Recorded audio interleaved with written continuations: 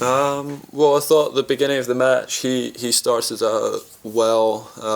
I was a little bit tentative at the beginning, and also getting used to his ball. He hits the ball extremely hard and flat. And at the start, I felt like I was on the back foot a little bit. Towards the end of the first set, I started to come into it more and was being more aggressive. And then second set, I just picked up from how I was playing at the end of the first. I felt like I could have won the first set. Obviously had some chances there, and I was extremely aggressive in the second set and managed to run away with it. When did you last break a string? No, I mean, it happens to me occasionally. I mean, sometimes you don't hit the ball in the right spot. You know, the string can break up at the top of the racket, and on that shot it broke actually quite high up on the racket. And yeah, that was just bad timing, bad luck for that to happen. What was the issue with the balls in the first set, Andy? I don't know. He was the one that had the issue with the balls. It wasn't me. That was one of obviously sort of several incidents. It felt like a sort of very incident-packed first set. What happened at the change after the end of the set? You said to the umpire he'd said something to you as he walked past. Yeah, I didn't know what he'd said, but he said something literally as we were walking like right past each other to change of ends. I don't know exactly what he said, so I just told the umpire that he said something to me, and that was it. The thoughts there of Andy Murray post-match through to his fourth Australian Open final, dispensing of Thomas Berdych in their semi last night. Djokovic or Wawrinka await Andy Murray. I'm sure he'll be watching that one closely tonight. We always get a man in, Kel, who knows his numbers. He's all over it. Channel 7's very own Josh Kay. Just to give us a bit of an overview, look at a few different aspects of the tournament. Now we're right at the pointy end. Great to have you in, Josh. Brett, Kelly, lovely to be back. You're a man surrounded by numbers. Now we've only got a couple of days to go. You've had a fair chance to pore over everything. And just, I suppose, first off the bat, just give us a bit of an overview of the last 2 weeks and how it's stacked up numbers-wise. 251 of the 254 singles matches down. There have been 17,444 points in the women, 28,301 points in the men, so just over 45,000. If you were to watch a point a minute starting now, of those 45,000 points, you'd be watching until early morning on the 3rd of March. If you want to recap the tournament, it's been quite wonderful. 3,591 aces, 1,927 double faults, 1,791 breaks of serve, 11 bagels in the men, 23 bagels in the women. The only player who lost a set 6-love and actually won the match was conveniently Begu from Romania.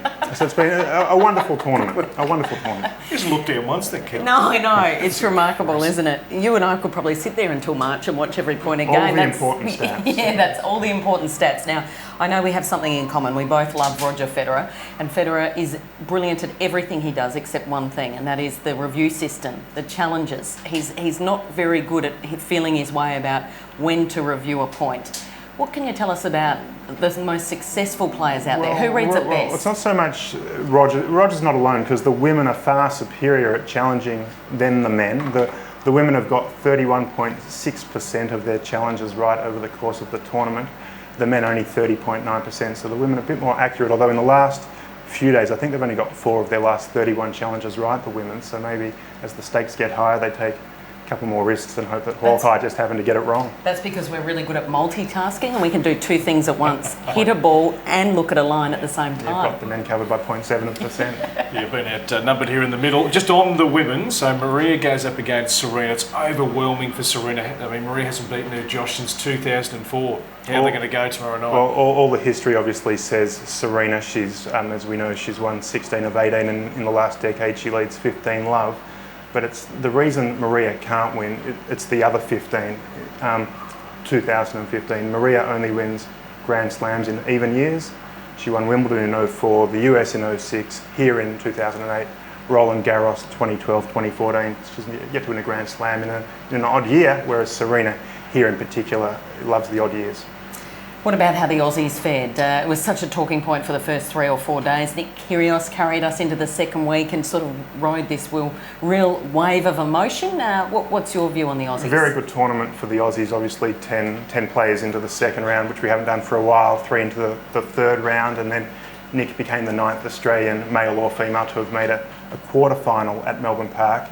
No Australian's actually gone on to make a second quarter-final at Melbourne Park, but hopefully Nick, at some stage in the next 13 to 14 years, will make a number of them. Next year, I'm sure Mark Edmondson is happy because he gets to next year, the 40th anniversary of his victory, so there'll be all sorts of celebrations along that front. That year in 1976, all 8 quarter-finalists were Australian. Not sure that that'll happen next year. Fingers crossed. It's a fair call. Andy Murray, I mean, the old saying is third time lucky. He's trying to make it fourth time lucky. You feel like he deserves to win this tournament, Josh. He's had a superb 2 weeks here. Absolutely, and I've been on Andy Murray from the start, and I'm not going to change now, but as was mentioned in our coverage last night, on Monday when the new rankings come out, the natural order of men's tennis will be restored because the big 4, Djokovic, Nadal, Federer and Murray, for the first time actually in about 18 months, will be ranked 1 to 4. They first got there on I think it was the 8th of September 2008 in one order, and since then, in the 334 weeks since then, they've been 1 to 4 for about 66% of the time, back there next week. Okay. We can't let you go without a Roger Federer stat. Have you got something for us? Absolutely, the customary Fed stat. The tournament finished for me actually on centre court last Friday when Fed went out. Last time, although obviously Tennis Australia do like having Roger in the semi-final, Kenny Rogers last night with Federer unavailable, but Roger Federer last time that he wasn't in the semi-finals here, 2003, at that stage Chris Judd, Gary Ablett Jr. didn't have a single Brownlow vote between them. They've now got 209 each, so they're good footballers. Fed's had a good career. Hopefully he'll be back. You haven't got a Kenny Rogers stat, have you? No Kenny Rogers stat. Thank you, Josh. Thank you. Josh Kay, Channel 7's very own, just pouring over the numbers. Very interesting stuff indeed. Let's get out to Adrian Franklin for the first time today. Thank you, BP. Thank you, Kel. Day 12 of Australian Open 2015, and I'm at the gates where I just love to be. I welcome the fans and ask them one question. Where have you travelled in from? I know it's maybe not the most amazing question ever asked in the history of television, but it's super interesting. Who doesn't want to know where you guys have come from? I do. I do. All right, let's do it. The element of surprise. Let's go. Let's go over here. Hello. How are you? Come through. I know that's a bit of a surprise.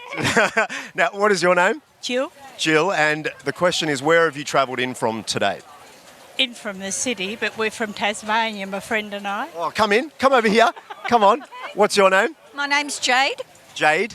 Very nice. So, Tasmania. So, have you come from Tasmania just for the Australian Open? Yes. So this event is obviously quite special to you. My word. Yeah. We've been coming for quite a few years now. Really? Yeah. And what's the most special thing? If you were sort of to describe your experiences here, what do you like so much about it? Well, he's not here today, Roger Federer. Do you agree? Nadal. Nadal. Yeah. Very good. Well, neither are here, but they will be back again, of course. We'll have a wonderful day. They will be back. Thank you so much. There you go. Tasmania, first of all. All right, let's go next up. Hello. Hello, how are you? Sometimes you miss them. It's all part of the fun. It's all part of the fun. All right, let's go over here. Where should we go? Where should we go? Let's ask this lady. Hello. How are you? I'm fine. I know it's a bit of a surprise. Yeah. What's your name? My name's Bernadette. Bernadette, and where have you travelled in from today? We're staying in Melbourne, but we've come from the UK, from Manchester. From Manchester. Well, you must be pretty happy with Andy Murray through to the final. Delighted, yes, and can't wait to see him tonight. And, you know, for a long time he didn't get the support that he deserves, but we're really pleased for him now. So we'll be cheering for him today. Absolutely. And hope it's tomorrow and a good victory. Beautiful. All right, enjoy. There you go, from Manchester, Tasmania, Manchester. We didn't set that up, ladies and gentlemen. This is live, not set up at all. All right, last one. All right, come over with me. Oh, hello. You want to come and say hello? Why not? Where are you from? Perth. From Perth. Yep. So you've travelled over from Perth to this event? I have. Just because it's so special? Yep, I love it. Yep. What do you love so much about it? The atmosphere of Melbourne. Yeah. Isn't it a fabulous state? Melbourne is different to Perth, isn't it, Melbourne? It's the best sporting capital in the world. It is. Believe me, and I've been to a lot of them. You have? Yep, I have. What are you going to do today? I'm here to watch the ladies' final. The doubles. Yeah, The right. ladies' doubles final. Okay, Yep. beautiful. And what's your name? Helen. Helen from Perth. All right, enjoy your day. There you go. That's not bad. Tasmania, Perth, And the UK, Manchester. Guys, it's special. If you have a story, tap me on the shoulder and you get up on the big screens. Thank you very much. Adrian Franklin still got enormous energy. He has covered more ground at Melbourne Park than anyone across the last fortnight. Well done, Adrian. And if you do see him, go and tap him on the shoulder and have a chat to him. He's a nice boy. Very nice. Loves engaging with the fans out there. Good to see someone from beautiful Perth coming across, bringing a bit of Perth weather. Yes, Kel. that's what we've needed, hasn't it? But the sun's out, so we can't complain. Indeed. All the action starting at 3 o'clock, of course, on Rod Laver Arena, Margaret Court Arena, and also the show courts. In fact, there's a young Aussie, Akira Sanderland, a little bit later on. We've had a good record of boys getting into the singles finals here. He's a 16th seed, second up on show court 3. So get out there and take a look a little bit later on this afternoon. Goran Ivanišević, what a character. Marin Cilic, the guy he's coaching, he didn't quite make it to the Open, being injured, but he's had a great 2 weeks here, Goran Ivanišević, playing in the doubles, and he's also jumped in the Kia Open Drive.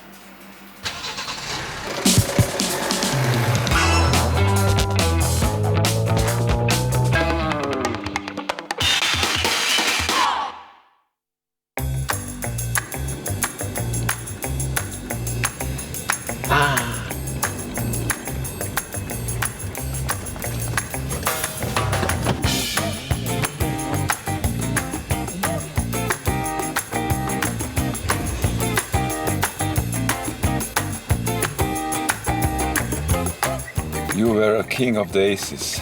What is your secret? I can't tell you that. This is my secret. So if I share with you, then it's no more secret. Sorry. What do I miss about my playing days? I miss hitting aces. It's good to hit aces. I love hitting aces. Just see guys walking there and being upset at me hitting aces. That's good. It's cool. You used to have on-court tantrums. What was that about? Me? No, it was not me. I think you made a mistake. I never actually yell at the umpire. I just told him some interesting words. Can you throw a tantrum now? You know, on the court you don't think sometimes, you know. Now it's different. I can't be upset when I'm not upset, you know. That's the point. Who was your tennis hero growing up? John McEnroe. You know, he's a professor of craziness. Give us your best Aussie accent. Good day, mate. Aussies, they're for me the best accent. It's pretty sexy, actually. I like it.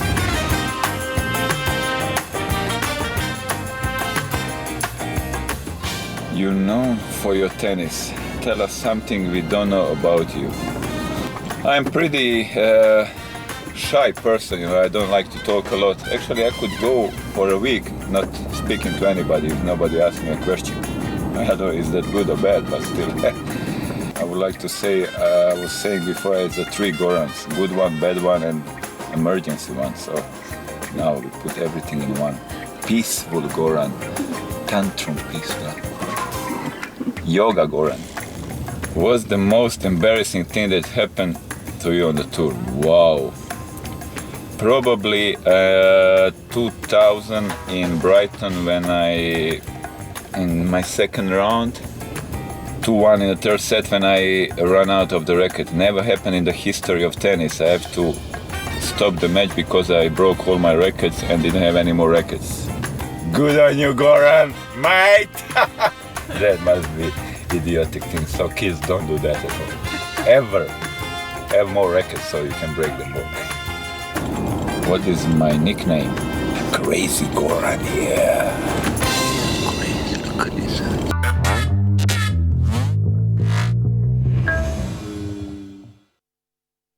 The Kia Cerato has surprised many of Australia's leading journalists since its launch.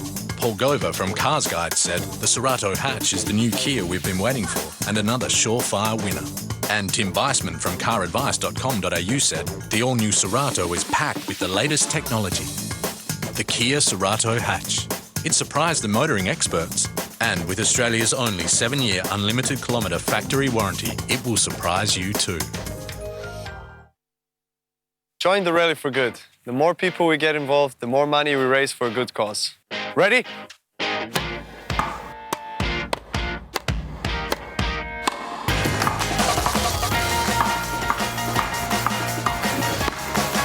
Keep the rally going by posting your shot your way using hashtag #RallyForGood.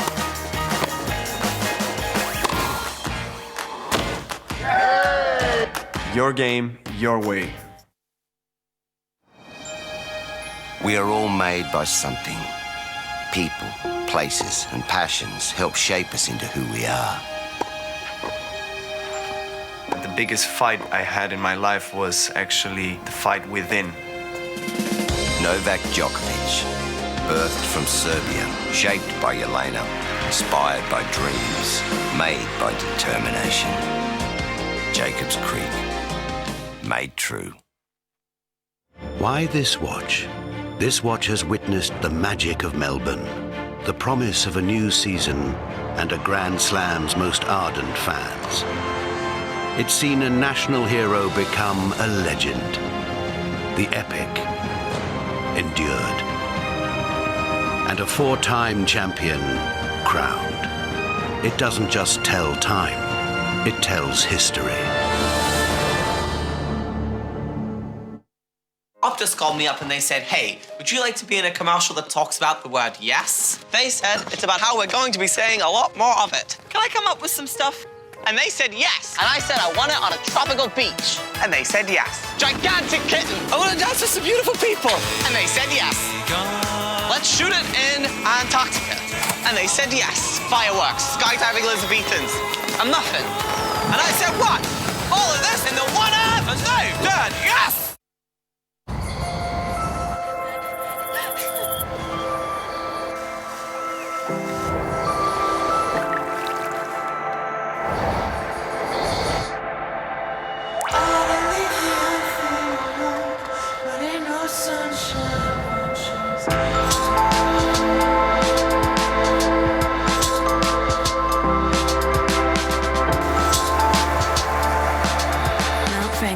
Pure feel good. Well, you see some amazing things at the Australian Open, and I just walked past one of the outside courts and saw Mats Wilander, former Australian Open champion, with some Swedish legends out on court, and you're in the final playing a full Swedish Legends final today. Yes, I am. I'm playing doubles with Thomas Enqvist, and we're facing Jonas Björkman and Thomas Johansson. And of course, Björkman has won doubles here, Thomas has won singles. But it is the first all-Swedish final since 1985. And that was at Kujong, and a certain Stefan Edberg beat me in, I believe, 3 sets. Kind of hard to concentrate because we actually warmed up with each other before the match. Well, good luck in that match. Let's talk about current tennis for a moment. Andy Murray last night, it was a great performance. I mean, it was a hard one to pick going in. Thomas Berdych obviously playing really well, but Murray seems to have lifted his game to his highest level at this point. I think so too. I think he looks like he's having more fun on the court, which I think is key for him. I think he's found a way that he likes to play tennis. I think when he was under the leadership of Ivan Lendl, when he had his most success, I think he played a little more aggressively than maybe he would have wanted to, even though he won. Now it seems he's moving better. He's very creative. Hits the ball hard when he has to, changes his tactics, and I think that's how he got out of that match. And looking forward to tonight's match, Novak Djokovic against Stan Wawrinka. Obviously some famous battles over the past couple of years. Novak seems to be playing, I mean, he's always playing the best tennis, really. Do you think it's the pressure on Stan at the moment to actually be able to raise his game? I think he raised it already against Kei Nishikori. I think he played a really, really good match. If he serves well, I think he has a good chance. Obviously, Novak Djokovic is serving maybe better than I've ever seen him serve, so that's a pretty scary proposition then. But yeah, Djokovic is the favorite. But Wawrinka, I think sometimes it's easier. When you know you have to play your very best, you go out and you sort of relax a little bit, and that's the only chance you have to win. It's possible to do it. Can we get a tip from you for tonight? I still think Novak is going to go through, but I think we could be looking at another great match. So I think Novak in 4 close sets, or possibly 5. We have 2 matches to look forward to today, tonight and your Legends doubles. Good luck. Thank you very much. The great Mats Wilander catching up with our very own Adrian Franklin, a man who's got great memories, Kel, here of Melbourne Park, very popular and goes around and covers the slams, does a bit of TV commentary, bit of Legends doubles, still enjoying life, Mats. Absolutely, and just one of the many former big names that is here this week, and it's great to see tennis is better off, obviously, having the big name. 7-time Grand Slam champion, he won here 3 times. Well, he won 3 Australian Open titles. He didn't win all of them here, but I think he might have won that first year at when it was once called Flinders Park, those years ago, and he beat Pat Cash in a thriller in the 5th, 8-6, and it just sort of spoilt the party of the christening of this brand new precinct. Seems like a long time ago. Speaking of big names, Kel, Craig Willis, good morning, the voice of Melbourne Park. You would have been in nappies in 1988, wouldn't you? Against I totally remember that. Wilander Cash. Yeah. Do you remember? You remember it? Were you here certainly. watching? I was broadcasting on the wireless in those days. Yeah, What's the wireless? The short-wave service. I remember it. I was just saying the other day, the development of this area is sensational. What the heck was that? It's one about tennis balls, don't worry. I remember when the only corporate marquee here was another sponsor, and it was a double-decker marquee, and it was just at the back of the arena, Flinders Park Arena, before it became Rod Laver Arena, and that was about it. And I walked around here the other night in a quiet moment of reflection, and it was unbelievable what's gone on since then. I went down to the Oval the other day. That is just fantastic. It's another world down there, Craig. It is another world, Brett, you're correct. It certainly is. Almost needs its own postcode, Grand Slam Oval. Yes, so do I. But it's gone quickly, and here we are, and the late start today almost felt like it had a day off. You guys must have felt about the same, sort of having a snooze in. Nice not to set the alarm Well, it was clock quite that strange. early. I think I tried to pack in so much this morning that I haven't done for the last 2 weeks, and got to about 1 o'clock. I thought I'd better get the heck in here. Correct. I was a little bit the same, fiddling about at home, and I looked at my watch and thought, well, I could either have a snooze now or I better go to work, because we've got the mixed doubles semi-final coming up on centre court to open the program. Martina Hingis is a great story. Retired, came back, retired, is back in town, worked with Sabine Lisicki last year, won a tournament, won the Brisbane tournament this year, and is now playing mixed with another wonderful doubles player, Leander Paes. He's had 25 mixed doubles partners, Leander Paes. 25. Well, Brett was giving me a good stat the other night. What was that one? It was. Well, my understanding is that this year he'll play with his 100th different male partner in men's doubles. That would be about right. And he's trying to identify who that will be. And I did read an article online, and he was asked, and he said, ideally, I'd love it to be Novak Djokovic. Whether that happens, we'll wait and see. But Leander has played with many in various. He has. And you speak of Martina Hingis. How fit is she looking? We had a chat up in the President's Reserve the other night as many of the legends come up and have a little chinwag with me. And I said to her, I don't think I've ever seen you look fitter. No. And her ground strokes, her volleys, she's just hasn't lost any of the touch, which is just great. We need to get her in the singles draw and make a real comeback. I don't think quite she's up to that yet. It's probably the power side of it. But well, I was down on the pinch a court set. yesterday watching Madison Keys play Serena Williams, just standing inside the door there, and the power that those two girls can... I know we talk about Madison Keys being one of the strongest hitters in the game, but Serena's not far behind. The power those girls were generating on their ground strokes from the baseline was frightening. Absolutely frightening. Now, characters of the tour, when I look at the women's doubles final, one name stands out there, Bethany Mattek-Sands. Had anything to do with Bethany over the years, Yes, Craig? I have, and what a lovely girl. She and her husband travel together.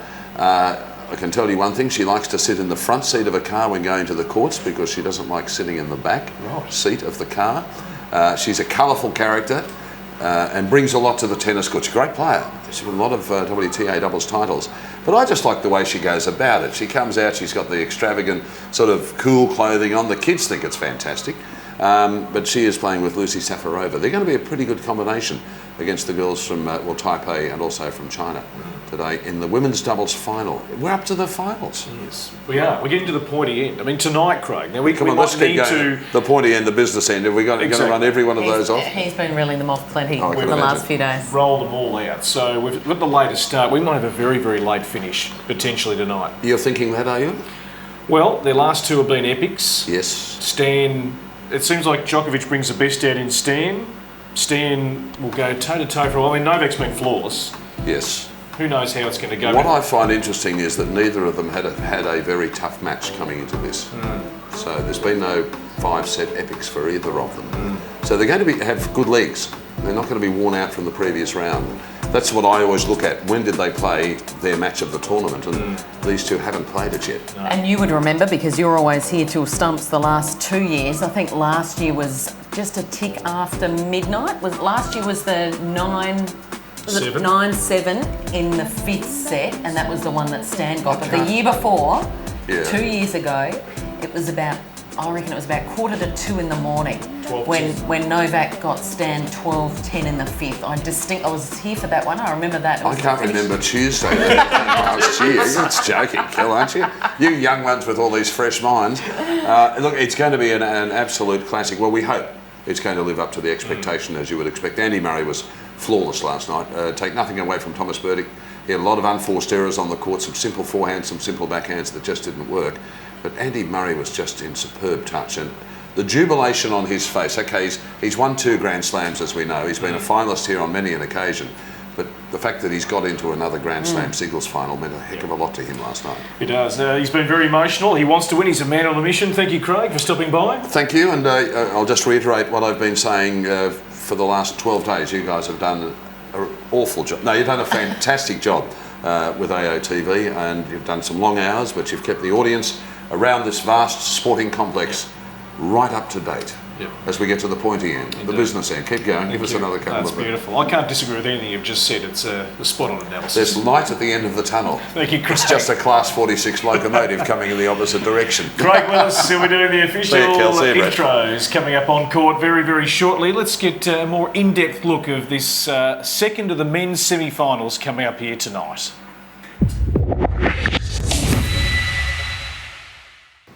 G'day, I'm Craig O'Shaughnessy, the lead analyst here at the 2015 Australian Open. We're going to have a very close look at the biggest matchup in men's tennis today. We've got Stan Wawrinka against Novak Djokovic. Last year, Wawrinka won 9-7 in the 5th set. The previous year, Djokovic won 12-10 in the 5th set. It doesn't get any better than this, and it promises to be another amazing semi-final match. Stan Wawrinka is hitting a bigger ball this year than last year, if you can believe that, and it's his forehand that's leading the way. Stan has hit 85 forehand winners this year, Novak only 72, and the reason is simply court position. Stan last year was hitting 47% of his shots within 2 meters of the baseline. That's the same this year, but he's not as deep. What he's doing is moving up into the court more, and he's hitting 25% of his total shots inside the baseline, where last year it was only 18%. Novak has got 72 forehand winners and 29 backhand winners. Stan has 42 backhand winners. Expect Stan to step up into the court and really dominate against Novak in the baseline exchanges. Now let's focus on the Djokovic serve. Djokovic is actually hitting his spots better this year. He was in the 70% range on hitting the corners in the deuce and ad court last year. He's moved up to the 80% range in every single one of those locations this year. He's much better at hitting the corners. Novak Djokovic has only lost serve one time for the entire tournament, and it was a double fault. In the deuce court, he's hit an ace down the tee and a first serve out wide. In the ad court, he's hit 2 aces down the tee, made 3 first serves and a couple of first serves out wide. When push comes to shove on break points, Novak Djokovic is really stepping up this tournament. Djokovic has broken the opening service game of his opponent 5 times in that first game. In the second game, he's broken 3 times, and the opponent's third serving game, he's broken 6 times. After that, he's only broken 4 times for the entire tournament. He's getting on top early, he's using the scoreboard as another opponent, and Djokovic is applying so much pressure that it makes it very difficult for opponents to step up and play loose against him. I'm predicting another 5-set match. I'm predicting Djokovic to win in the 5. It's going to be a fantastic match. Wawrinka is playing so big from the back of the court, but I think Djokovic, with the defense, the elasticity that he has out there, I think he gets through in 5 tough sets.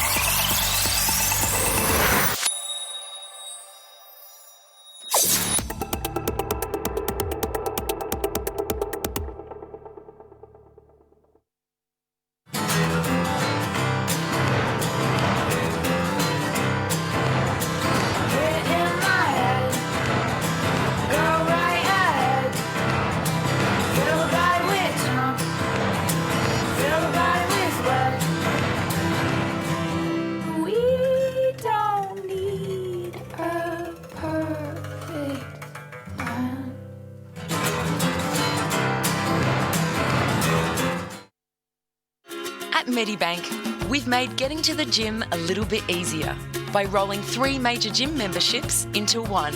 Gym Better gives you access to Fitness First, Anytime Fitness and Good Life Health Club networks nationwide for just $8.50 a visit. With no contracts and no joining fees, a Medibank membership is the only gym membership you'll need. Changing the way we go to the gym, all part of Generation Better. Call or search Medibank today.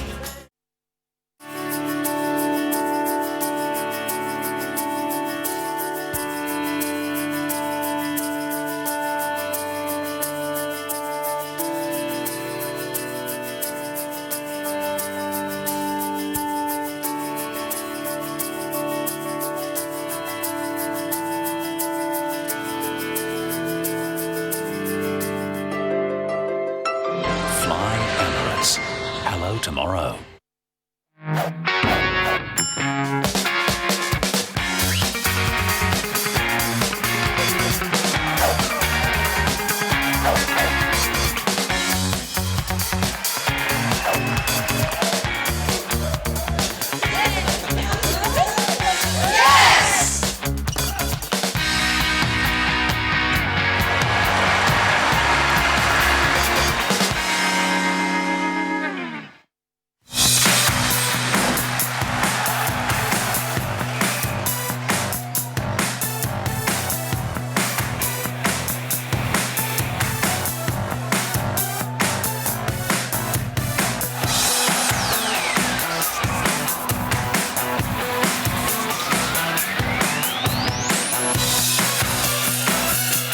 Game, set, Maxis.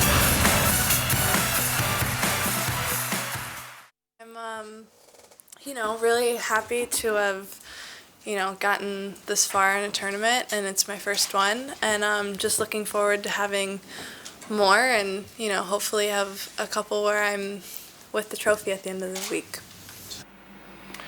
Madison Keys, certainly one of the stories of the last fortnight here at Melbourne Park. The third 19-year-old to make the semi-finals, Kelly, and as Serena would just go to her directly for the quote, she said she can become something very, very special and potential number one down at the track, full of praise for Madison Keys. I think she saved, about 9 match points? Yeah, it was 9. In that game yesterday. Which gives us an insight into her character, doesn't it? That Absolutely. She was determined to go down swinging. She didn't want it over and done with quickly and was enjoying herself out there. And to think the Aussie Open in the semi-finals over the last few years in the women's draw has unearthed these new next big things. It was Jeannie Bouchard who bolted through to the spotlight last year, and Sloane Stephens the year before that, and Madison Keys, obviously 2015, the year to watch. Well, one man who's been following the American players and the tennis in general from USA Today, Nick McCarville, joins us here in our studio. Good to see you, Nick. Yeah, good to be here. Thanks for having me. Still feeling energetic towards the business end? This is the nice day where you get a little bit of a lie-in, and I went for a little run on the Yarra this morning, which was nice, but towards the business end, it's always so fun as, things slow down out on the grounds and you feel the tournament sort of come to a close, but then you get these epic matches at the end, which is great. One of them was yesterday with Serena Williams and Madison Keys. What sort of attention is that drawing back home? Yeah, Serena is Serena, right? So she always has, she said actually in press a few days ago that it's bigger news when she loses, right? And so for her to play an American, to play Madison, it was big. A lot of people, we did several features in USA Today about the story, and Madison's a character and a personality and someone that tennis-wise we've been waiting for a long time for her to break through. She's only 19, right? But at 14 she beat Serena in an exhibition, hit and giggle, and so it's been widely known that she's got this potential, and now she's really showing it. Yeah, it's a great story. What do you think she can kick on to? It's always tough, isn't it? Sloane Stephens 2 years ago, fast forward 2 years on, and she's had a change of coach, and I saw her in Hobart. She looked a bit down and out, needing a bit of a confidence boost, and Eugenie Bouchard's got her challenges ahead of her to maintain that ranking. So it's not a given that you're just going to simply just breeze through to the top of the game. Yeah, I mean, those are the two great comparisons, right? Sloane and Jeannie. Jeannie was the one that was really able to sustain it. And Sloane hasn't. I mean, Sloane will fall out of the top 40. But sort of the murmurs, the whispers among the American press is that Sloane just isn't happy. She's not really enjoying her tennis, and that's something out of Madison that you saw this week so much. And what we've been talking about in the States is that key of Lindsay Davenport, who is a former world #1. They've only been working together since October. But you can see that in Madison's game, and then it's making her happier on the court, because for the last couple of years, she's sort of plateaued. Started 2014 at 34, ended at 35. And so now we're seeing she'll jump into the top 20, and now can she sustain it, right? I guess we'll see. And Serena Williams, she is 1 win away from a 19th Grand Slam title, which is remarkable. Only one other player, as we know, Steffi Graf, has 19 or more in the Open era.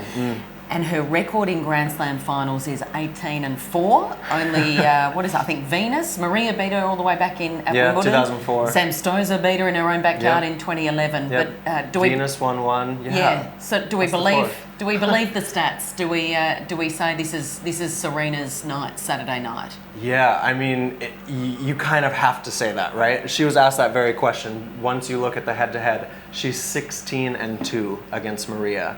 And we did a huge feature in USA Today about this very topic. How does Maria get over the stats? How do you forget 15 match losses in a row? She hasn't beaten her since 2004. I mean, they had an epic here at Rod Laver Arena where Serena saved match points, and I went back and watched that match, and it's so intense. And I feel like Maria has, it's not at her for the last 10 years that she hasn't been able, 15 matches in a row, she hasn't been able to beat Serena. Obviously, the edge goes there, but Maria's a great champion, too. Well, in trying to analyse that, Nick, it is hard. And maybe the only thing we can maybe look at is age, and there's 6 years separating the two. So going back to 2010 when Serena last won here, fast forward 5 years on. I mean, there's still a lot of the same Serena traits. She can look shaky in matches, she can look uncomfortable. If you hit it into ordinary areas, she's going to find it tough, but she finds a way to dig herself out. So I suppose maybe that's one thing Maria might be able to look at here, is that, well, Serena's getting a bit older. If I just run around and move her, there's no guarantees. But it's very hard if you're the Sharapova camp trying to find the game plan here to break down Serena Williams. Well, she needs a perfect storm. I mean, I spoke with Brad Gilbert the other day, and he said Serena's got to be a little bit off, and Maria's got to be tuned in. She's got to serve well. She's got to attack Serena's forehand a little bit more. And one of the X's and O's that we've been talking about is Maria's not great at changing the direction of the ball when she's on the run, so make Serena do that. If you're going to be on the run and you're Maria, hit cross court, go safer. Because what Maria does, what Serena forces her to do, is go big early, and then she misses. But as you said, Brett, if Serena's now at this age, at 33, where she's going to have a few more off days, we've seen that. We saw it at the French Open a couple years ago. And Maria hopefully will have one of those if you're a Maria fan, and then capitalize.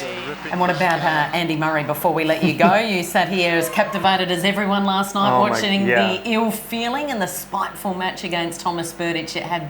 It was almost like our football, your football game out there in a sense, wasn't it? All in one, right? It was so tense and physical and... Oh, wow. I mean, I liken it to Andy Murray's favorite sport is boxing. And, it was two prize fighters going at one another. And Andy got under Berdych's skin. He really did. And for all the melodrama that was going on in this match, I mean, Thomas looked so good winning that first set. And, there was all the tension with Andy fist pumping towards Thomas's box and Kim Sears. But Murray grinds you down, and he did that against Thomas in 4, and he looks in fine form. And now he gets an extra day compared to Novak and Stan tonight. So if he went up against Novak, I mean, to me that's the only thing that might stop Andy Murray winning this title. I mean, Djokovic, Murray, that same age, they came through as young guys together, know each other really well, really healthy respect, and that might be the next rivalry now that Federer's getting older, Nadal, the uncertainty whether he's going to play a full year, and that's that one head to head, and just whether Murray can break down Djokovic, because he's been flawless, really. Yeah, I mean, Novak's so good in Melbourne. He's so strong here. He loves this tournament. He said Rod Laver is his favorite court in the entire world. But you know, Andy was so aggressive for that middle part of 2012 and then into 13 when he really started to attack the court. He beat Novak in straight sets in the Wimbledon final. He needs to find that aggression because they play a similar game. They grind you down. They get every ball back. They run miles and miles during a match, and you know, Andy needs to be able to take a little bit of a step forward on Novak. Absolutely. Nick, good to spend some time Cheers, with you. Enjoy thanks, the last 3 days. Yeah, thanks for having me. I love this shack. It's a good spot. We might stay here the whole year. Nick McCarville, USA Today. We're getting set for the tennis. Let's hear from Serena Williams. There was plenty going on in her media conference last night, including a couple of questions about Kenny Rogers, and she tweeted a photo with Kenny. It was very, very funny. But here's Serena talking after the match. Serena, I know you're suffering badly with illness. Can you talk me through what it took for you to battle through that semi-final today? It wasn't very easy for me today. I just had to stay out there, and I didn't play the level I wanted to play, but I played the level I knew that I could get through, so that was worked out well. It's 5 years since you've lifted the trophy here. Can you tell me how hungry you are to do it again? It's been a really long time since I won here, too long in fact, so I would love to lift the winner's trophy. I'll be lifting some trophy regardless, and that's better than what I've done in the past several years. Maria Sharapova in the final, obviously your record against her is extraordinary. You've not lost to her in over a decade. How do you guard against complacency going into a match against someone that you have that strong a record against? Well, I can't be complacent playing Maria. She's an incredible fighter. She's an incredible player. She wants to do better. She's always doing better. She never, she just keep going. And just finally, by reaching the final here, I think you're guaranteed to hang on to the #1 spot. Oh, really? And I think you've also become the oldest finalist ever here in the Open era. I think a lot of people say it takes a lot to get to the top, but it takes even more to stay there. Is your longevity at the top of this sport something that you're particularly proud of? Yeah, I think my longevity is, I wouldn't say it's something I'm proud of, it's something that surprises me. When I was playing at 19 and 18, I never thought I would be 33 and playing tennis and playing tennis well and playing with these young kids. So, but I'm just really excited to still be here, and I play because I enjoy it and I'm loving it, and every time I play I seem to have more fun. Well, long may it continue, and good luck for the final. Thank you. Thank you. Join the rally for good. The more people we get involved, the more money we raise for a good cause. Ready?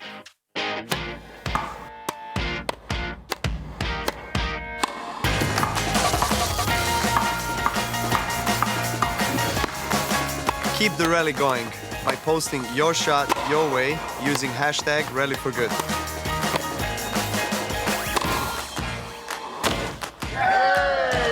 Your game, your way.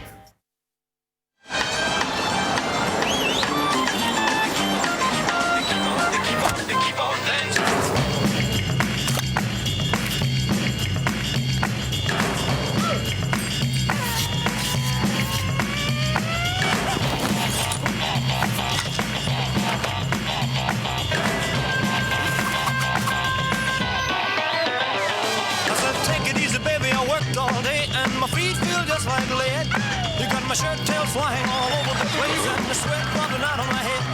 She said, hey, bossa nova, baby, keep on working for this ain't no time to quit. She said, go, bossa nova, baby, keep on dancing. I'm about to have myself a fit.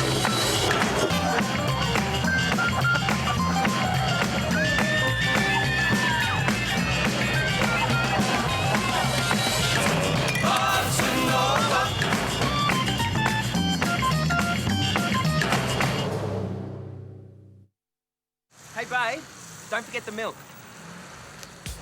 Ooh, baby, baby. She's here and we're in effect. Want you to push it back. Cooling by day, then at night.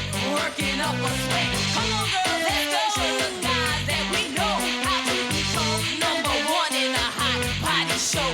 Now push it. Every Kia now comes with Australia's only 7-year unlimited kilometre warranty. Why this watch? This watch is an icon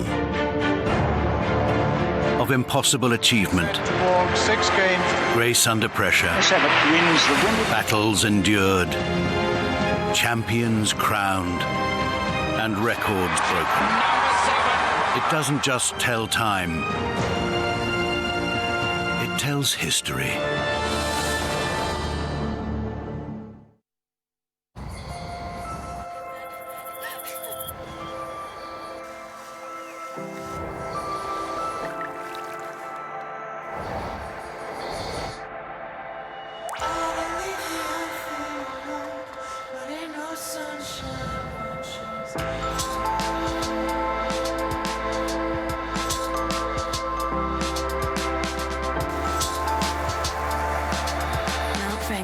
Pure feel good.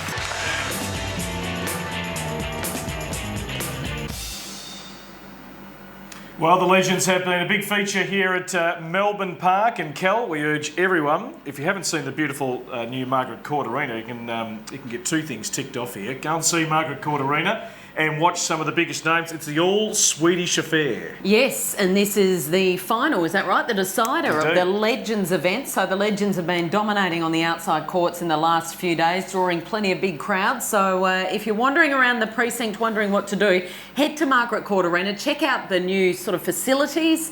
Of course, it's got the retractable roof on there this year, fits about more than 7,000. It is a wonderful new arena, Melbourne's latest sporting arena. And as you mentioned, some big names there. The all-Swedish affair, Enquist and Wilander. Of course, Matt's won 3 Australian Opens. And the other team, not too handy, pretty handy as well, because Thomas Johansson won the Australian Open title back in 2002.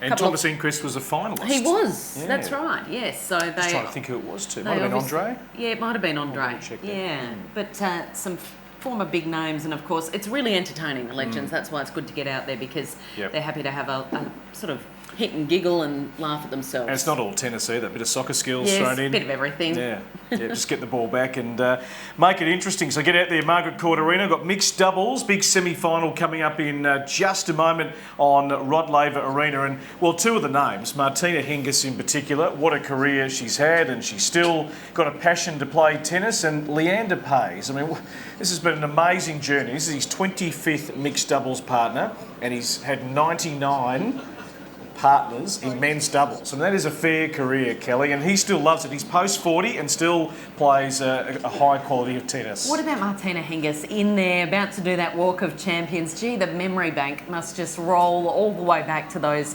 famous matches. She had some classic 3-setters against Jennifer Capriati, and of course, burst onto the scene here as a teenager with some success at the Australian Open. And it's great for tennis to have her back involved, as you mentioned, teaming up with Leander Paes. And if they can win this one here on Rod Laver Arena this afternoon, they move through to the mixed doubles final, which is just a wonderful result for tennis. Of course, they're playing the pair from Taipei and Uruguay, so a tough one for them. And then from 4 o'clock, it is the women's doubles final.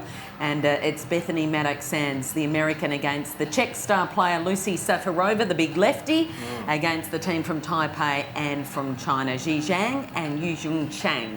Beautifully done. And tonight, of course, Stan Wawrinka and Novak Djokovic. We can't wait for that second of the men's singles semi-finals. The winner to take on Andy Murray in the final on Sunday night. And that one is going to be a beauty. If you have missed the last two, you've missed something. It might be a third epic in a row. Who knows? Djokovic has been flawless. Stan Wawrinka is the defending champion. He'd love to get to the final once again and start his year in fine style. We build up to Serena Williams and Maria Sharapova tomorrow night. So some great tennis to come here at Melbourne Park. Yes, the two top seeds in the women's draw will meet in the Australian Open final for the first time, Brett.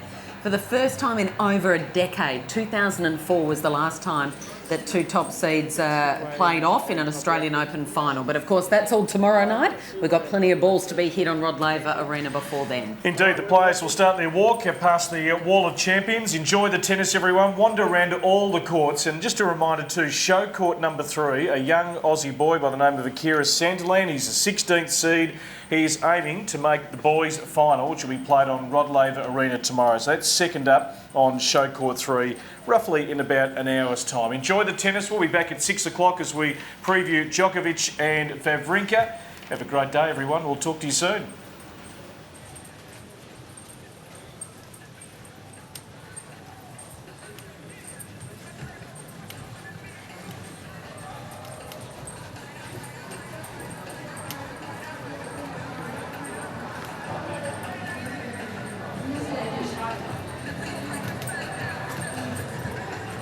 Ladies and gentlemen, it's mixed doubles action now on Rod Laver Arena. Would you welcome the pairing on from Taipei, Su-Wei Tsai, and from Uruguay, Pablo Cuevas.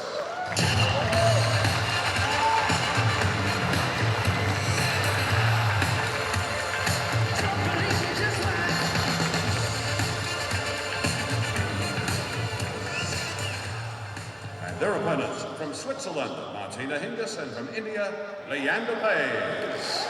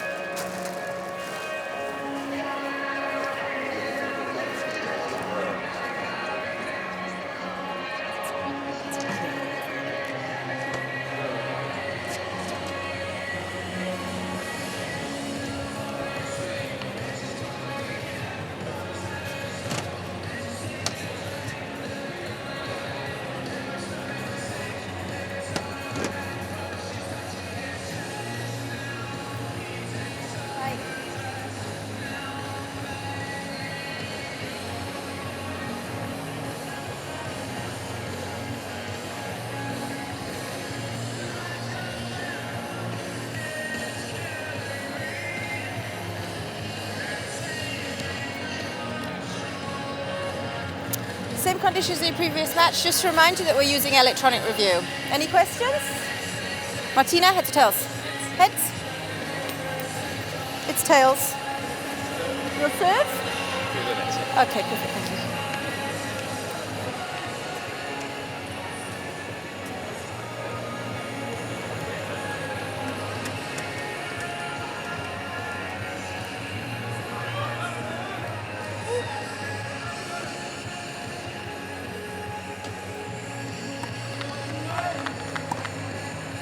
Sue Shea is the reigning French Open doubles champion, and in 2013 she was the Wimbledon doubles champion. She's now collected 17 doubles titles on the WTA Tour. Pablo Cuevas has now won 4 career doubles titles on the ATP World Tour. Last year was a finalist at 2 other tournaments on the ATP calendar. In this week's doubles semi-final of the Australian Open Championship, from Taipei, let's welcome Sue Shea, and from Uruguay, Pablo Cuevas. Martina Hingis has now won 41 career doubles titles, including the Brisbane International title this year. In 2006, she won the mixed doubles title here at the Australian Open Championship. Leander Paes has won 55 doubles titles, including the 2015 Auckland doubles crown. And he's won 6 mixed doubles titles, 2 of those here at the Australian Championship. And this pairing are the 7th seeds here in Melbourne in 2015. From Switzerland, back on centre court, Martina Hingis, and from India, Leander Paes. And in the chair on this fine Friday from Great Britain, we welcome Alison Hughes.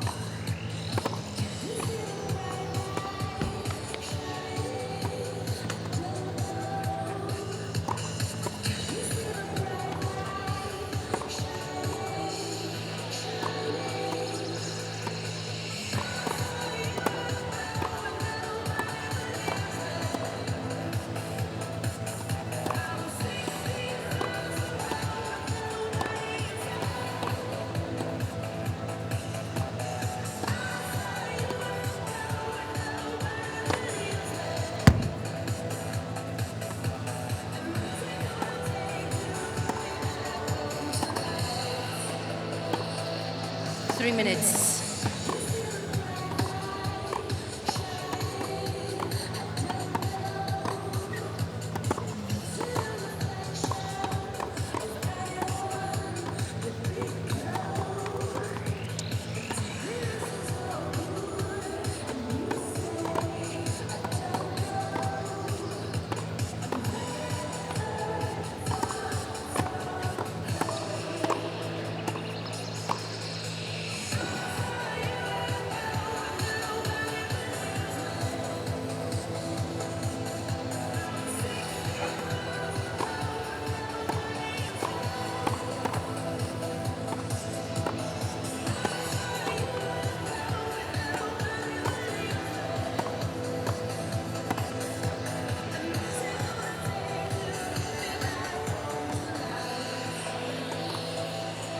2 minutes.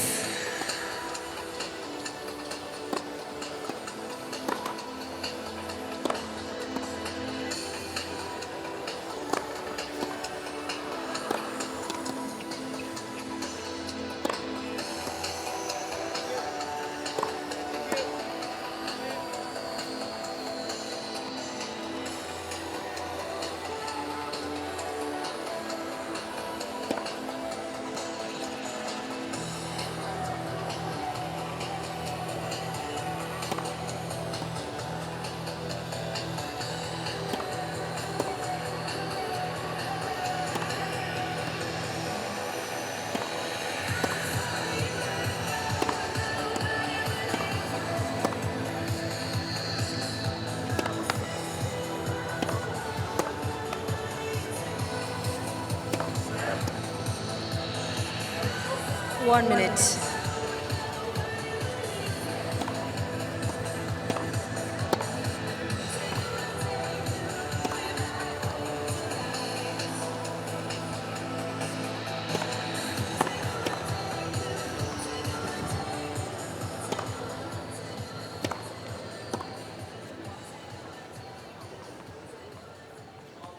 Ladies and gentlemen, this match shall consist of 2 tiebreak sets using no outscoring. No one set all tiebreak shall be played. Timofey Cuevas won the toss and chose to serve.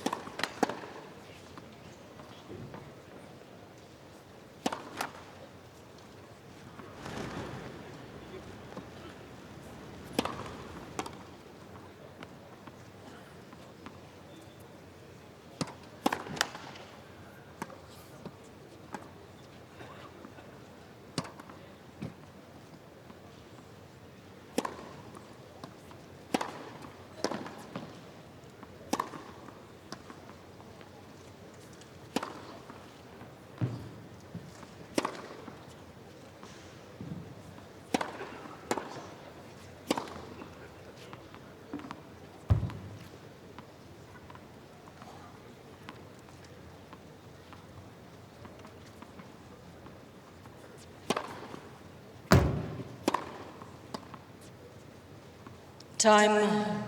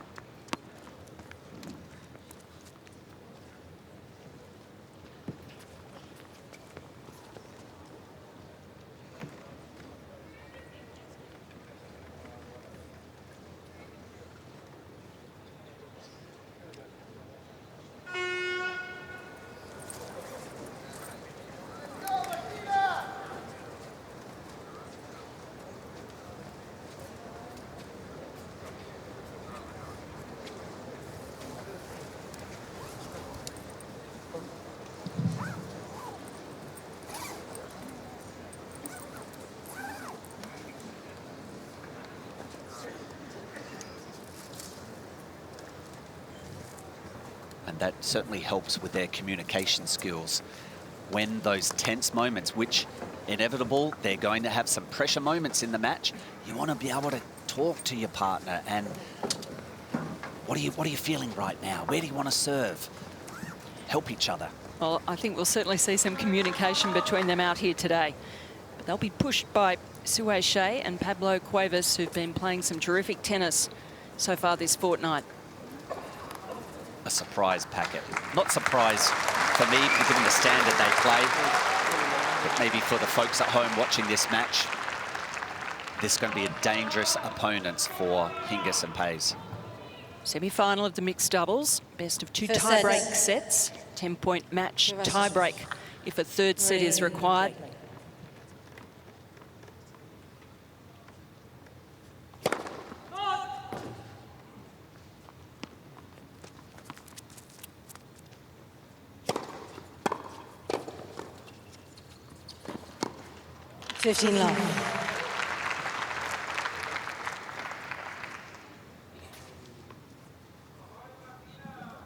There's the communication. Cuevas is serving first, so he's just letting his partner know where he's going to serve.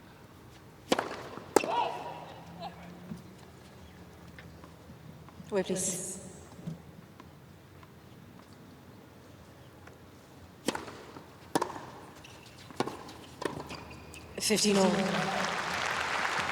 Really times his moves perfectly, Wilander. All over the net. Quite often has to get to a little concerned about how close to the net.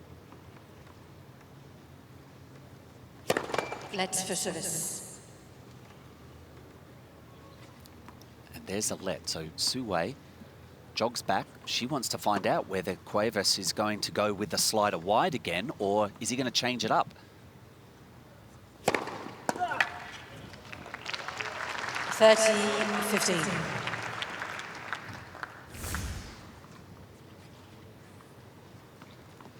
Big serve down the tee to the backhand wing of Pays. 30 all.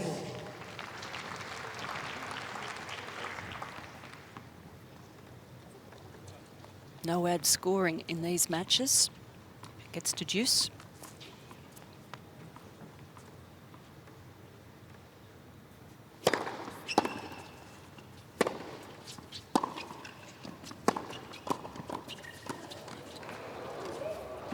Well, there are the quick hands of Hingis. She said she got herself a bit tangled up. 30-14. Brilliant shots, good reactions. Certainly are good reactions, and just the reaction of Hingis at the end. Look at this. Look at the smile. Look at Leander just tapping his racket. That's the way. Great going. Break point. They're having fun.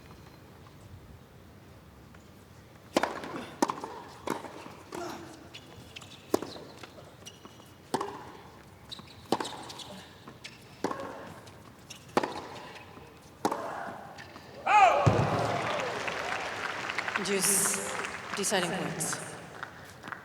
Well, she went after that one on the break point. This is a tough hitting experience for Hingis. Almost barely long. She thought she might have threaded that up the line. Deciding point. Gender to gender.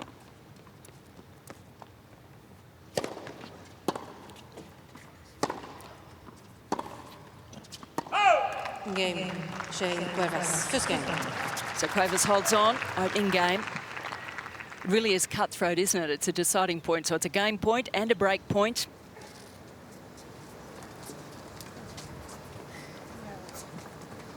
He seems a fairly relaxed character, Pablo Cuevas.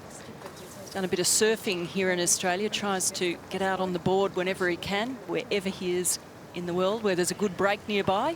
Headed down to Torquay, not far out of Melbourne. But it's so tempting, like she's standing in the middle of the court. Of course, Sue Shea with a strong connection to Australia, with her coach being Paul McNamee, another great doubles player and long-time Davis Cup representative for Australia. No surprise that she's excelling on the doubles court under the guidance of Macca. Base to serve.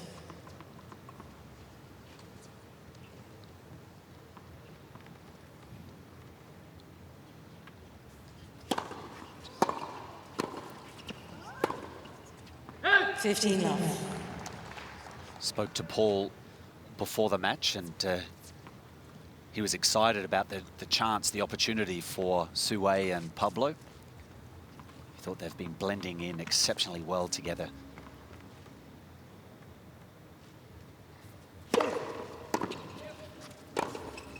Love.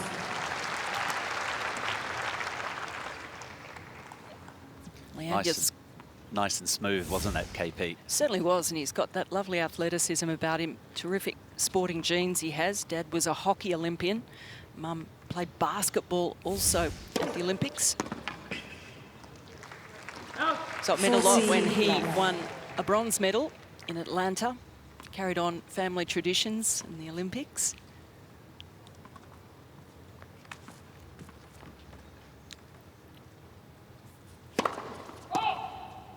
Also got to carry the flag for India at the opening ceremony at the Sydney Olympics.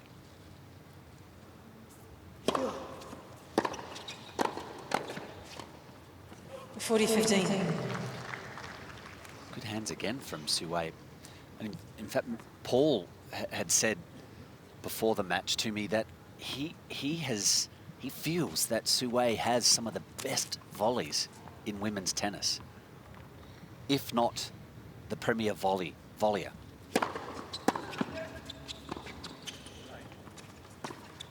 Look at that, just waiting nicely.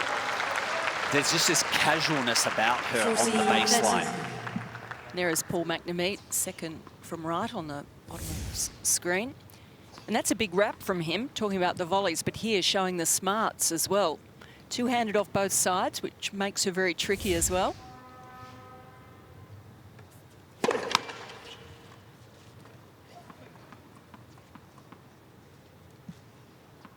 There he is, the silver fox.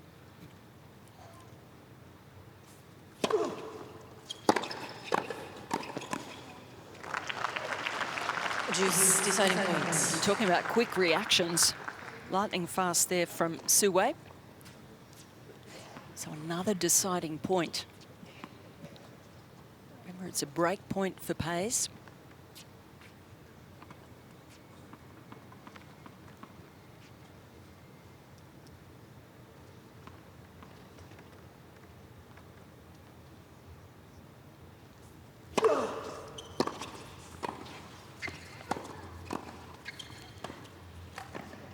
And there it is again. They get the break with a superb lob from Sue Shea. 2 games to love for set. So casual about it. It was. That's impressive. She just holds it long enough. Does the smart drive at Hingis. That's using the whole court. Nicely done.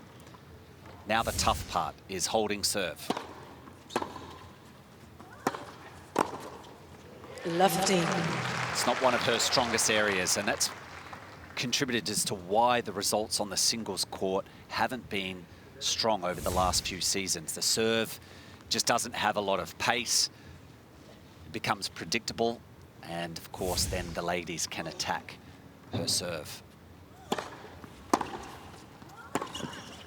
15 all. Maybe went a little bit early there. A little early, but you know, Leander's got to try and direct play here. He's trying to make something happen. She just kept it cool, picked a spot. Ooh, that's 30-15. That's a poor miss from Leander. The serve is 139. That should be something that Hingis and Pays before the match. Just, you've got to make every return. No free points when you're returning Sue's serve.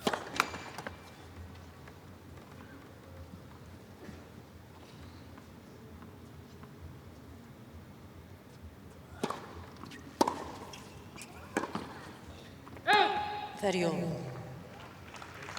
nice placement on the return from Martina. Sue Wei, even though she sits at number 6 in the world in doubles now, she was atop the rankings, #1. So both of these women out here have been #1 doubles players in the world. Sue Wei back in May last year. And Martina back in 1998.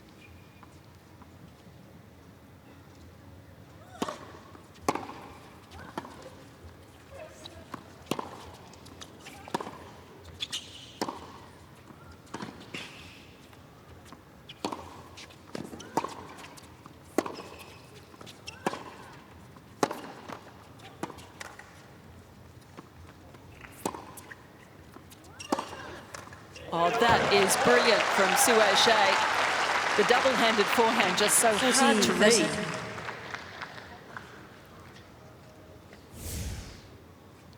I was a little surprised by that shot because that's risky.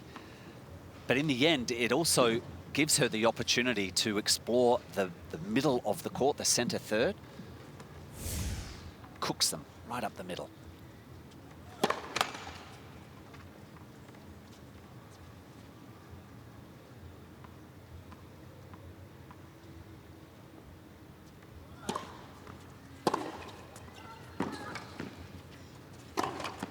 Game, Shea, Cuevas. Oh, the miss from Hingis giving Shea and Cuevas the game.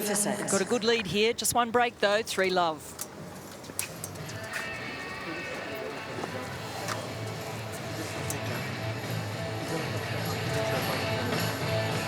So the chat between Pays and Hingis ongoing on the change of ends, and KP, I have a feeling it might take just a little while for them to adjust and work out what that young lady is about. I do too, because it is quite a deceptive game, and she comes up with some unusual shots, and I think they're just having some troubles reading it at the moment and picking what she's going to do next. And at this stage, Cuevas, Pablo Cuevas there, he hasn't had to do, he's just played a role, support role. He has, and that's quite unusual in mixed doubles. That's right. So they've got to be careful that if he decides to do a little more action up at net and heavy hit from the baseline, that's another strength for the duo of Sue and Cuevas.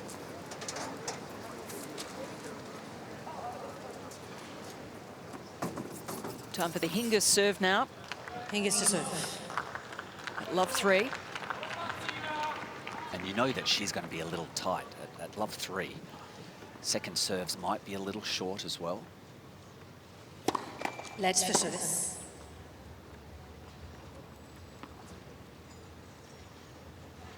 Hingis Pays duo, they giving signals to each other.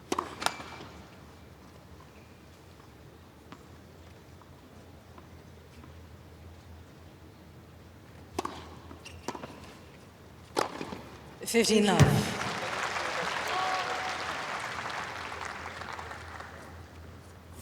In between points, they may come back and have some words, but in between first and second, Wilander's giving Martina the hand signals.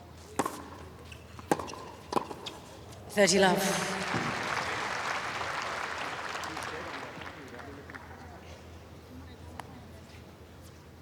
And they're very chatty. As you said, Woody, teammates in World Team Tennis for the Washington Castles have a good winning record, 17-2. Let's in the mixed doubles there. They're the backbone of the Castles team. They're billed as the dream team.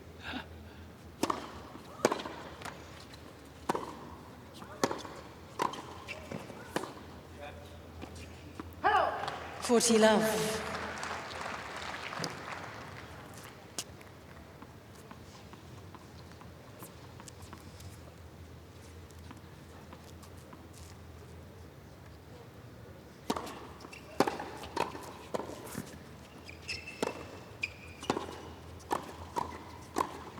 Game, Hingis Pays. Oh, perfect game for Martina Hingis. 3 games to 1 for serve. The Swiss miss holding to love to get on the scoreboard.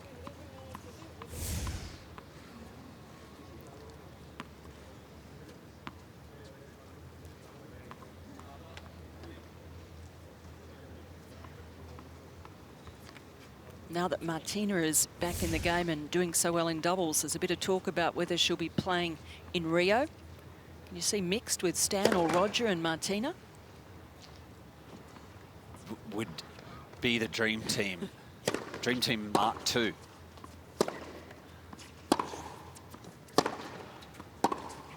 $15 love. Be a tough choice for Hingis. Stan, even though he's lived in the shadow of Federer for a number of years, he's a fine doubles player. 30 love. Well, great result for Swiss tennis with them winning the Davis Cup last year. That's a good serve from Pablo Cuevas. He just, it's not his full pace serve, but just a heavy kick, get it up high on Hingis's two-hander.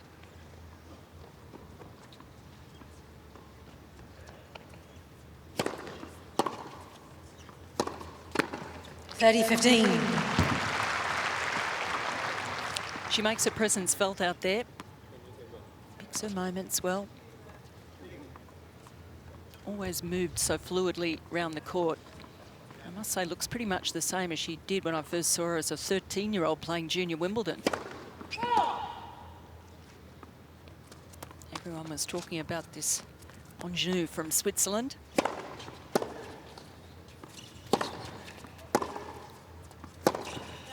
$40-15.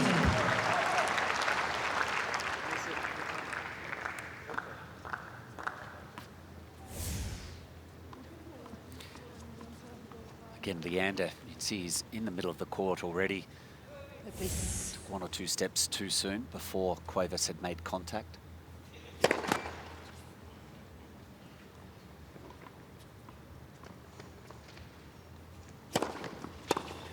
Game. Cuevas.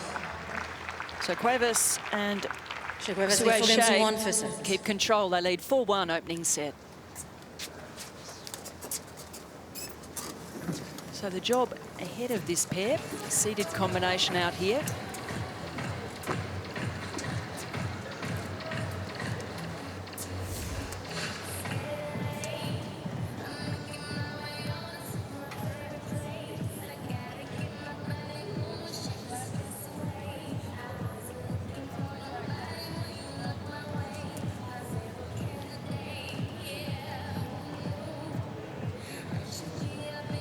12 years Sue Shea has been on the tour.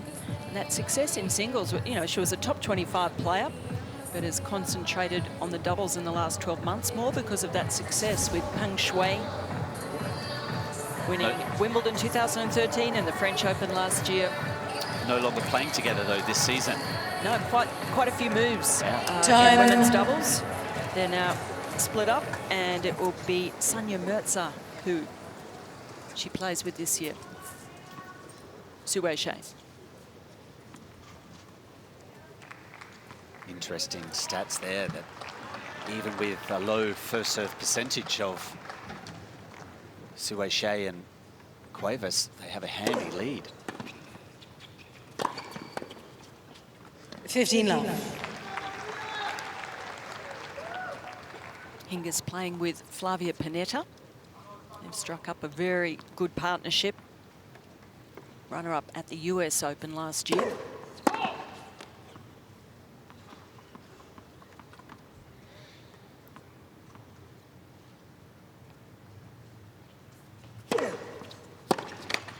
Love. They're upset early here in the tournament, as was Sue Shea alongside Sanya Mirza. Got to the Brisbane semi-final and lost second round here. 40 love.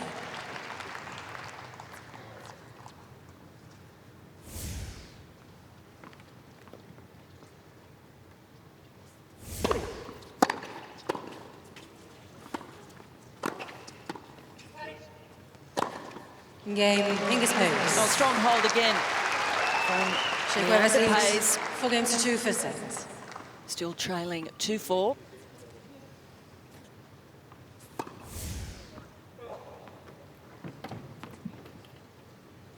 Nice early call from Hingis to take that overhead.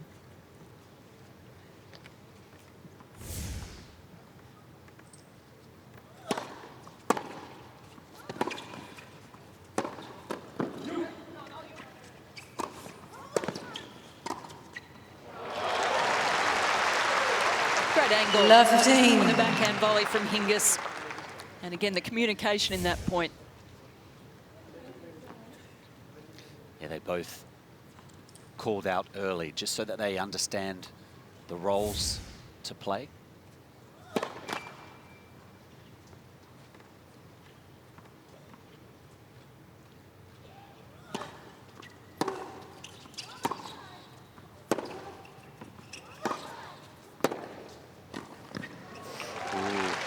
Love 13. Tough shot for Hingis to pick up and awfully close to the line. No line call, but she was able to dip it at Cuevas's toes.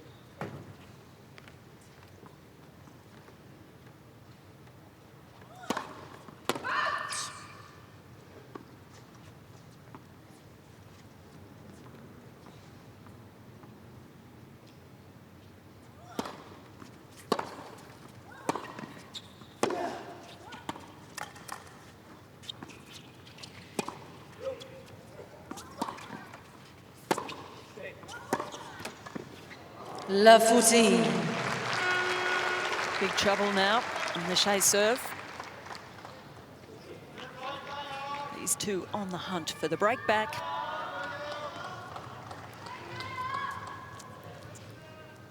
Perhaps having a better understanding now, 20 minutes in.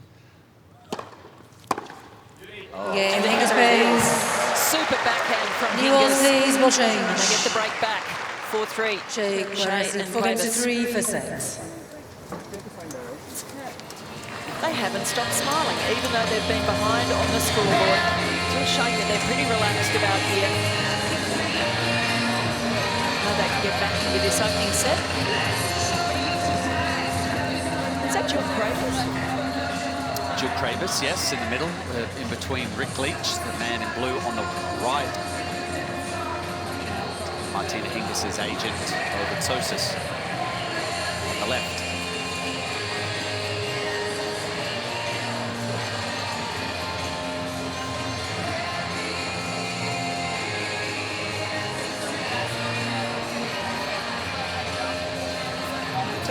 did you look for when you were looking for a mixed doubles partner those few years ago?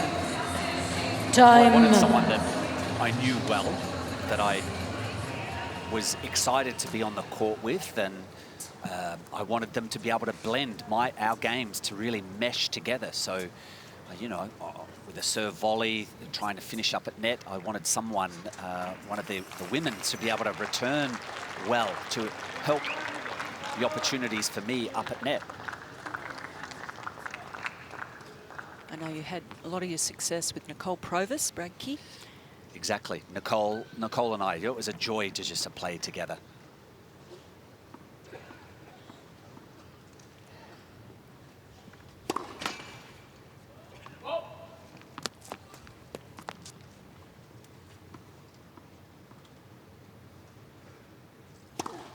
Let's second service.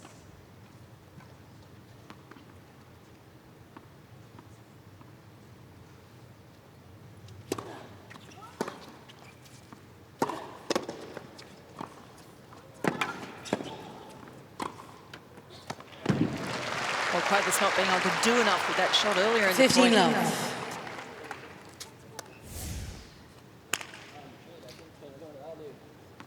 Yeah, got the volley too early, Quavis, at the top of his frame.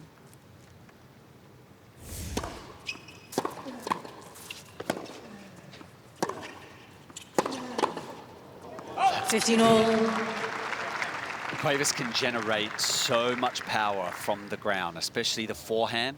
That's his big weapon. And you also played with the other Martina Navratilova, who owns 10 mixed doubles titles. 30-15. Was, which in the end, if I look back to that period, it ended the relationship or the partnership with Nicole Provis, because I was still playing with Nicole when Martina asked me to play at Wimbledon, and if we won Wimbledon, we would keep playing together. I'd be guessing on it. Well, they're going for the challenge here. There's a challenge in the call on the right centre serve. The ball was called out. That didn't sound very diplomatic, by the way, dumping your partner for Martina. Yes, someone that you really enjoyed playing with, as opposed to one of the all-time greats. Difficult decision. Back to a second serve here with that call standing.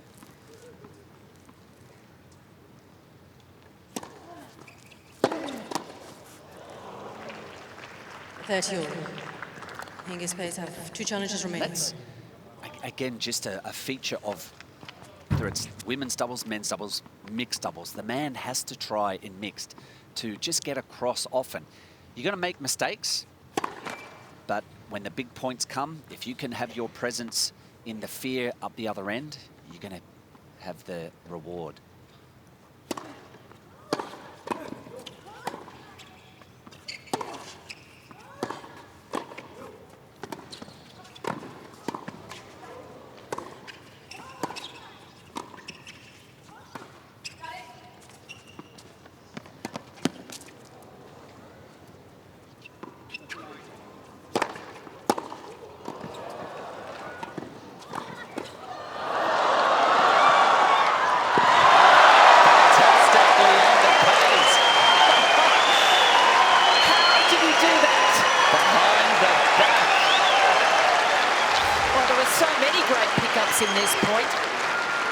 This match was, that was just zipped at Hingis. She took care of it.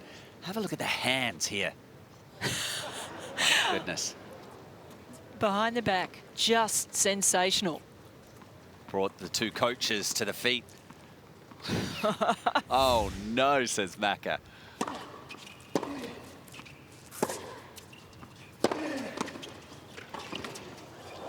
Game, Hingis Pays. 4 games all for 6. Oh, Hingis and Pays showing some sparkling tennis there.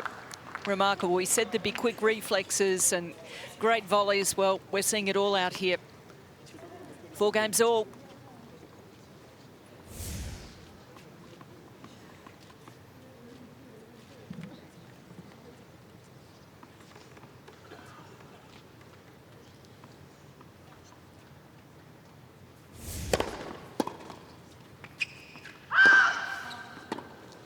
challenge here, I'd say. Hingis pays a challenge in the call on the right far sideline. The ball's pulled out.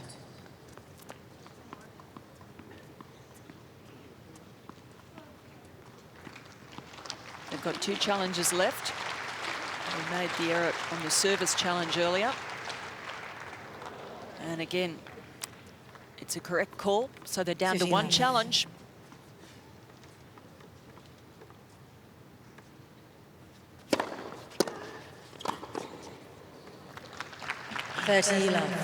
Sue-Wei better make sure she puts the ball away against Wilander because his reflexes are lightning.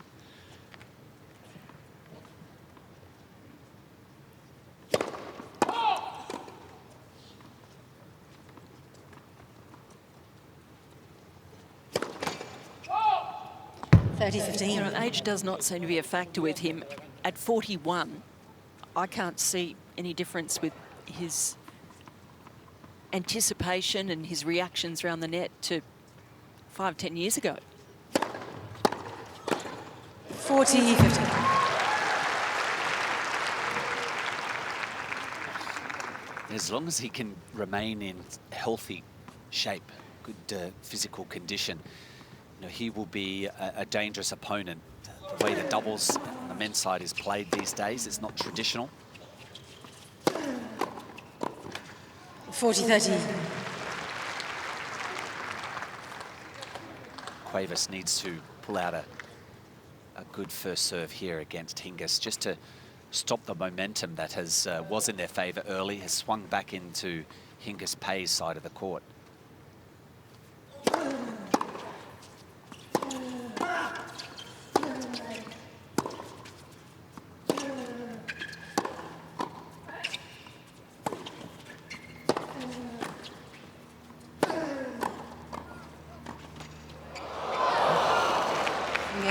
Cuevas holds. They lead 5-4. Shea Cuevas lead 5 games for first sets.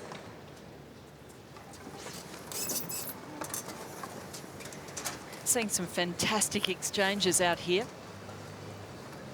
Really good tennis so far. Had a break apiece in this opening set.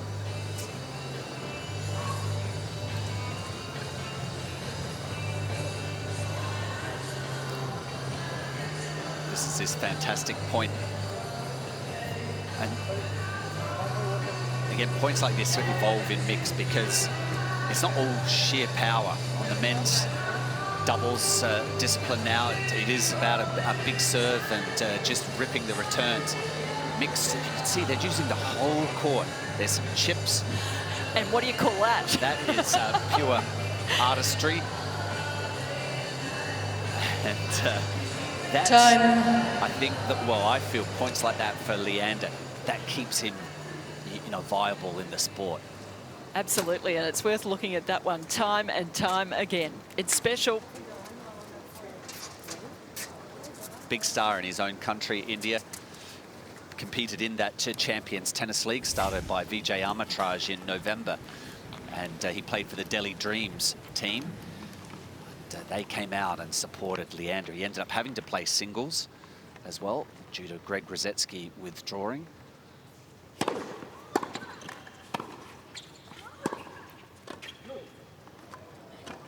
Too good. 15 love.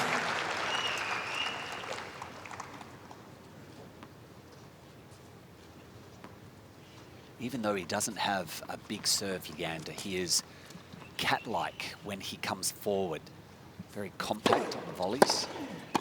There it is. He's moving forward, gets into a healthier, stronger position after that first volley. And athletic as ever. Hard man to lob as well. Oh, please.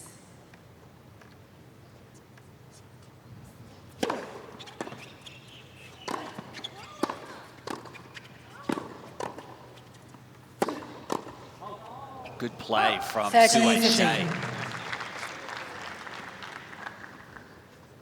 Directing the shots at Hingis, not bringing Wilander in, and Cuevas finally with a bit of power.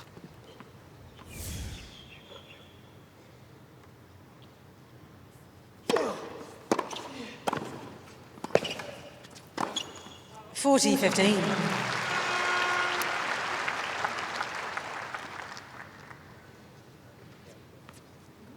Had a real health scare earlier in his career. First they thought it was a brain tumour. He had some balance and dizziness issues. Turned out to be a parasitic infection of his brain. Worrying times for him back in round 2003.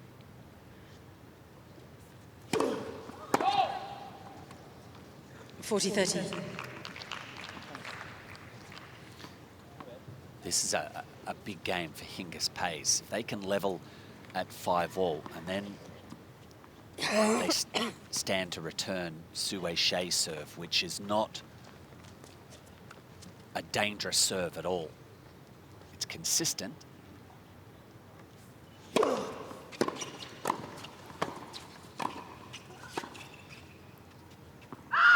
Game. Just missing with that lob, so Pays Pays holds on and levels this 5 opening games set. all for set. 5 games all.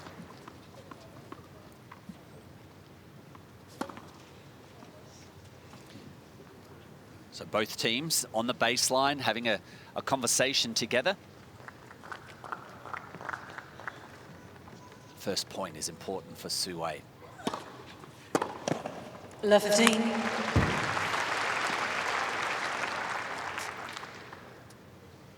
KP, I'm only just realising, I've been commentating this match for just over 30 minutes, but Pays Hingis, the sides that they're returning.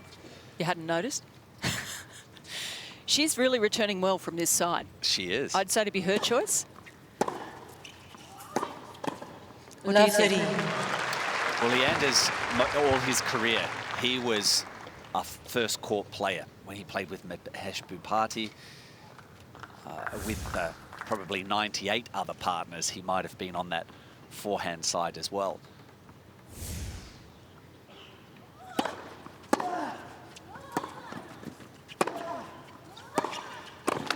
$15-13. Be annoyed with himself for missing that one. Big point there. I guess maybe with the scoring system, it's not as important since it goes to sudden death and gender to gender.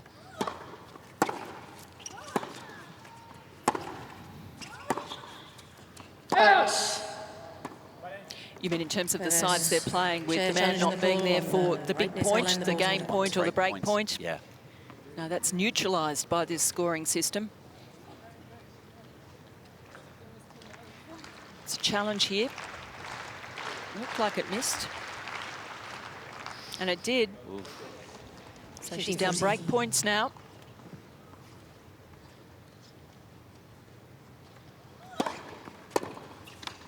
I would challenge that one. Wow, they're not even... Leander's having a look at it. Must have thought it clipped the line. They've only got that one challenge left, though. Still another opportunity here to break.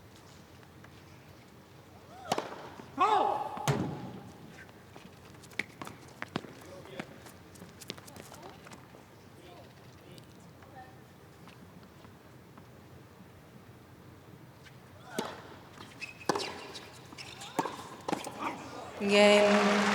Well, good work Hingis from Pays. the Hingis Pays combination. They get the break and Hingis lead Pays leads 6 6 games games to to 5 5. sets. Nothing seems to have bothered them particularly in this outing so far. They've looked so relaxed, so happy, and that's continuing in this changeover. They're ahead in the scoreboard now, but equally when they were behind, they're still smiling and having a chat at the changeover and looking very confident. Close with some of the signals.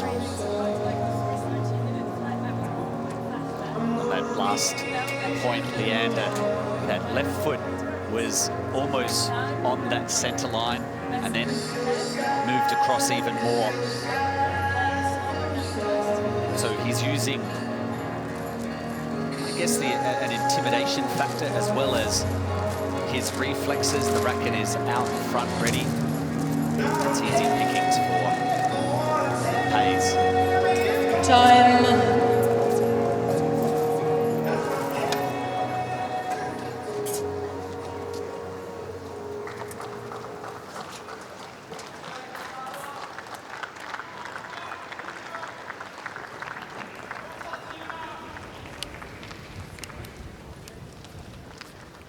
number 7 seeds.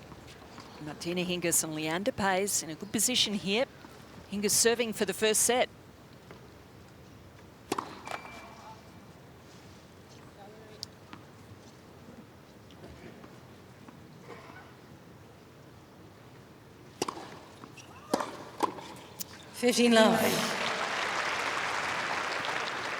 Not a good return from Sue Shea.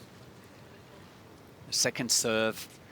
She should have plenty of time to be able to sight Leander Paes, but she hit it right onto his racket down the line.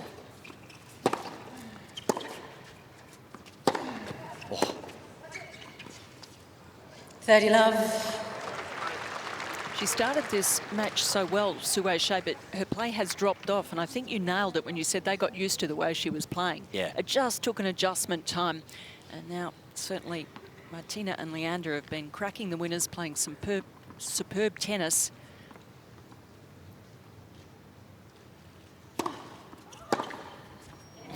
Strikes one back. It's just when I was saying her play had just dropped a little bit. On the first point, it was a slower, weaker serve, and she didn't get a good hit at it. Oh, another winner. Okay, come on, Cuevas and Sue Shea.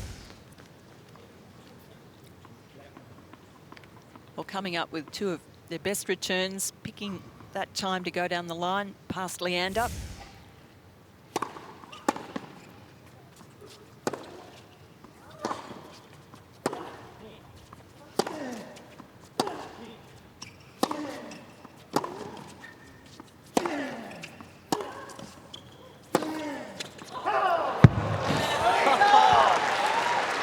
That was a spectacular leave. It's very theatrical out there. Let's see. Does he leave it or not? We're going to get a good shot at this. I think he does. He tried to hit that. No. Oh, yes. The ball was way too fast for him. Even the hands reflexes of Leander. Set point. Oh, 2 big misses from Cuevas. 7 games to 5. First set going to Paes and Hingis, 7-5. Well, they were a very interesting last few points because Cuevas, he just started hitting that forehand with a lot more velocity. Really put some more into it. They were facing losing that first set. Hingis Paes nice and solid with the first serves. And 21 winners and only 9 unforced errors. That is impressive. It doesn't just tell time. Well, a very tidy set in many ways from Hingis and Paes, but also a pretty spectacular one. We saw some incredible shot making throughout that first set, particularly from the Swiss-Indian combination. Mind you, earlier in the match as well, there were some wonderful lobs from Sue Shea, also showing us her reflexes around the net. And you'd have to say Cuevas wasn't probably the player that stood out most in that set. He didn't have as much of an impact even as his partner. Great hands from Paes. He and Hingis just showing such terrific reactions throughout this set.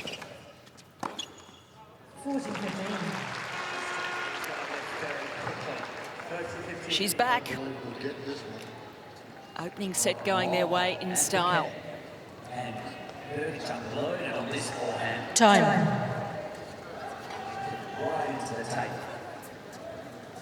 Certainly seems evident out there that Leander and Martina have teamed together a lot, not only on the court, but they seem to get along very well. There's a terrific chemistry out there.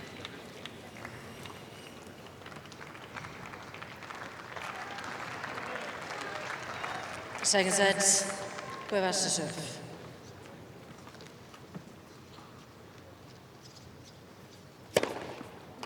Love. I think you're right, though, KP. Cuevas didn't really feature as strongly in that first set. And if they have designs on extending this match, I think he's going to have to try and certainly use his power and direct the balls at Hingis.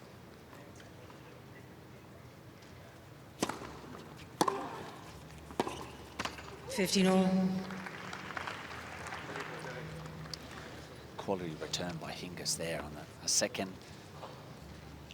Plenty of depth.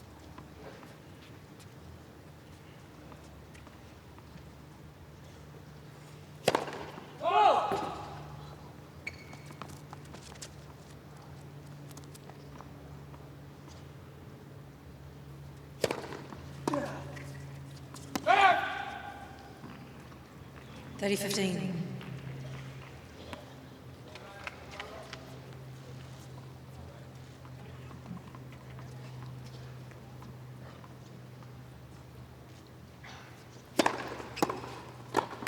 Forty 15.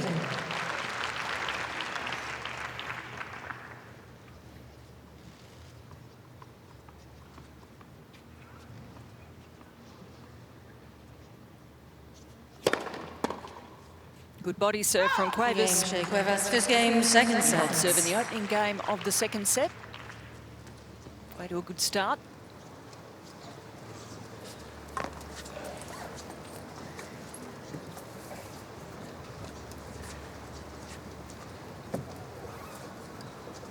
And certainly the advantage for Hingis and Pays is in the way they have combined, the fact that they know each other's games so well. It's Cuevas and Shea. Hazard a guess, this is the first time they've teamed up? Yes, and I would expect them to play together a few more times. After here, the next slam that mixed doubles is played at the French Open. He's a former winner at Roland Garros, as is Su Wei. Did she win her? Roland Garros last year, she won with Peng Shuai. Excellent. 15 love. So both of them have had good success on the clay.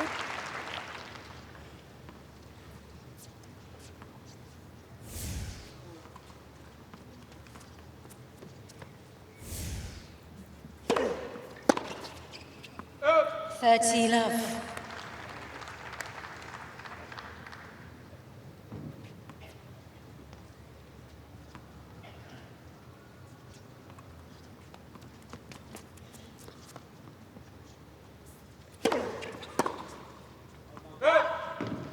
Shea, whereas a challenge in the call on the left serve, the ball's called in.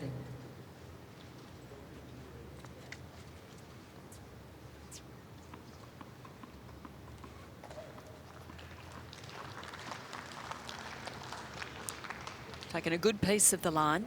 40 love.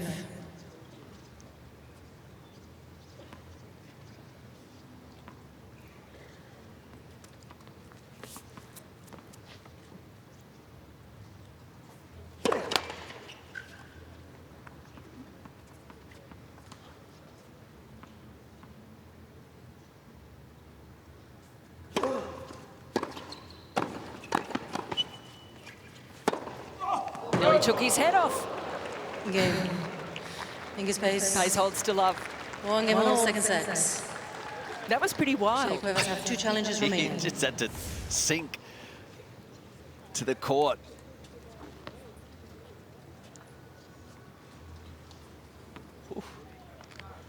Second time Leander's had to get away Nearly from a low-flying missile. Look at that. Yeah.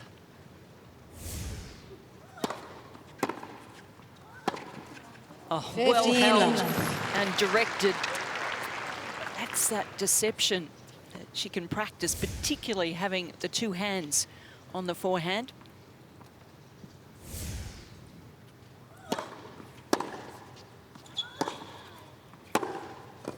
$15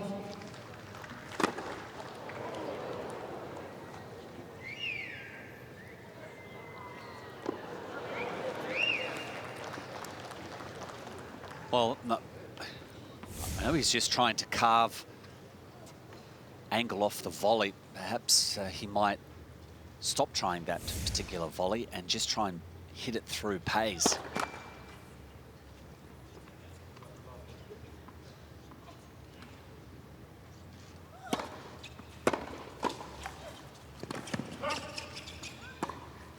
Oh. 15-13.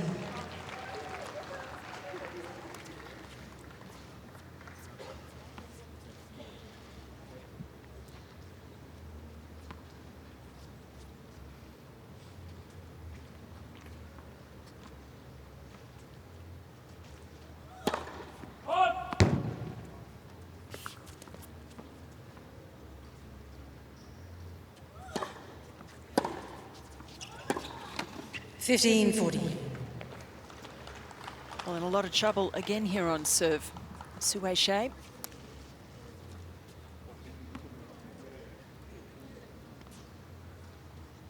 And you can see that just the shot clock behind her, 1:30, 1:13 Ks. Doesn't have a lot of body weight going into that first serve. Let for service. And it's an area that Paul McNamee has spent time trying to develop a much more reliable first serve so that she's not exposing the second.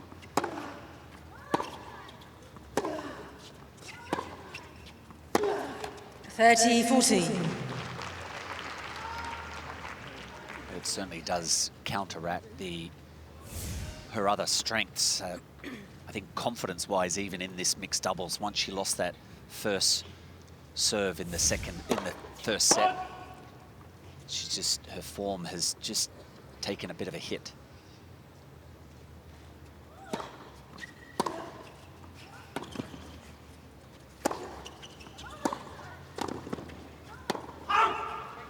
Game. Good move from Hingis coming in and Hingis taking that plays. ball out of the air. And they get the break. The Hingis first plays of lead this 2 second games to set. 1, second 2-1. set by 1 set to love.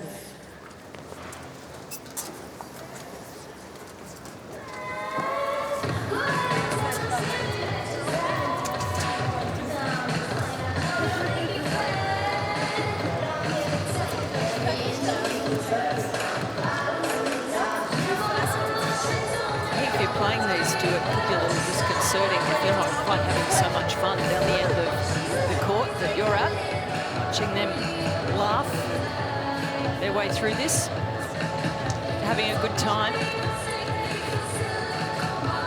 That's just the personalities, isn't it?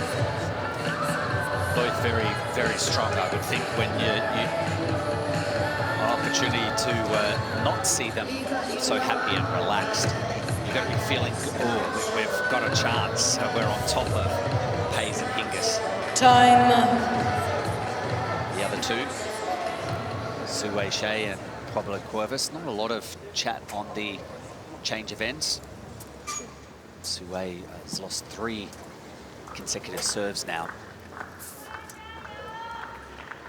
Well, the big difference out here has been the sparkling play, but also the communication and chemistry between Martina Hingis and Leander Paes, taking the first set with a break in the second.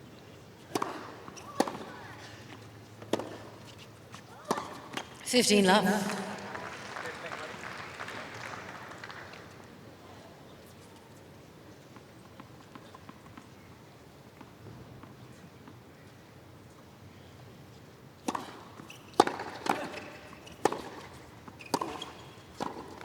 $30 love. Very competent volleyer, Cuevas, when the ball is around his waist, maybe chest high, but each time that Hingis has been able to roll it at his feet, he's really struggled to get it up and over. 30-15. Well, that time the power paid dividends. Straight at Paes.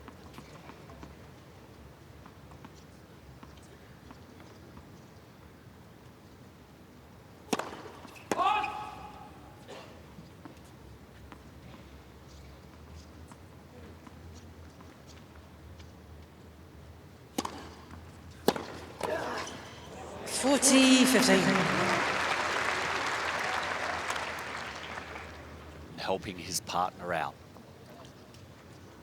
The net player, that's their goal. It doesn't matter if it's mixed, ladies doubles, men's doubles. It's to try and distract the returning team and attract the ball. You've got to play your role up at net. Help your partner hold serve as easy and comfortable as possible. 40-30.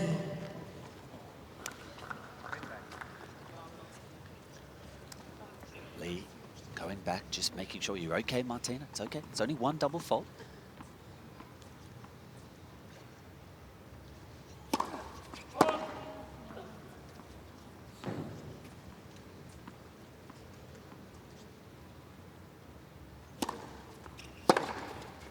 Game, Hingis, pace. New balls, please, ball change. Hingis and Pace consolidate the break, 3-1. Hingis, pace, They're lead 3 rolling games to along 1, nicely second here. set.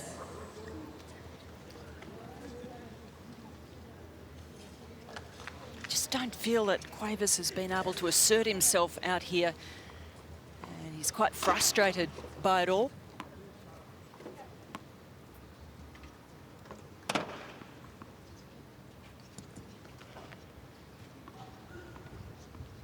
Serving with new balls. 15 love.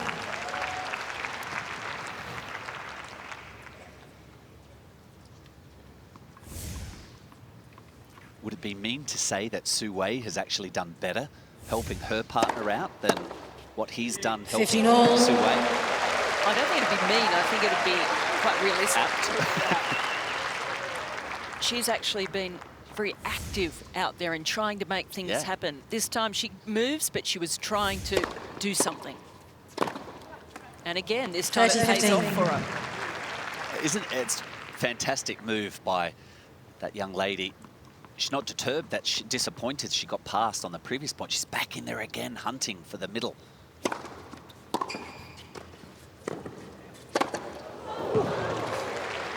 Well, you don't get to number 1 in the world in doubles for nothing, and Su Shea has done that.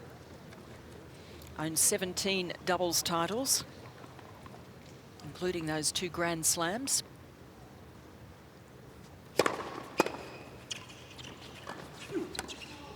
So what we're seeing out here is a real battle between seasoned doubles players, so much experience, all of them.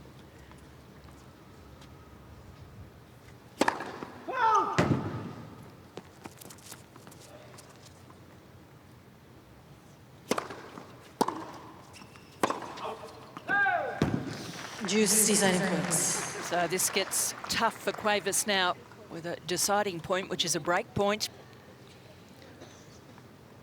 Really needs this one if they're to keep their chances alive in this match. Let's first service.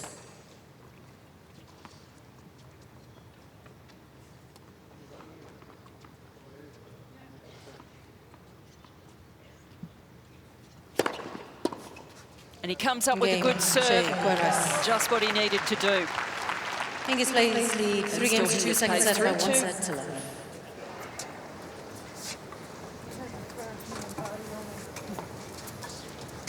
And when it gets down to that deciding point, it is such a pressure point.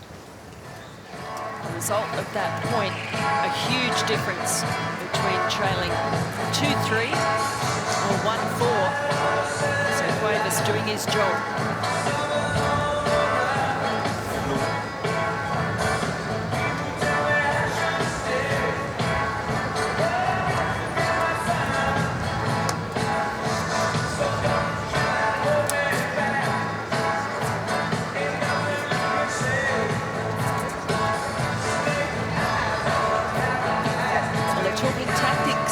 Here now, and it's Su Shea who's running things, just going through what's happened and what perhaps should happen. Time. And this is good to see. Last changeover, they were just sitting there, they were not talking. So trying to work things out and see if they can make their way back in this set.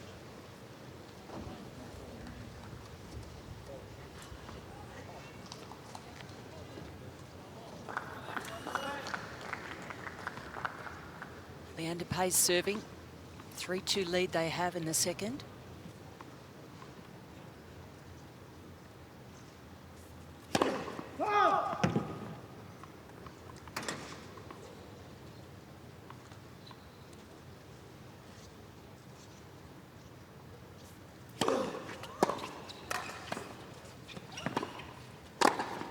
$15 love.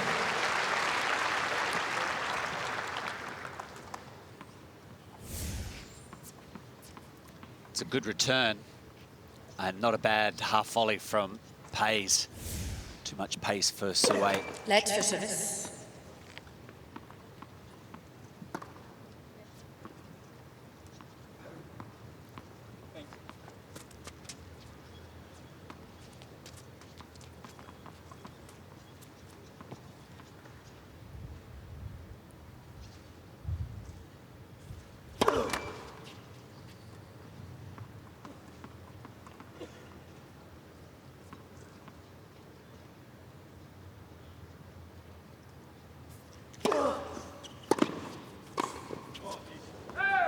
15 all. And the second serve of Pays, that's been hit a weaker part of his game. Perhaps why he's not having success as often as his golden years. Let's. First service.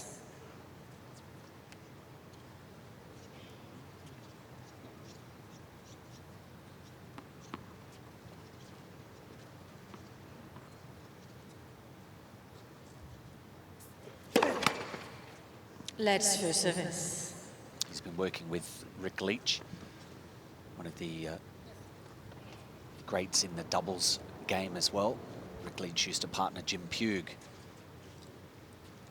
Rick has been working with Leander on the speed, coming in behind the serve, being balanced.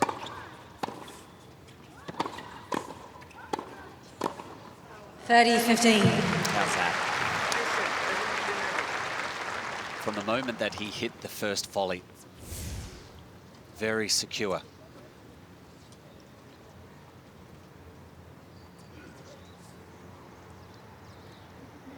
On their toes. Great to watch these two. Yep.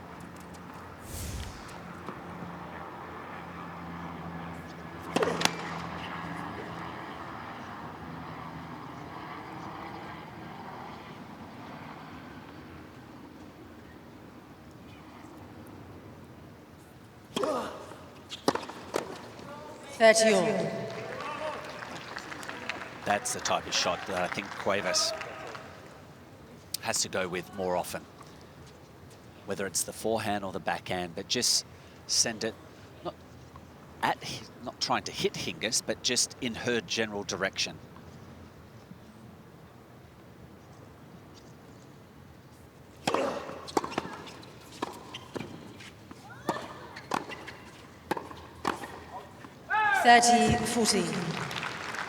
Well, now things get a little bit tricky. It pays down the break point.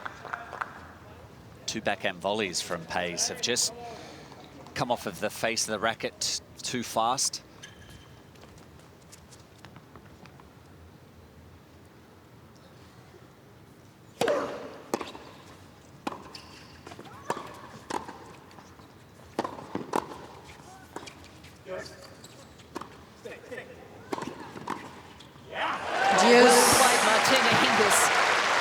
Deciding points. Tough point, very tough. Sue, that's a nice lob. I'm not sure she could have done much more with that one, but too good for Hingis, putting this backhand volley. Cuevas is covering the middle. Deciding point. Game. Pays serves his way out of that spot of bother. 4-2. Hingis Pays lead 4-2, second set.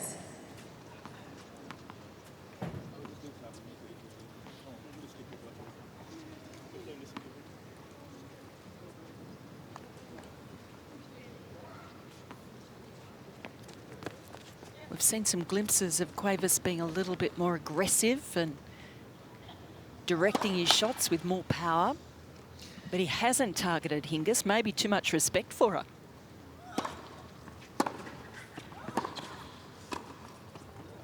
Oh, that is magnificent. 15.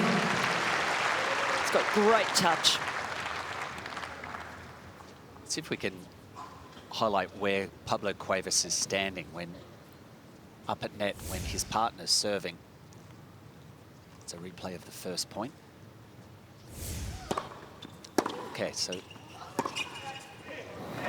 the starting position for him, he's very 15 close to the tram line, to the doubles alley. So if he's going to go across, he has to leave too early, and Pays and Hingis have been able to pick him off too often. He should be over to the middle much more.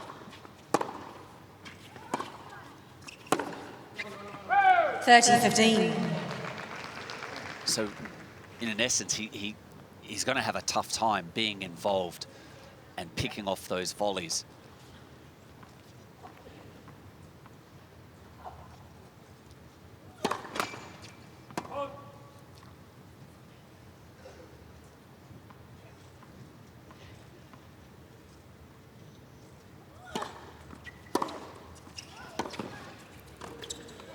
40-15.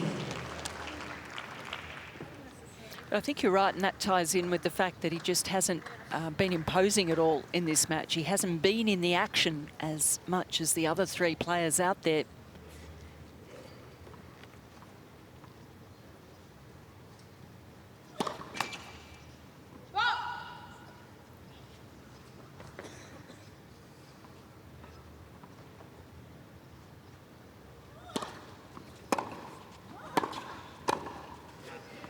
Game.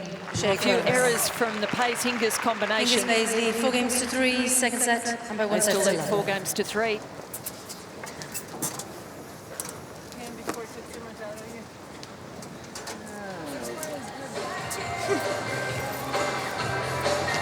Could be a key game of serve for that team of Cuevas and Sue Shea. Well, Sue Shea smiling at the challenger there like we haven't seen throughout this match. She wanted to hold on to that serve. It's been too easy for the others to break up. So they worked it out there with some good play from her and a couple of lapses from Pays. Well, now it is Hingis that's coming around to serve. So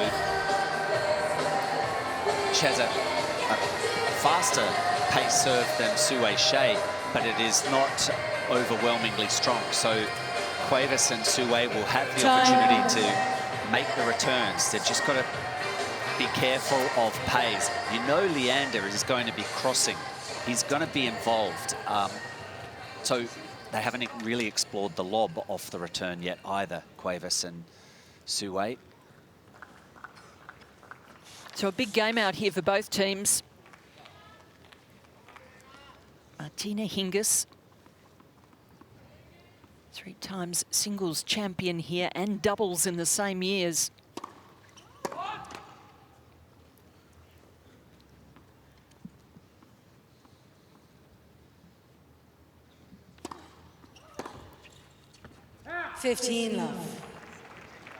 It's quite a workload winning a singles title and a doubles title, and if you throw in playing the mixed as well, doesn't happen too often these days.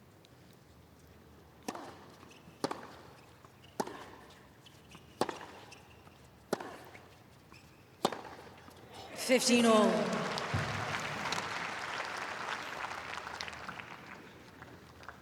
So now Sue has to step it up. She made an error off of the second serve of Hingis on the first point. First service. The difference between Pays and Cuevas, look where Wilander is.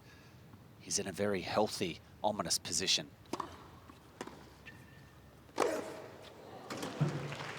Tried for the lob.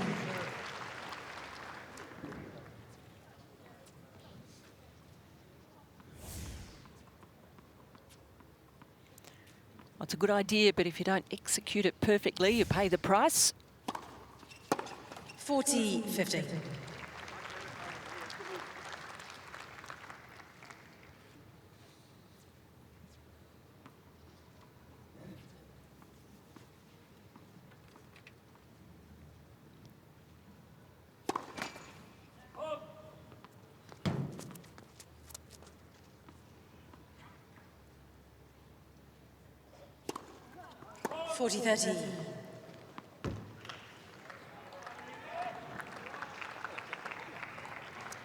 Annoying lapse for Hingis with game point for 5-3. Still another one here.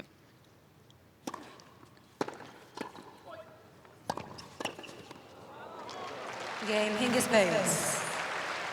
So a set and 5-3, the number 7 seeds lead. 3 second set. One game away from a place in the final. There's Wilander. Look how close he is. Tough to get the ball around him.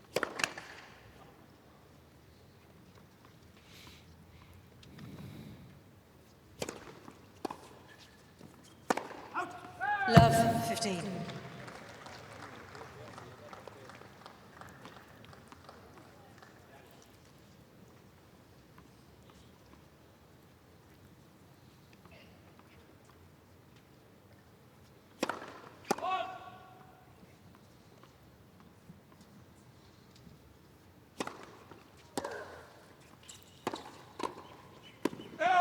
15 all. Ay, ay, ay. Well, got what he wanted there. Oh, did he ever? I think maybe surprised that it was so easy right there.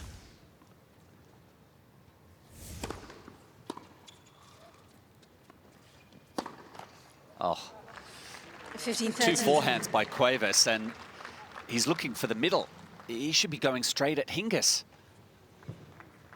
And if she reflexes it for a winner, that's okay. That's par for the course so far. 30 all.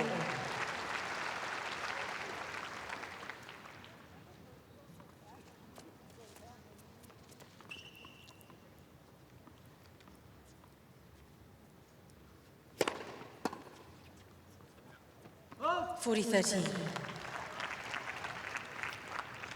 He's got a big serve, but we're only just seeing it come to the fore here. That one, 200 clicks.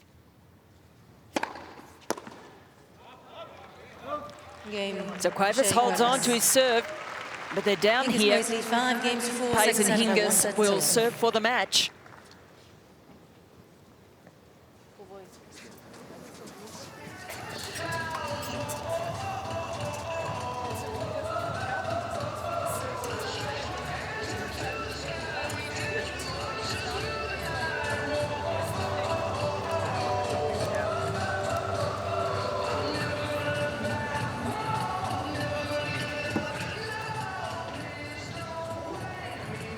Well, I don't know about you, Woody, but I'm loving seeing Martina Hingis back on the tour. Came back last year with doubles, winning with Sabine Losicki in Miami and then Flavia Pennetta in Wuhan and Moscow, and getting to the final of the US Open, also with Flavia Pennetta. I miss the skills. Great hands. Time.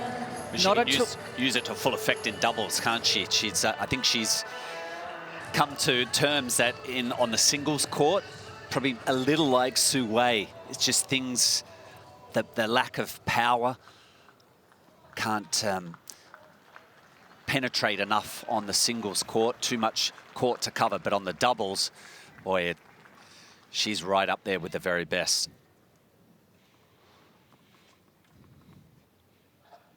And Pays serving for the match.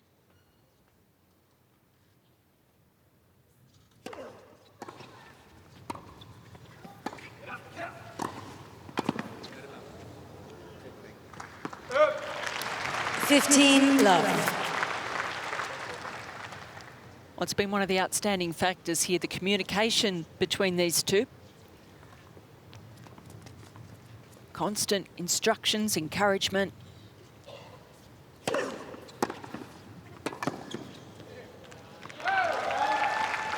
$15 all. Great return. So this is a key point right now. If Su Wei makes this return, Cuevas should be taking over 3/4 of the court and trying to hit a forehand.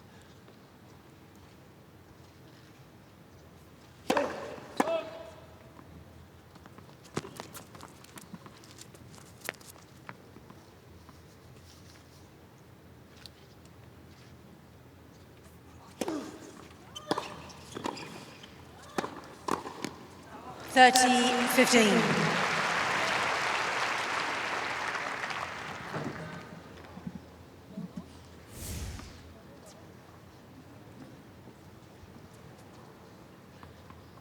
Not a bad return at all from Su Wei, but the class of Pays.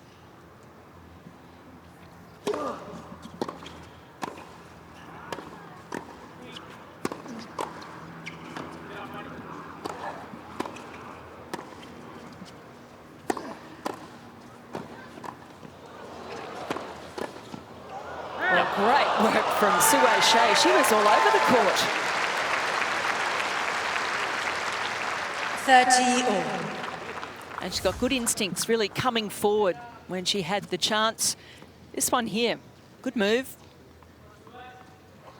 Never looks like she's exerting herself out there. Has excellent anticipation.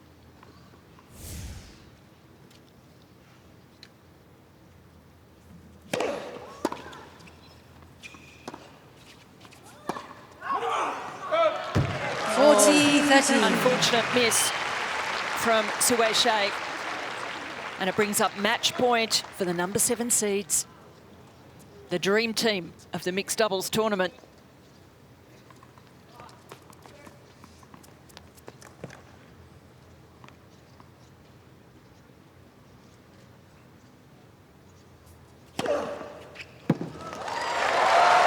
Goran Ivanišević challenging the call on the left centre serve. The ball was called in. Leander! Leander! Wait, challenge, he's challenging. Game so much. Hingis Bays 7-5, 6-4.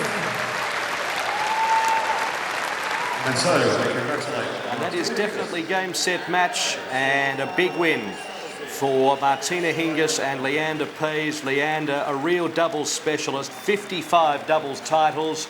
And even though we know of Martina Hingis in the singles sphere, she has taken, before this tournament, 41 WTA titles in doubles, including the Grand Slam in 1998 in women's doubles. Great to see them together, some spectacular shots, in particular Leander Paes.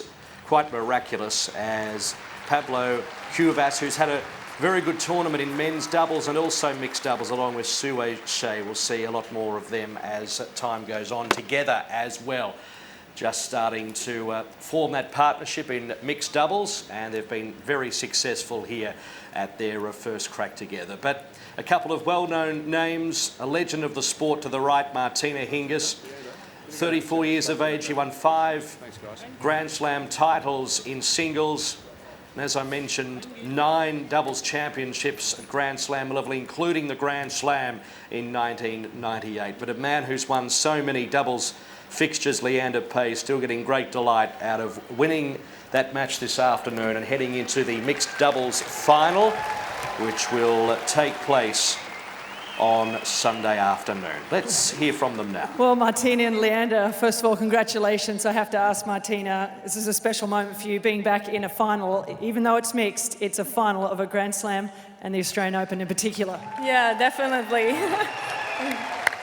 Well, I have a great partner in Lee. I mean, he's been there, done that before, so it gives me great confidence.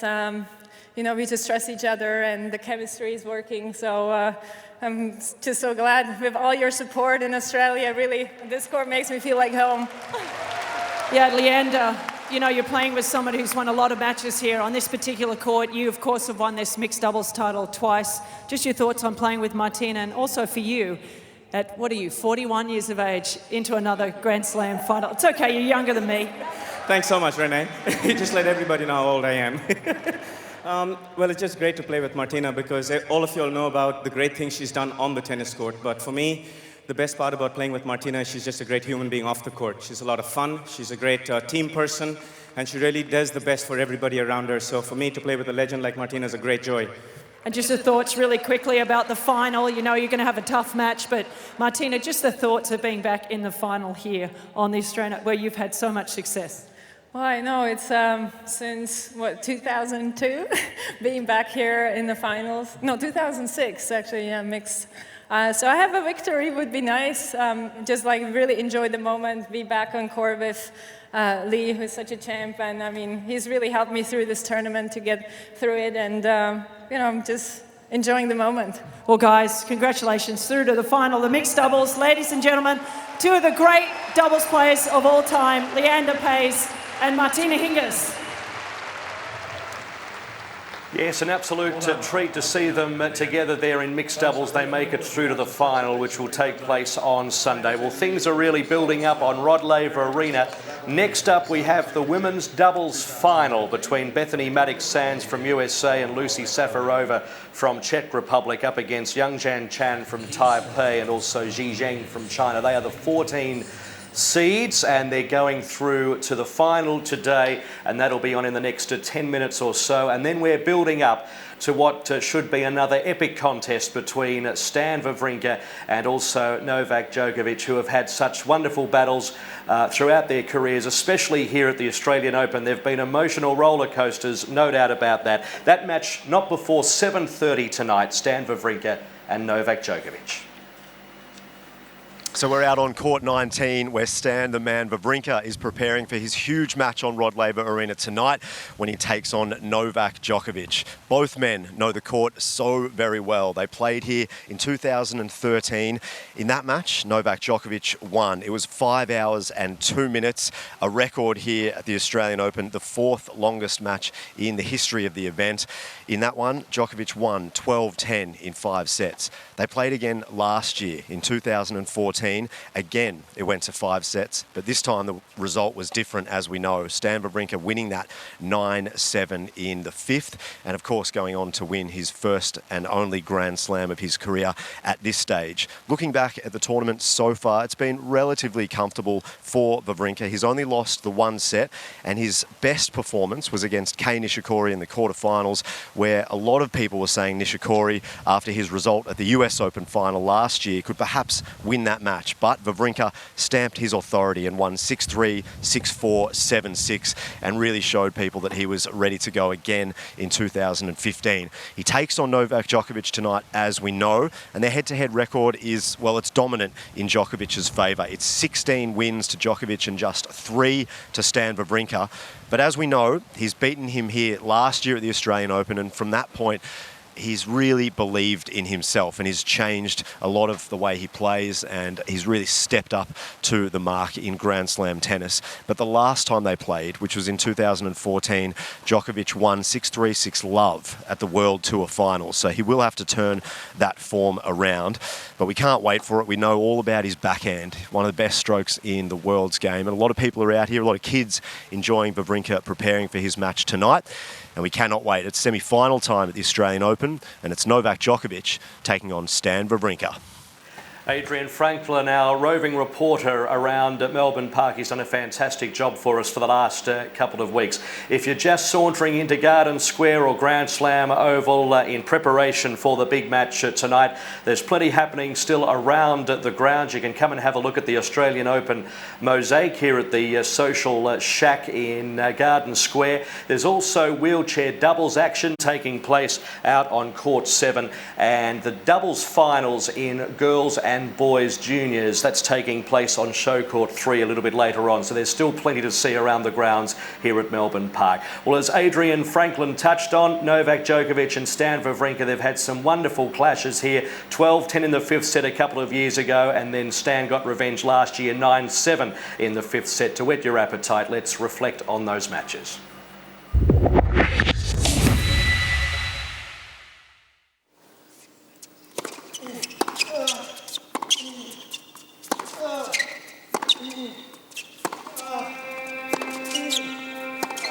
I'm ready for the battle.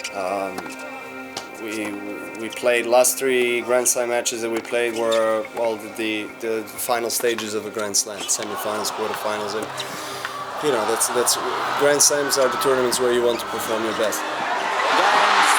Djokovic, 3 sets to 2. 1-6, 7-5, 6-4, 6-7, 12-10. One of the greatest contests that Melbourne Park has ever witnessed. Somehow the champions find a way to get it done. You know, when you play in Novak, especially in semi-final or first in the Grand Slam, you have to play your best game. You have to play your best tennis if you want to push him. So far I'm playing great. You need to get yourself in the right state of mind for the matches like this, because this is now semi-finals of Grand Slam. You're playing a top player, and there is no going back now. It's the time to perform the best you can. I don't feel pressure by defending the title, because I don't come here to defend it. I come here as a new challenge, a new Grand Slam. That's how I start the tournament. I'm really happy to be already in the semi-final, to play that well so far. Push each other to the limit. You know, it's a very physical battle. I'm confident with my game. I'm happy. We had some crazy match in Grand Slam in the past, and ready for the semi-final. I will not watch the last point of that match.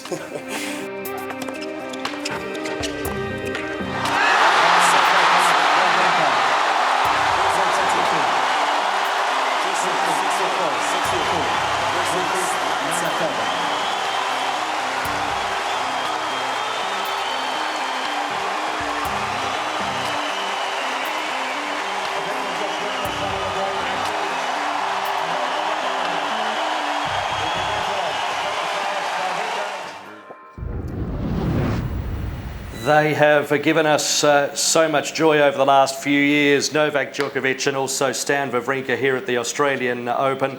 It is an emotional, physical and mental roller coaster with Stan Wawrinka at times, and we've got tickets for that roller coaster tonight up against Novak Djokovic. Looking forward to it. That's not before 7:30, but there's a big match about to take place on Rod Laver Arena for these ladies. It's the women's doubles final, looking for some Grand Slam glory of their own. Bethany Maddox-Sands, who has been a finalist at Wimbledon in 2010 in doubles. Lucy Safarova from Czech Republic up against Yang Jan Chan from Taipei and Ji Zheng from China. They're the 14 seeds here. Tom Sweeney from Australia is the umpire. I'll let you sit back and enjoy the women's doubles final.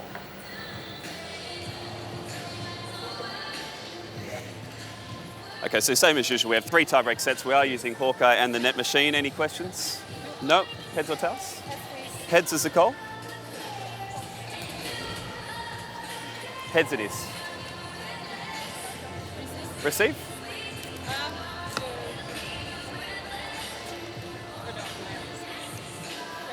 We stay? Okay. You grab that coin, that's for you. And we'll head back. Thank you, Ellie. You did a terrific job tossing the coin there. And I hope you enjoyed your time out here. We've got a lovely photo for you with these 4 wonderful players. Well, Bethany Maddox-Sands has 13 career doubles titles with the WTA, including the Sydney International doubles title with Sanya Mirza this year. Lucy Safarova has now won 4 doubles titles. That's a good look at the 4 folks in the women's doubles final. Bethany Maddox-Sands always dresses up rather differently than most, as she plays with Lucy Safarova, and they take on Jan Yung-Yan from Taipei and Zheng Ji from China. And that's Lucy Safarova there, and I guess that's pink. And that's Bethany Maddox-Sands, who is an accomplished doubles player. She's born in Rochester and now lives in Phoenix, lived there for quite some time.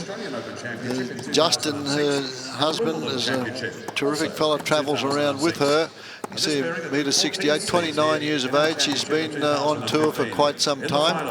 Doubles ranking 110. And this is her first Grand Slam doubles final.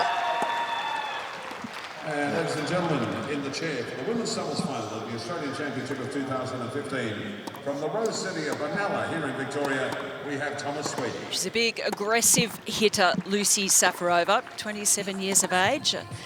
Lefty, and uses that advantage well, particularly in the doubles. Her ranking of number 38 currently. Well, that's what probably got him into the draw here. Apparently, Lucy's coach is very good friends with Justin Maddox-Sands, who's the husband there, and so they got together. They've been talking away, and Bethany said, well, why don't we just give it a go at the Australian Open? So they decided to join up here, and being untested, and they've come through to the finals. Well, sometimes you see the scratch pairs come through well, don't you? They just find that things click, and they come out and play well. They've lost a few sets on the way. They straight sets win the first one, but then the second, third and the quarterfinals, they dropped a set. And then against Gurgis and Gronfeld from Germany, they retired, so that put them through to this final. And they retired in the semi-finals, Gurgis and Gronfeld. And this is the Chen Yung-Yan and Zheng Ji. Well, Zheng Ji, she has been around for a long time and such an accomplished player. Very tall, but gee, she runs well, hits the ball well, accomplished doubles player. And this is Chan Yung-Jan from Chinese Taipei. Good to see these players teaming up. 34 in the world currently and 25 years of age. They haven't dropped a set to get through here, and they've been in convincing fashion. 3 in love, 6-4, 6-3, 3-3, 1 and 2, and then they haven't looked like losing a set as they took out some pretty good teams, including Martina Hingis and Flavia Panetta, who were touted as they were the number 4 seeds. They were touted as maybe coming through and winning this. And they beat Krajcek and Zafovova-Strakova from the Netherlands and the Czech Republic, 6-3, 6-2 in the semi-finals. They've only lost 84 games through to this final match.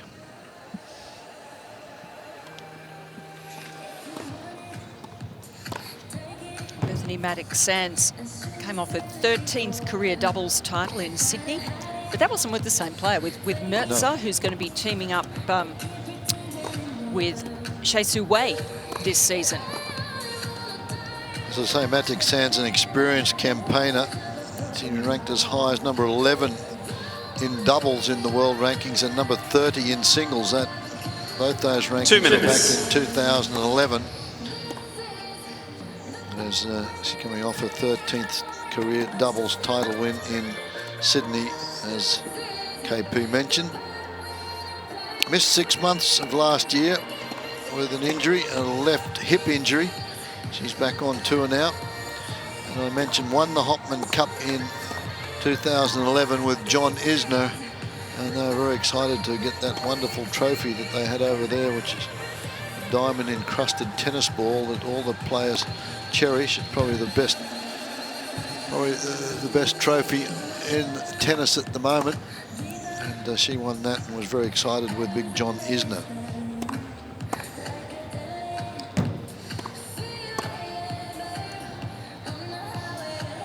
Been coached by Adam Altschuler for a long, long time and travels with her husband Justin.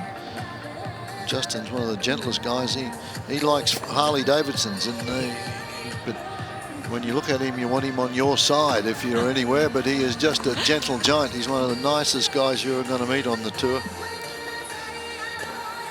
Safarova obviously has won a bunch of singles titles on the tour and also an accomplished doubles player, most recently winning in 2014 in Sydney. And she has a ranking as high as number 15 in doubles February of last year. So they're together, and obviously they've had some success, so you can expect them to carry on and play. There's Justin with the beard and the black hat, and just a gentle giant he is. And that's the rest of their team there. She's quite a character, Bethany, known for the outfits, the socks particularly, the hair colour. She's been known to change that often over the years. She's great value. She came over to Perth, and I got to know her quite well over there, as you've covered that event over there. And they ask you to do quite a few things to promote it over in Perth, and she did everything, and it was just a joy. She came over, I think it was Serena that didn't play that year, and so they got Bethany there. And boy, she was a huge crowd pleaser over there, and very, very popular with the folks over there, because she leaves it on her sleeve. She attacks everything, goes after everything, and she's just enjoyable to watch. Lucy Safarova, as we've mentioned numerous occasions, coming to her own the last 12 or 18 months, and the ranking shows that as she's climbed up the ladder. Safarova was the number 16 seed here and had an unfortunate loss. She lost in the first round as the number 16. A lot of seeds went out in the first round at this Australian Open in the women, and in the women's singles she lost to Shvedova in the opening round here. We saw a shot a moment ago of her coach Rob Steckley, Canadian, who's really done a lot of good work with her, built her confidence. They've done a great off-season. She had high hopes to start well here at the Australian Open.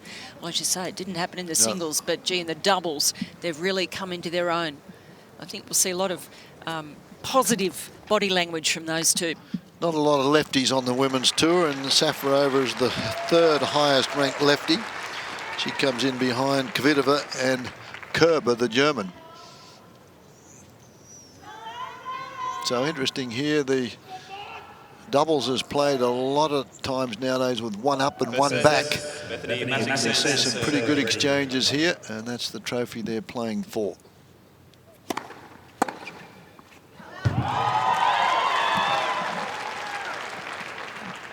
Good first serve, but a much better return. Love 50. Got a very vocal support crew down there.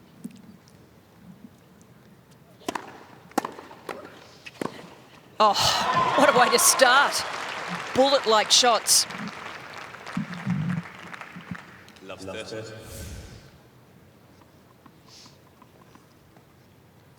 They have come out of the blocks absolutely firing.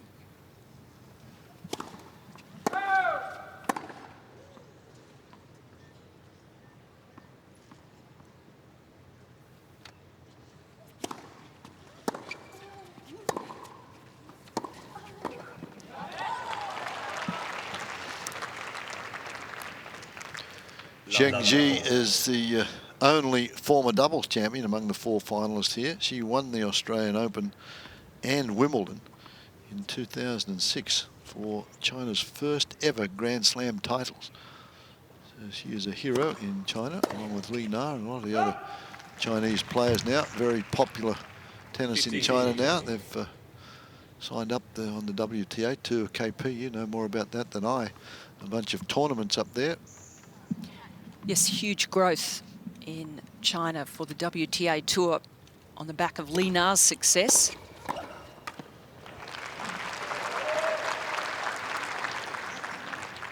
Safarova is bidding to become the first Czech woman to win the Australian doubles since Jana Novotná, who played with Arantxa Sanchez Vicario way back in '95. This is the one-up, one-back situation. So, game there to Zheng Ji. 1-love, first set. A lot of speed on those returns, accuracy, hitting the ball very, very early, and they've got the jump on their opponents.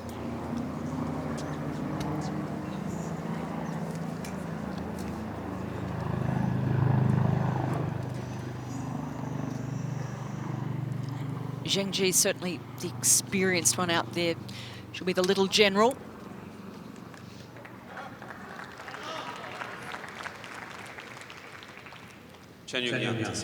Maddox Sands trying to become the first American woman to win the doubles here in Melbourne since the Williams sisters. That happened in 2010. Good forehand down the line. You find doubles is played a lot that way these days. It's back there, return straight at the net person. Net person's got to be very alert. Got to have good reflexes. This one on the forehand. Lets it go, but it's well in.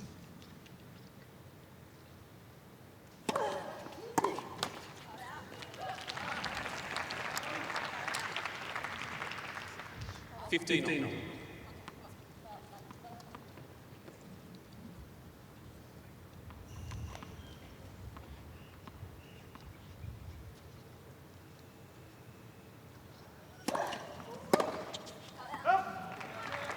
good serve there from Chan Yong-jan. Finalist here in 2007, also at the US Open with Chuang. Owns 11 doubles titles.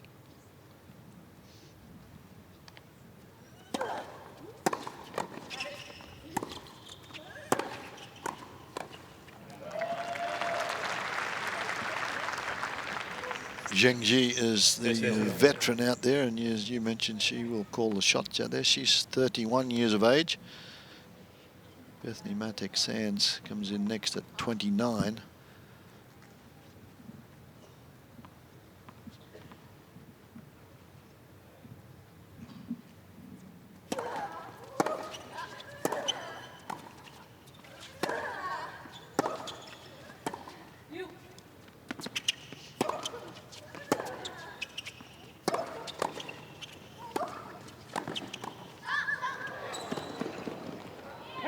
There's good hands from Matek Sands. She was alert there, picking up that volley. 30-40. So an opportunity to get right back now. Break point. This one here, she was moving backwards, but she managed to keep that racket face firm.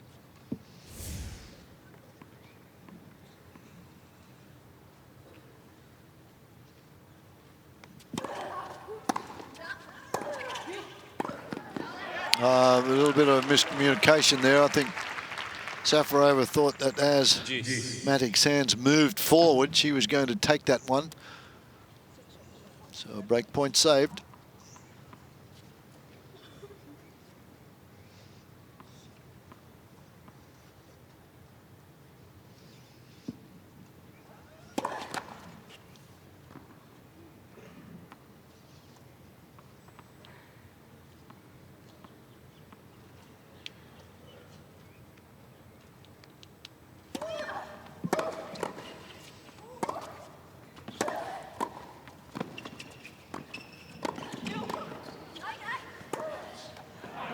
good teamwork there. Well, it's a wonderful backhand volley from Zhang Ji. Break point again.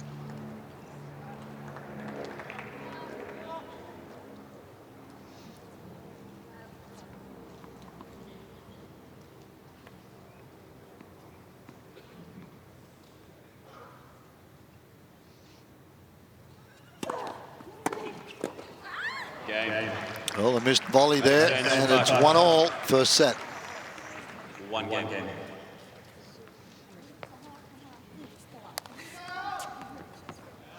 So they're having a little bit of fun out there, and that's what it's all about when you're out there with your partner. You got to converse, and they lost the opening service game. They've come right back now, and it's Safarova to serve.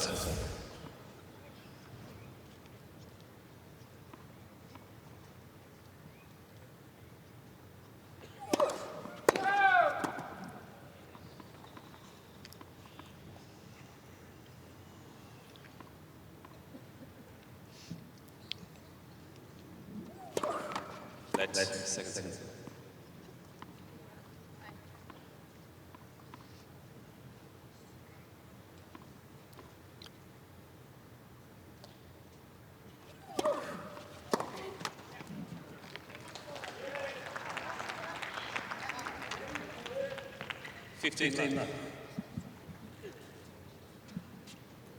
Bethany Mattek-Sands on the right arm there, forearm underneath there. You can see he's got a tattoo. When she played in Perth at the Hopman Cup, that was half done. She said it's a work in progress. We've got flowers on there. I've got some roses.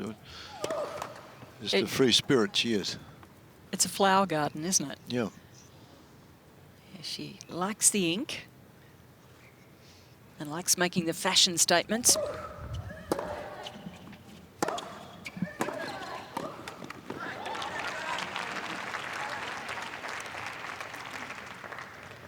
$40-15.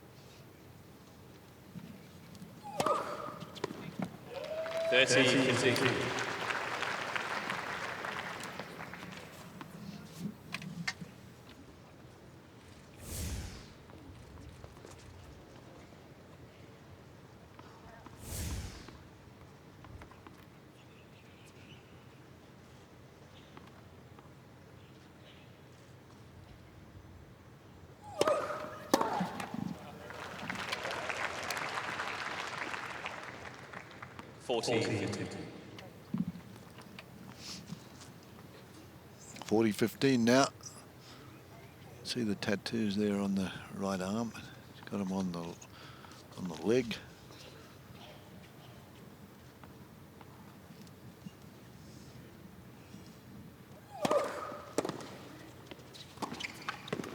Yes, well done.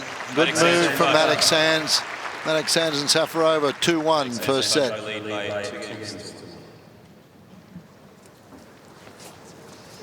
Rather a cool day here again in Melbourne. We've been blessed with some terrific weather. Hasn't really been that hot.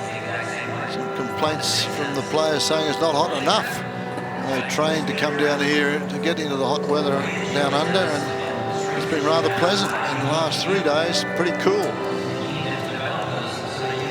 Very cool, actually. Well, you feel the cold. Mattek-Sands moves into this. Look at this eye on the ball, right in the middle of the frame. An explosive backhand volley. Keeps the head of the racket up until she finishes the shot. Explosive is a good word for her entire game, actually. She's always moving on the court, quite dynamic, and teaming with Safarova, who certainly packs some firepower. They are a pretty dynamic pair. See how breezy it is. Very windy conditions. A little bit abnormal for Melbourne at this time of the year. But look at the grounds there. It's as you get towards the end of a Grand Slam, It's a funny feeling. You get there when it started and it's absolutely packed to the rafters. And record crowds here at Melbourne Park this year, but the last couple of days, you can walk around there and it's, you know, not so many folks are around. So the second week goes very quickly. Young Jones.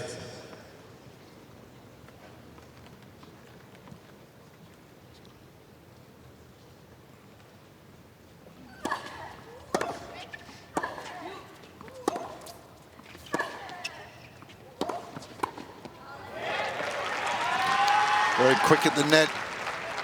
Good reflexes. 15.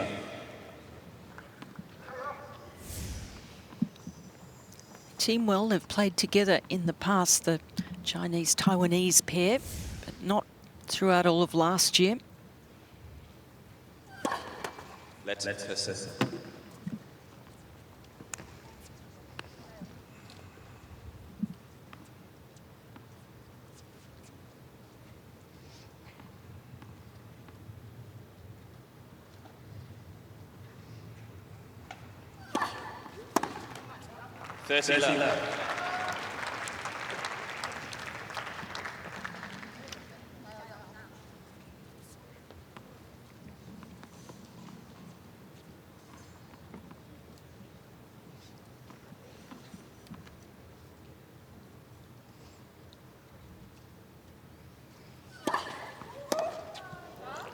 Good solid serve.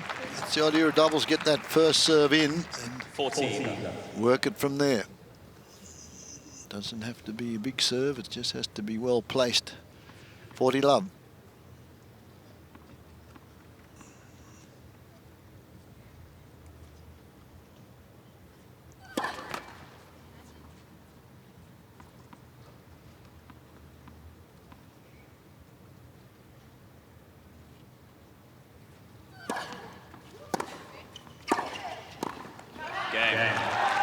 Good move there from Zheng Ji. It's 2-all. 2 games. She's such a solid player. Really does not make too many mistakes. Very accurate with her shots. Good mover around the court.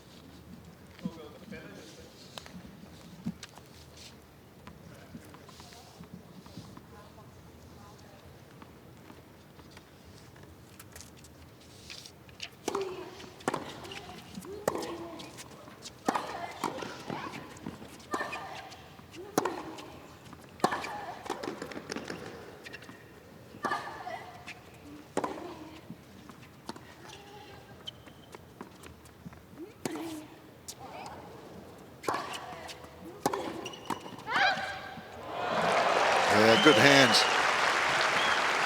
Smart moving. Both partners 15. knowing what to do, and they call yours.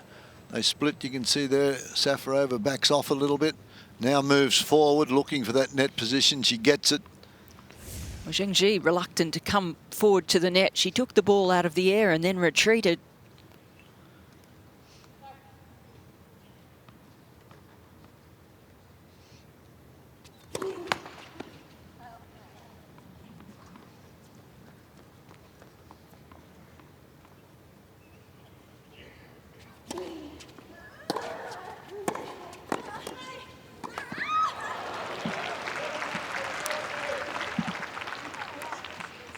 Safarova coming off the best in that exchange.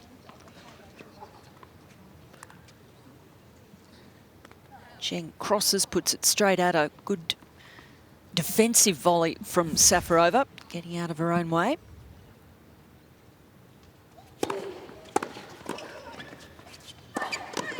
Oh, but not that time.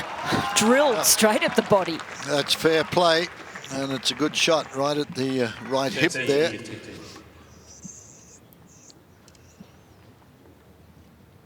Oh, it's a great play in doubles. Not allow the volleyer to get the racket at it easily.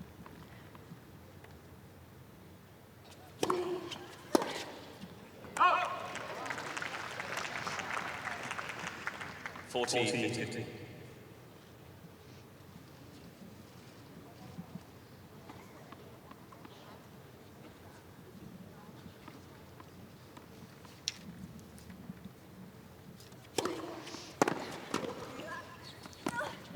Oh, she hit a partner. Game. Yeah, it's all right. So, Maddox Sands, Safarova, 3-2, first set. Maddox Sands, 3 games.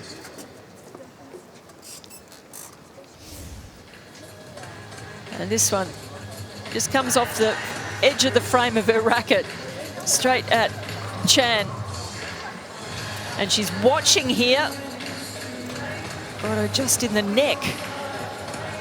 So not only losing the point, getting hit as well.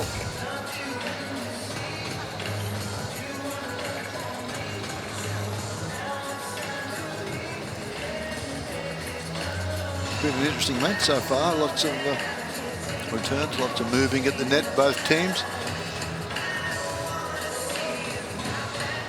Well, Zheng Ji and Yongjan Chan seem to be quite reluctant to both come in and be at the net at the same time. Always one back. Time. What do you think of the innovation of the music, the changeovers? I like it. Yep. I think it really keeps some energy in the crowd at the changeovers and a little dance along. I think it's terrific.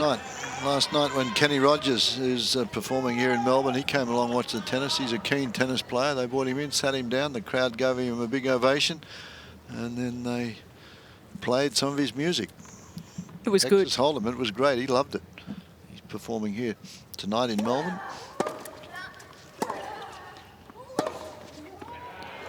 Went a little bit early at time, Zheng Ji.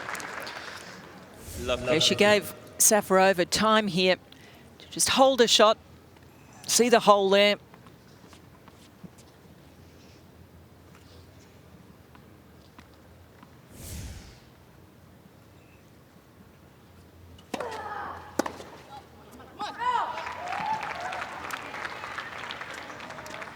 $15.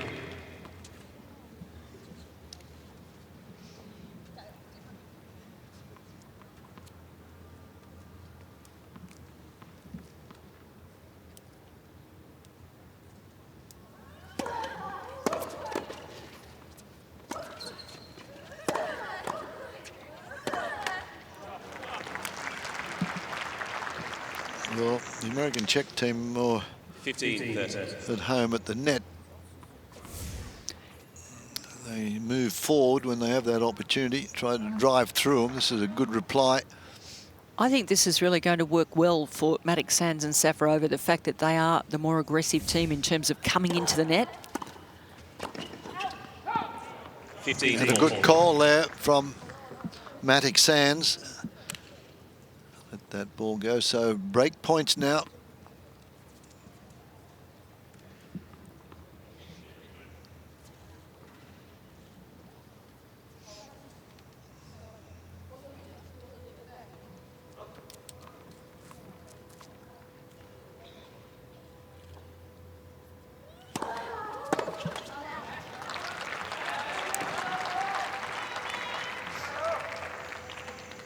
$13-14.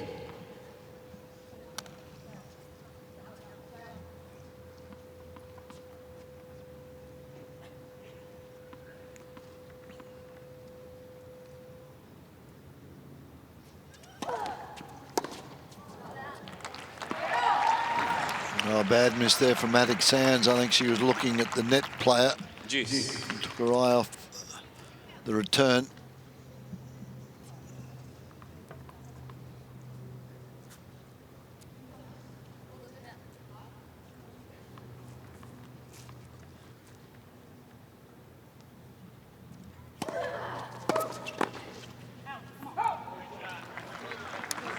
That's a good play.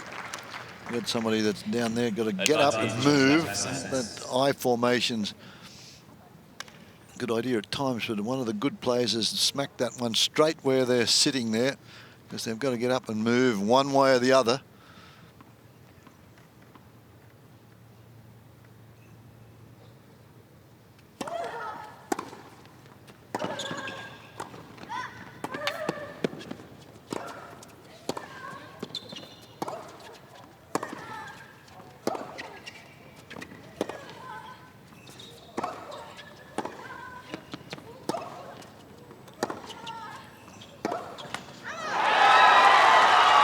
Oh, good defence there from Zhang Ji.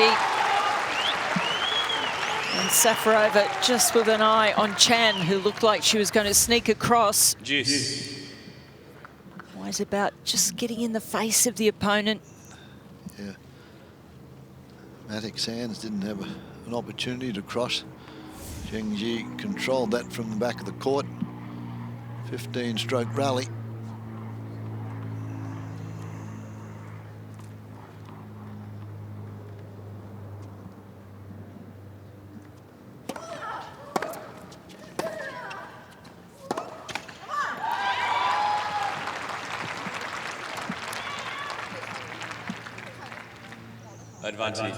Fine margins with Safarova just trying to keep that ball so low over the net.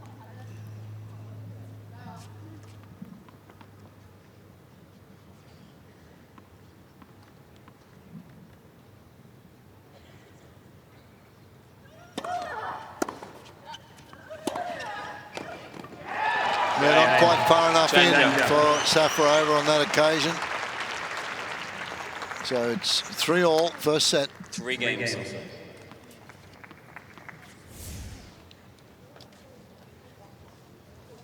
Dipping that ball, and Safarova really struggling with it at her feet. So they saved a couple of break points in that game.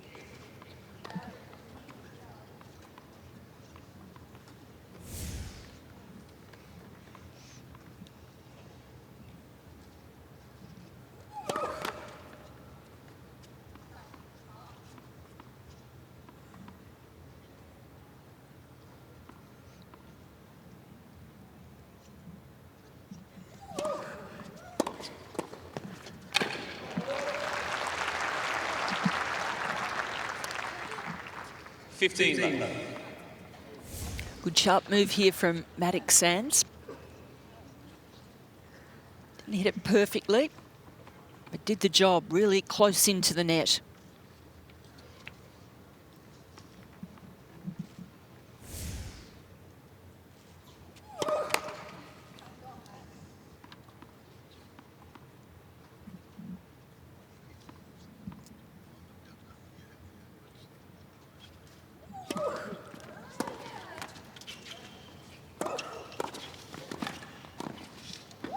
Oh, that's well played, boy.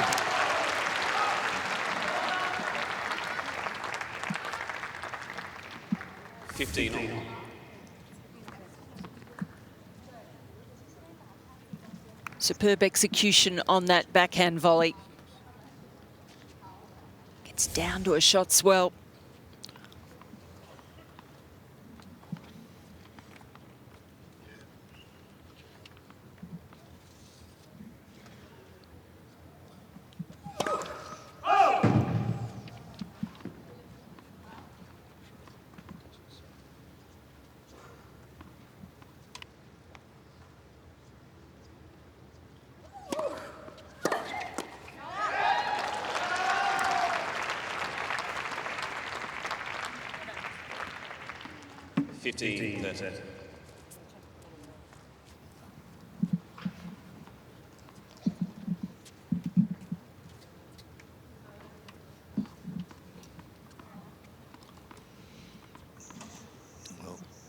First time they've had a little bit of a look in here. 15-30.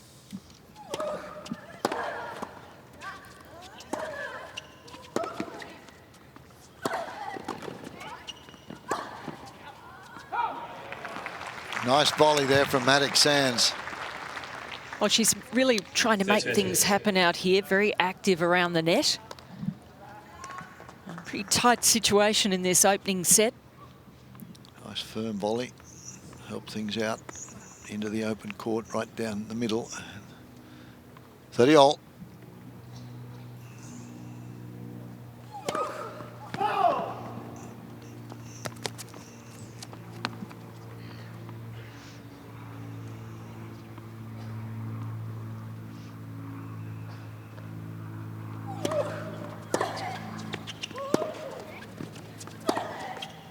Oh, that's a good drag cross court. Brings up a break point. That's experience there from Zheng Ji. She was pushed back behind the baseline here. A little bit of confusion again there between Matic Sands and Safarova, and Zheng Ji knew exactly where she had to put it. Gave it plenty of air. Good placement again. Break point.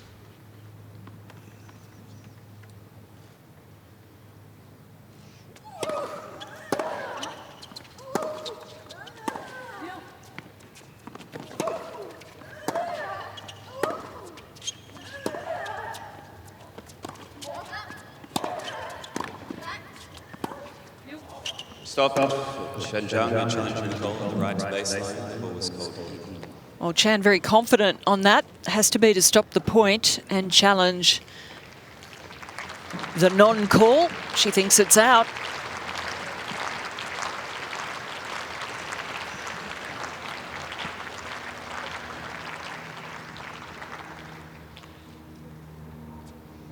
No, she was wrong. Juice. So she loses the point. Close enough to figure it might be out. Yeah, but when it's that close, you've really got to play on, especially on a break point like that. Well, two thoughts of that. If she thought it was out, and it was, it missed by, made it by a fraction. If it's the other way around, they've got the service break.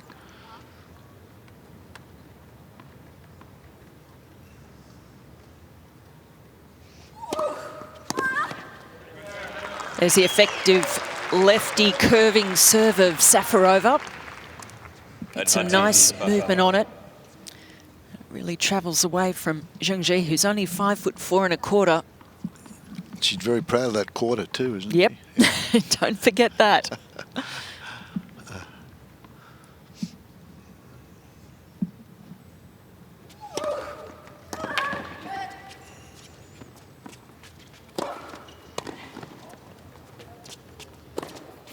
Oh.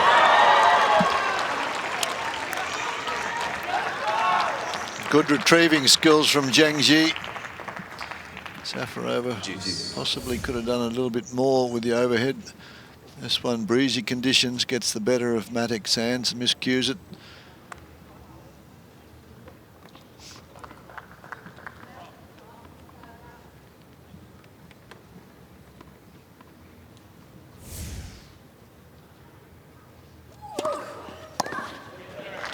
That's just a wonderful serve again.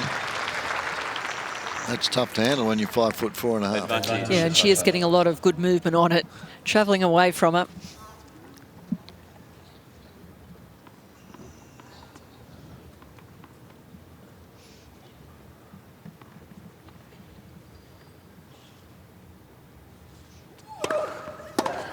Game. So they survive a break point. Matic Sands and Safarova lead 4-3 opening set. Lead by 4 games to 3.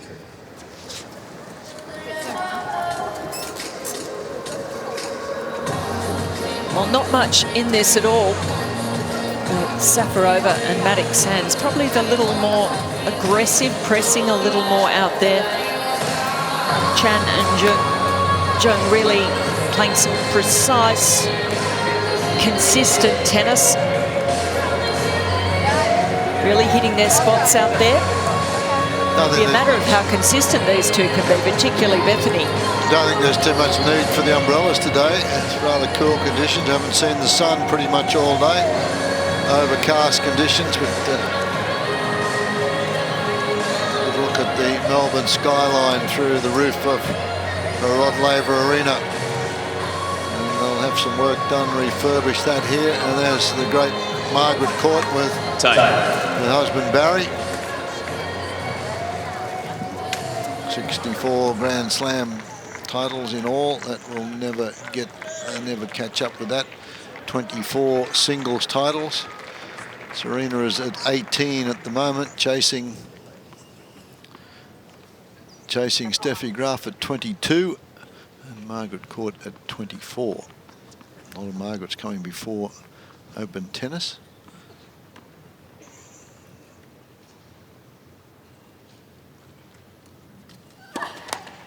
Nonetheless, they still had the best players in the world still competing with men's and women's singles They're all judged right through their career, not just in the Open era.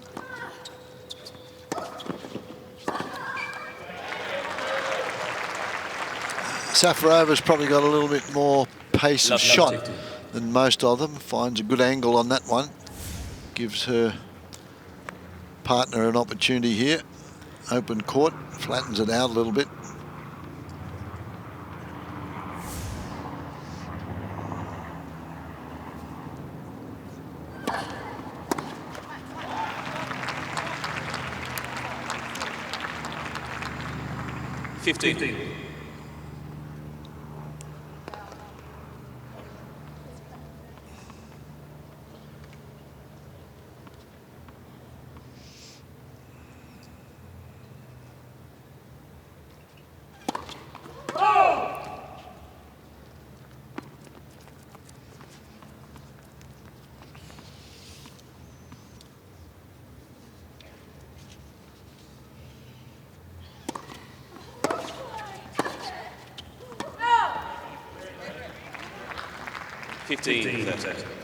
Just pressing a bit too hard with that one.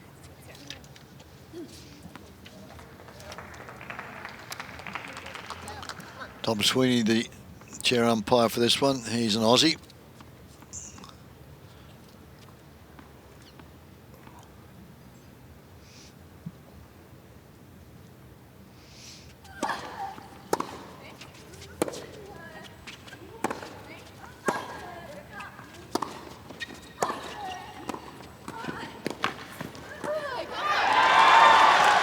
That's terrific play with Chan really closing in on that last backhand.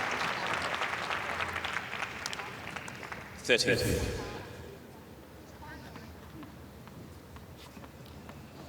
Waiting for her moment and picks it. Takes the big swing at the backhand volley.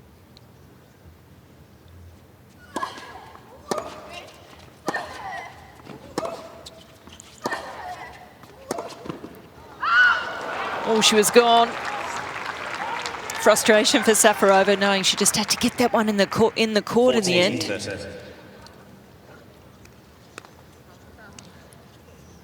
Awful feeling when you see that net person go and your shot misses. Game point.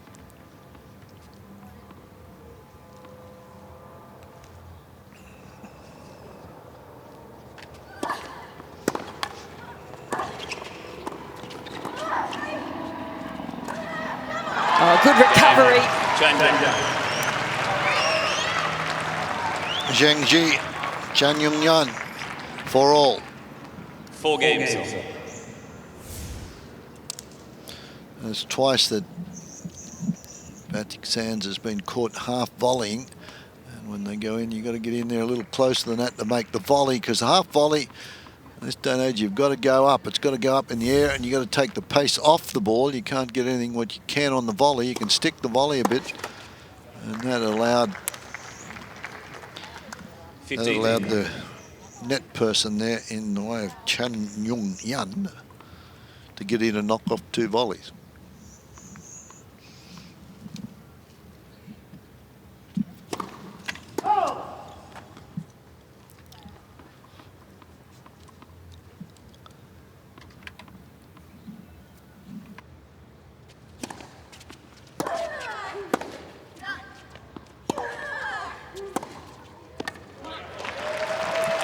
Bit of a mix-up there. So an opportunity here. 30 love. Batik Sands seizes the opportunity. Yeah, Zheng Ji thought that a partner would continue across to the open court.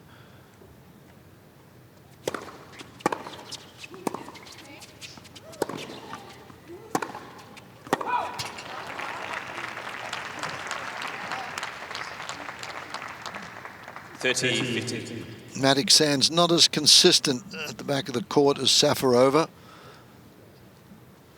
You see only twice as many errors.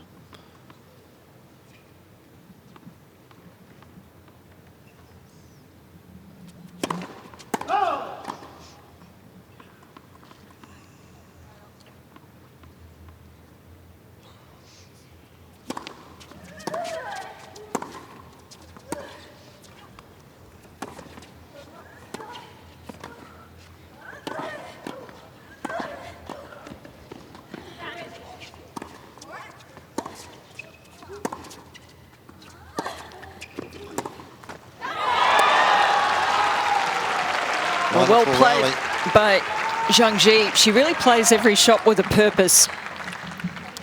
You can see just how clever she is on the doubles court. Doesn't try and do too much with her shots. Good look at the flower garden there on the arm. And disappointment with the forehand. 30 all. Crunch time. 4 all.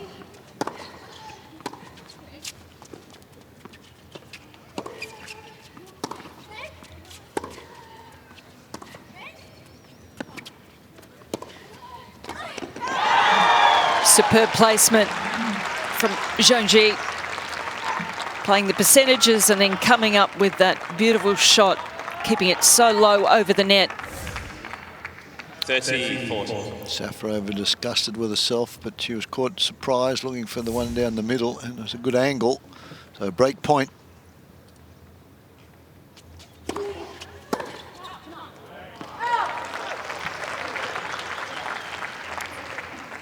Chan Yung-yan then just taking her eye off the ball, obviously aware of the fact that Safarova had moved at the net.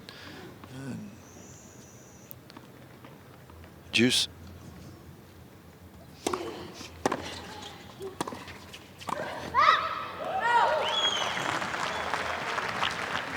That's a good call there from Matic Sands.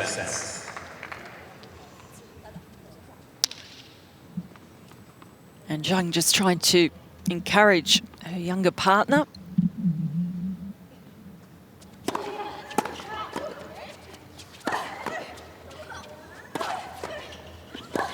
Oh, Safarova just getting worked over in that point. Big hitting straight at her.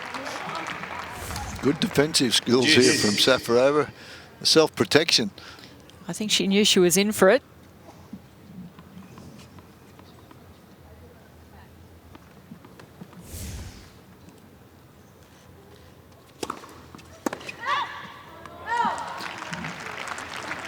Again, a good move from Safarova at the net. Game point, the Matic Sands.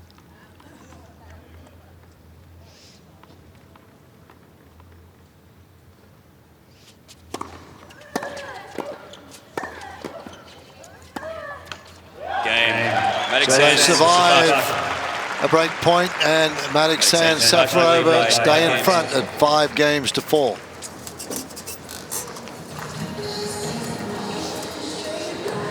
Well, good reactions from Safarova there when she was under attack. But, you know, she's up there. She's trying to really impose herself, doing some good moves at the net. And that's what she's got to expect. Be ready for those sorts of balls straight at the body. Well, that's the way the game's played these days. A short ball, it's fair game. If you're at the net, you're pretty close to the net. You get drilled. You've got to have good reflexes. You've got to be able to anticipate a lot of the times that little cross court that Zhang Ji made.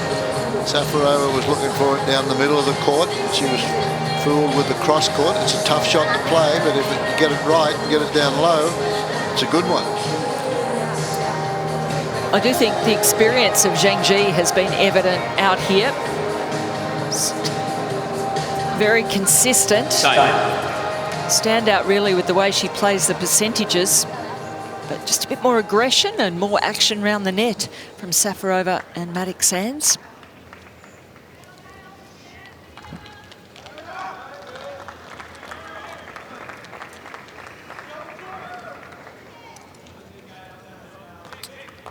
This is the service game that Matic Sands and Safarova will attempt to work over.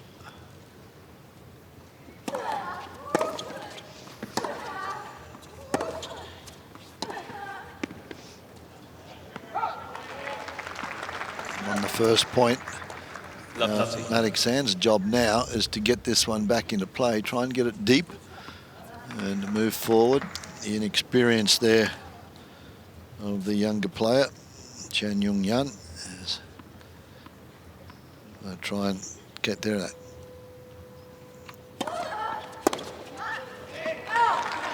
So that's not on. That's at love 15. That's a bad play.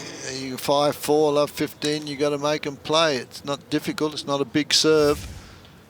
This is going for broke here. And Maddox Sands has not made a lot of returns as yet. Great move there from Maddox Sands. She read that play. Now again, her job is to get this one back. 15. Not go for too much.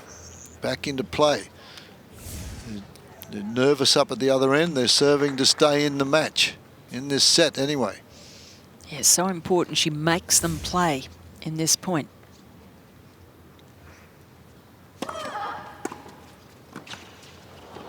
And she did just that, yeah. Getting the return back, and it was a tricky one, low over the net.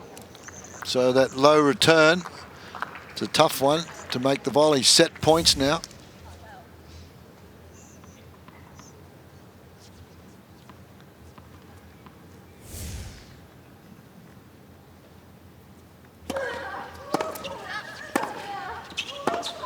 It's in. Down the line, Maddox Sands, Safarova win the opening set in 42 minutes, 6 games to 4.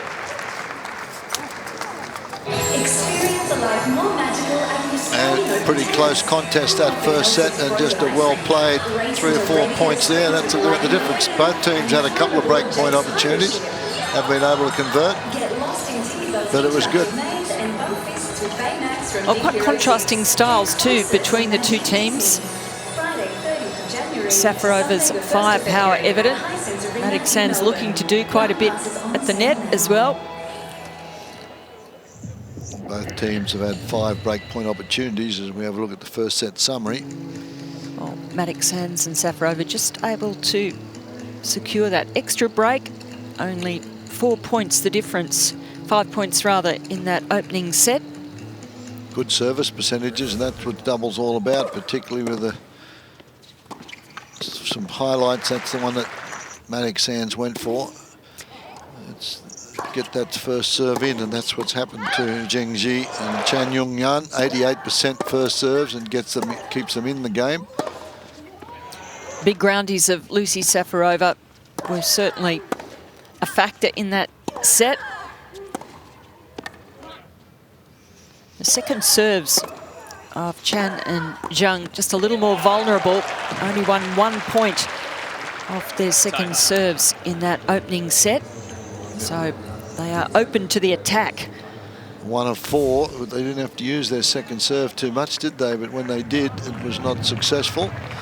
So now they have to change things up a little bit, probably be a little more aggressive. 5 break points on both sides of the net. And it was Maddox Sands and Safarova who were able to convert to win the opening set. Second set, Shafashova.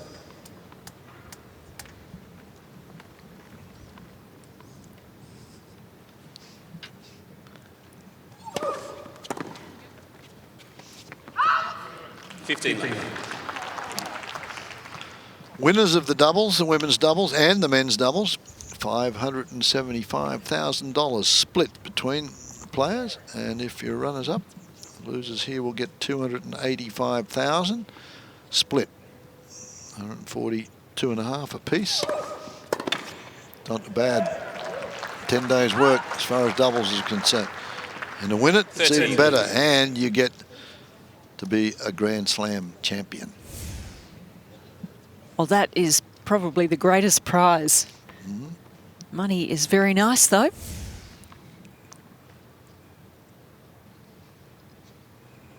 If you asked any of the players the choice between money and a Grand Slam title, I would say they would all take the Grand Slam title. There's a lot of money in the game. If you get to the Grand Slam final, you don't really need the money. There's a lot of it there. If you get to a couple of them, but you do need the titles. That's what your career's judged on. 40 left. Grand Slam titles and Fed Cup and Davis Cup performances. Yeah, so Zhang Ji already a great champion in that respect, having won 2 doubles titles. The 06 Australian Open here and the Wimbledon doubles that same year with Yan Zi.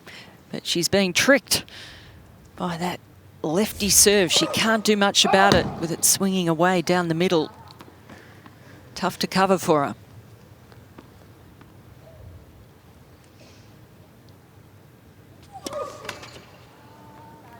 40-50.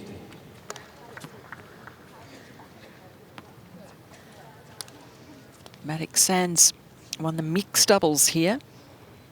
It was back in 2012 with Djokovic.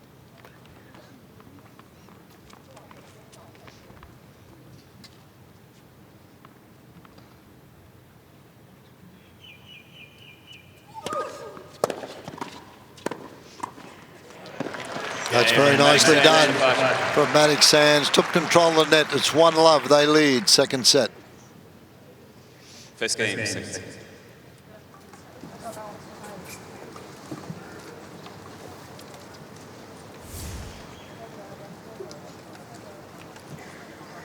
It's the secrets between the partners, talking about where they're going to serve the ball, what the move will be, whether the net player will move straight away, what they'll cover.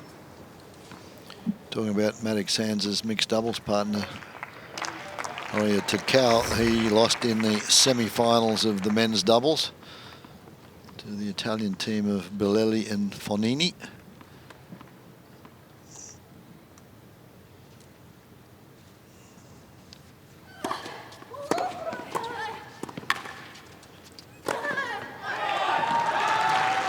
Saw that shot of the women's doubles trophy courtside, and it's a great inspiration having it sitting there whilst you're playing for it. Men's doubles final will be contested with 2 unseeded teams.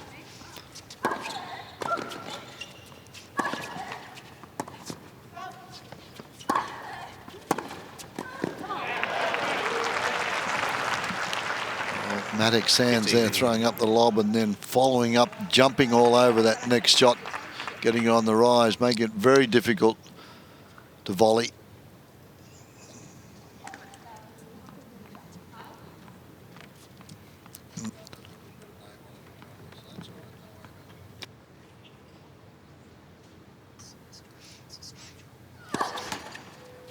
Let us.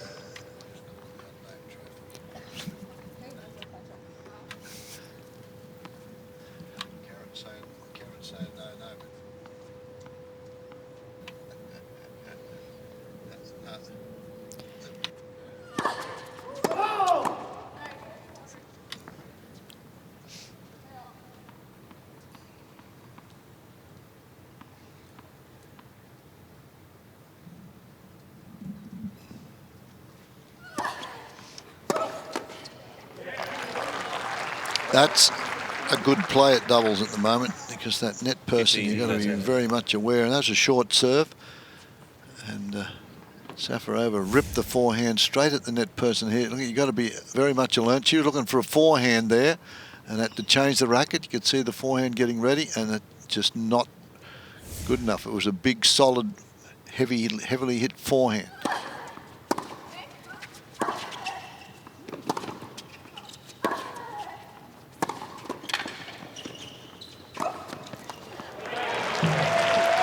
Well, they're really putting the pressure on Chan. That was a good move there from the Safarova Maddox Sands team. Safarova steps in for that one. Maddox Sands gets out of the way. Break points.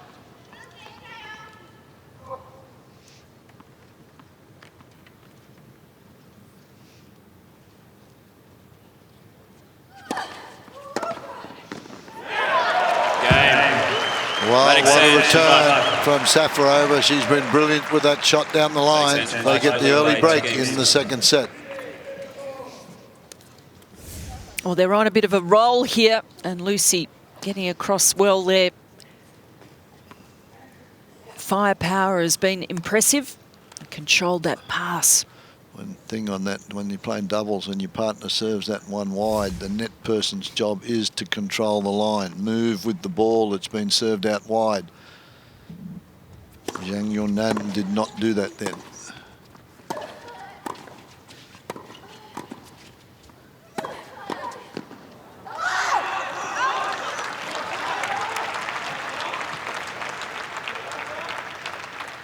Their job now is to break back. Love 50.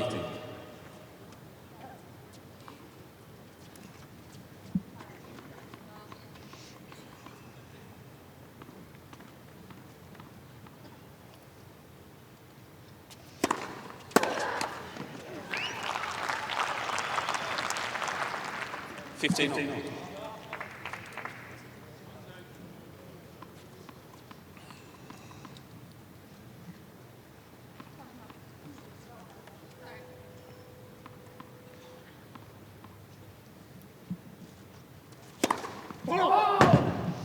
Oh, bit of a mishit that serve. No. 30-15.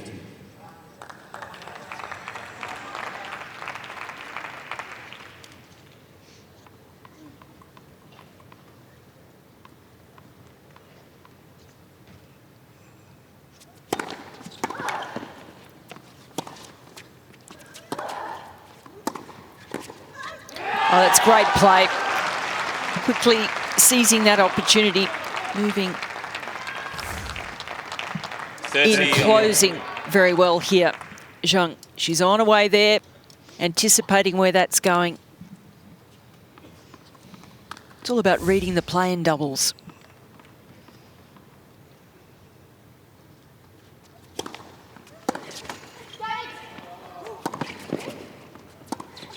Yeah, smart play again. She's done that on 2 occasions, and both of them have been on big points. And that gives them an opportunity here and a break point to get back into this second set. Once again, Safarova looking for the middle and to come back over. Clever play from Zhang. Zhang challenging call on the left centre serve line. The ball is called in. I think it might have made it. Well, such an important point, certainly worth having a look at. It's in. Juice.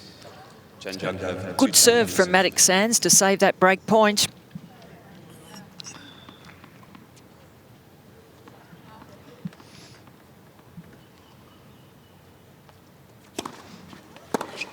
Oh, that's good again. Zhang Ji opening the shoulders, as I mentioned, that's been advantage. A tough shot down the line, straight at the net person, and Safarova had moved just the one step. That's all it took.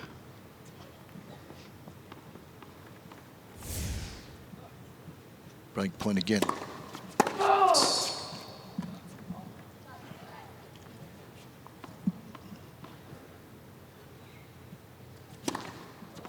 Oh, and a wild double fault. She'll be disappointed with that one. Maddox Sands missed by metres. 2 games to 1 now. They lead. They've lost the break. They're on serve.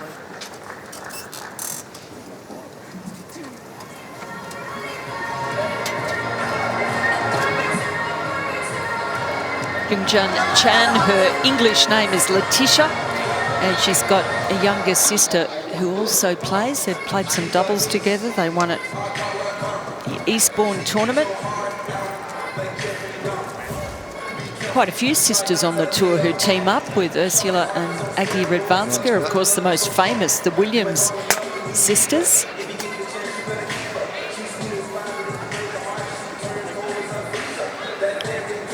Not a lot of folks in attendance for this one.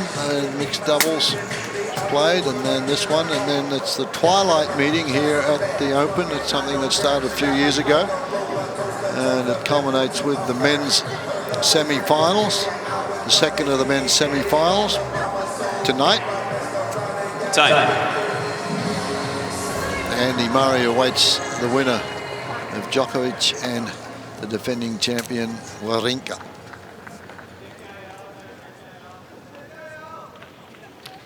Cool afternoon here in Melbourne, just about 5:45 in the afternoon.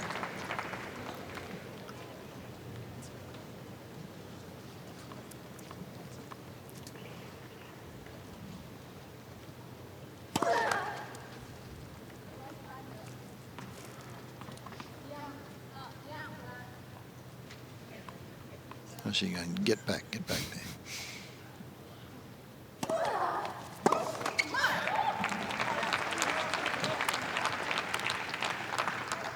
15 left. They've changed up that move there. They moved Zhengzhi across to the other side of the court. So that means that when Safarova goes down the line with that forehand, there's no net person there.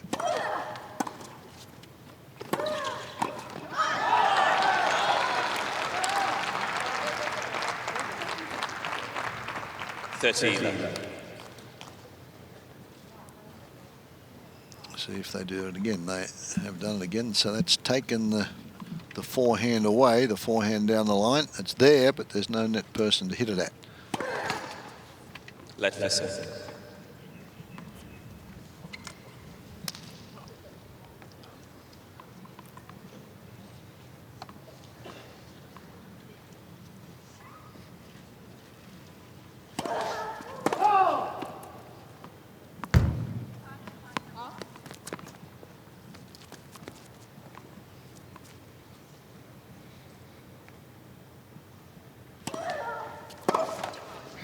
And it's worked. There's 2 second serves there that Safarova's had a good cut at. 40 and has hit the net with both of them halfway up. And often it's just about making a player think about what they're doing. So a good strategy from this pair.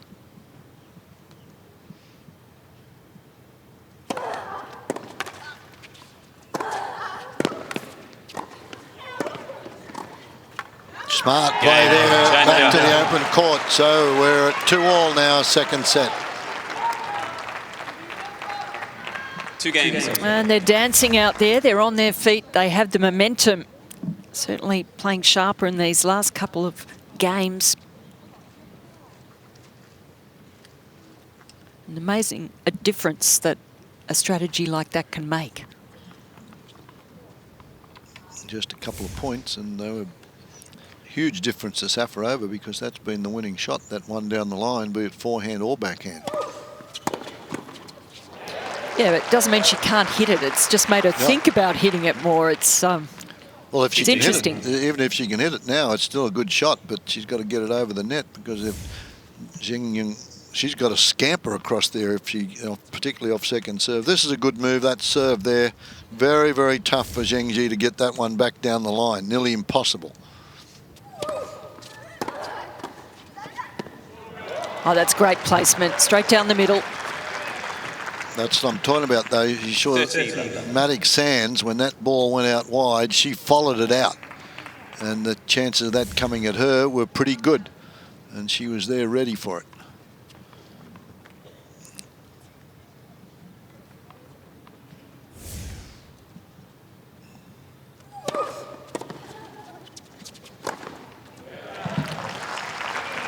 Good service game here from Safarova. 40 love. 40 love.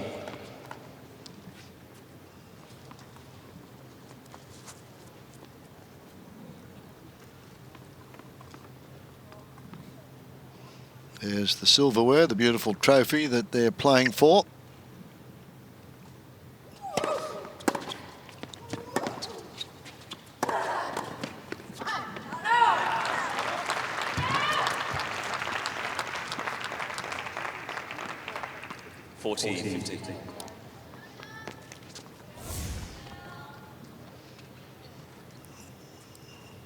Again, quite low over the net, that was kept. Too much pace on it. 40-15.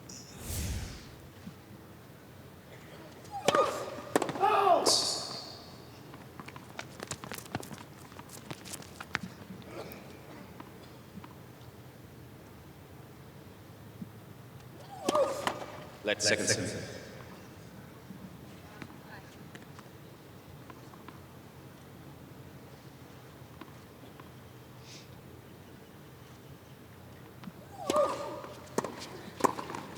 Game.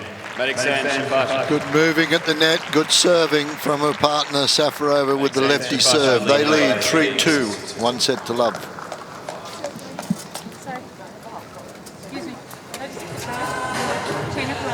For Zhengzhi to get that one back down the line, she's got to really get out there and get around the outside of the ball, which on that Safarova serving as well, that's nearly impossible. So Matic Sands is having a feast at the net on that juice court.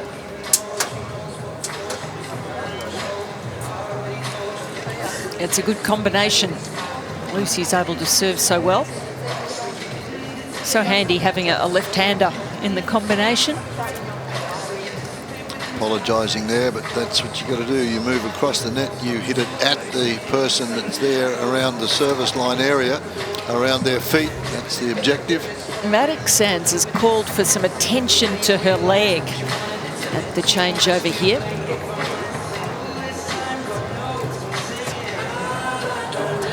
Looking like she's got some sort of issue there with the hamstring and the right leg.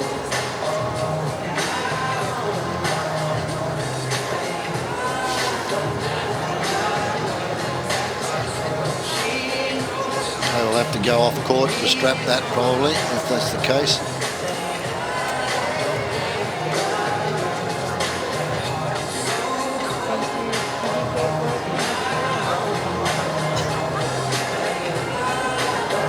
This may break up the rhythm. You never can tell when you have a medical timeout what transpires after it. Why don't they just take her off and strap it now? Not going to be able to strap it there. She looks so relaxed lying there. Looks like she's sunbaking at the beach. Having at the beach, bring me a rum and coke.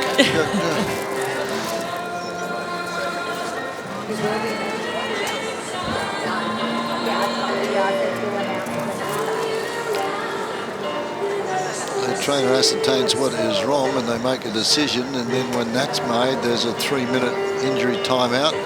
But if they take her off the court, that injury timeout doesn't start until they get her off the court and ready to go. It looks like she's going to do some running repairs here on the court. Well, she started effectively treating it by rubbing it, so you would think the time has already started. Ladies and gentlemen, Maddox Sands will now receive a medical time. There it is. Clock's on. Yeah.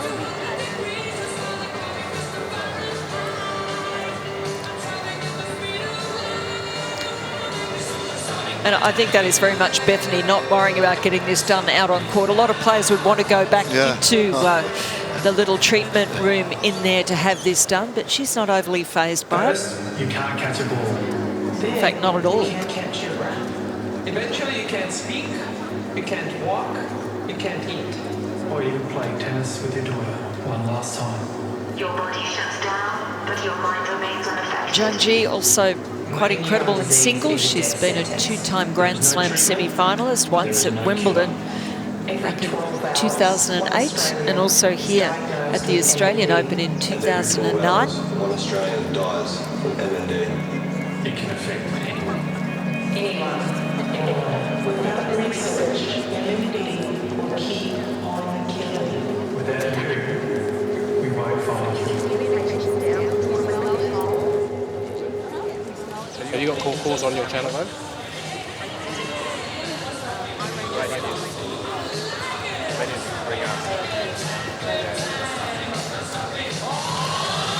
Just from the chair to tournament control here.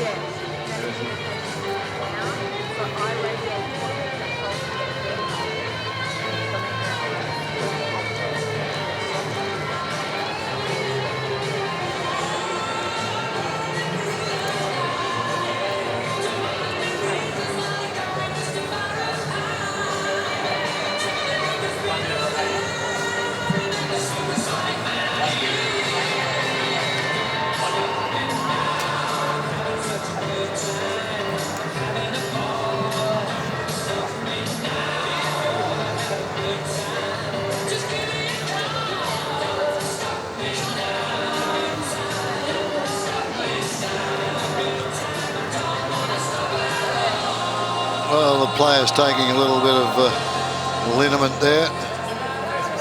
There's all sorts of stuff. That's a deep heating thing. Rollback 17 is something that Djokovic uses, and it helps. And there's all various types that you can get from different physios that work. And there's a little bit of deep heat there on that right upper quad, and she's all right though. She doesn't have to go in the locker room. Everything's fine. They've won the first set. It's 3-2 in the second. Oh, keep a little eye on how she's moving out there, but certainly haven't noticed anything. Maybe she just twinged it a little in that last game. So He's had a good rub, good massage there at the changeover with that treatment.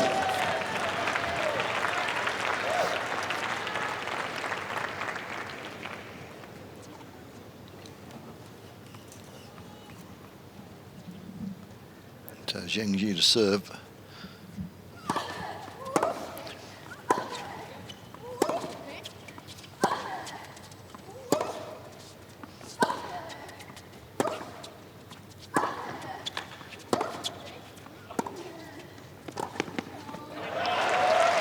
Well, didn't play the roller that time. Zheng Ji tried to go over the top. And Maddox Sands was waiting on it. But they continue that strategy with Safarova, with the net person lining up on the other side of the court.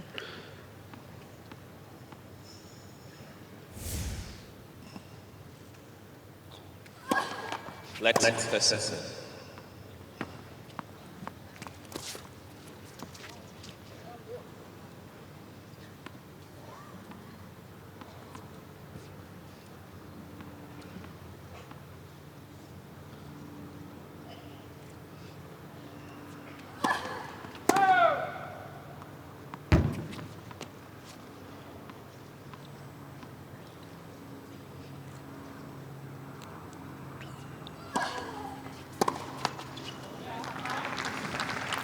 That's a must make.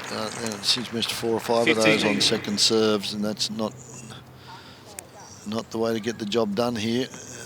You wait for second serves here and winning that first point. Another bad error. 15 all.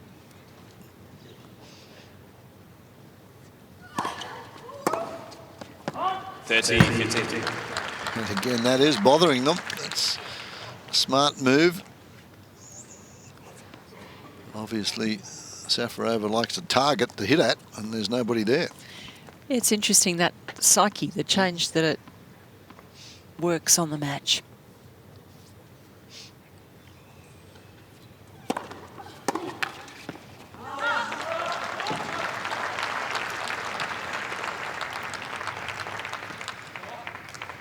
$40-15.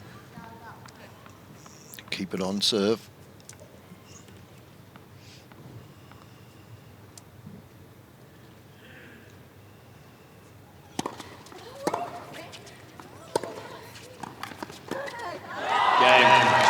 Again, that half volley. As soon as you half volley, you've got to take the pace off the ball.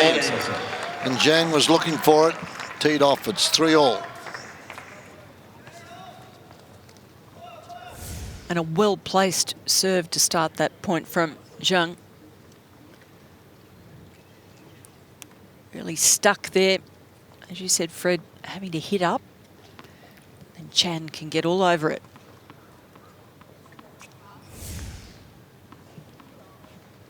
This is the serve that they would be trying to break here.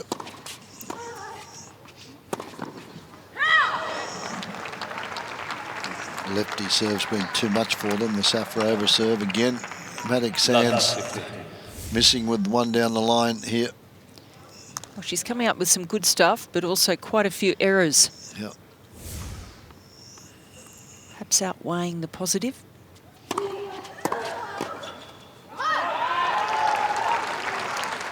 That came onto her racket quickly. Difficult for Lucy to control the volley. So an opportunity here for Zhang and Chan.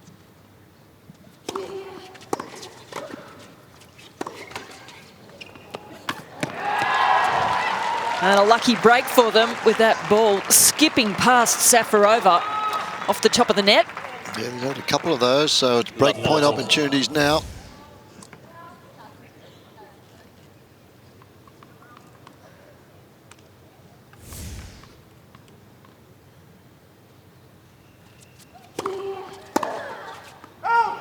Chan really opened the shoulders on that one.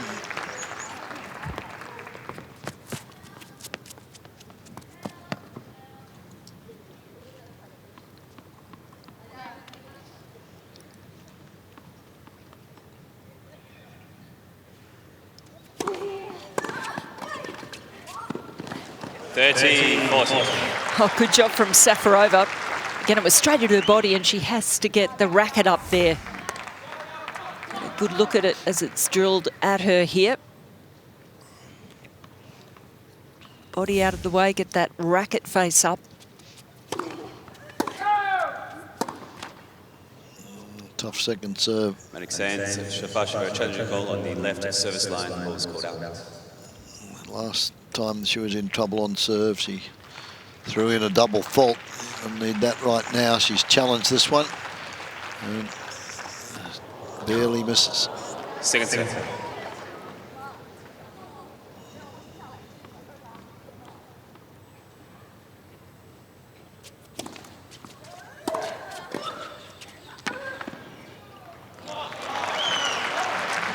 Not much on that second serve at 117, but it got the job done. Juice. I think Chan may be operating to instructions, get the ball back in court and make them play this, but she was a little too passive on that return.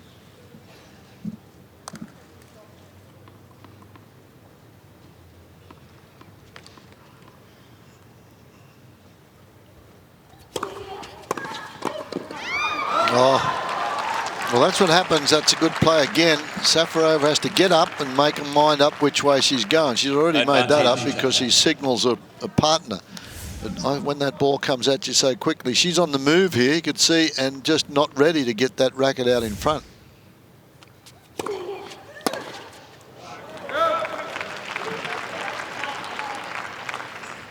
Juice. Give me another chance. Let me do it again.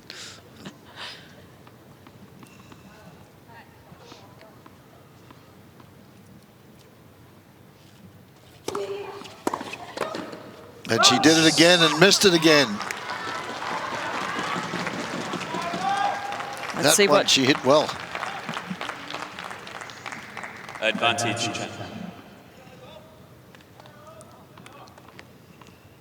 Another break point.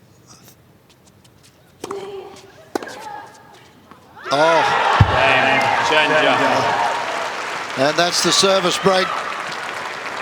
They lead 4 games to 3. Chen and Zhengzhi. Chen lead by 4 games to 3.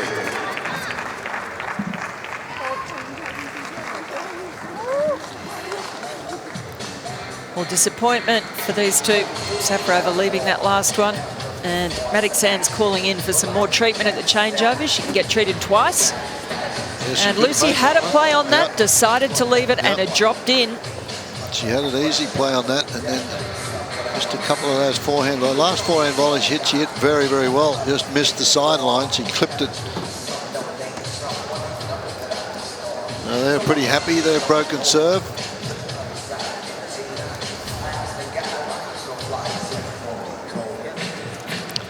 Now basically, it's 2 treatments after you've had a medical timeout. Yes, at the changeovers. So this is one of them. If she needs one more, that will be the limit. Okay, perfect, thanks.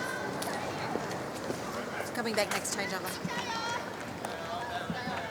So you heard Bethany say she's coming back next changeover. Well, that'll probably be it as far as the treatment's concerned. Continue with the strategy of both players on the one side of the court. Well, Safarova just has to be very positive here with her returns. Certainly capable of hitting forehand or backhand down that line.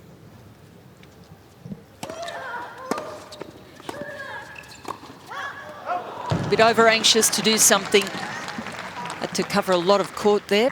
15 left.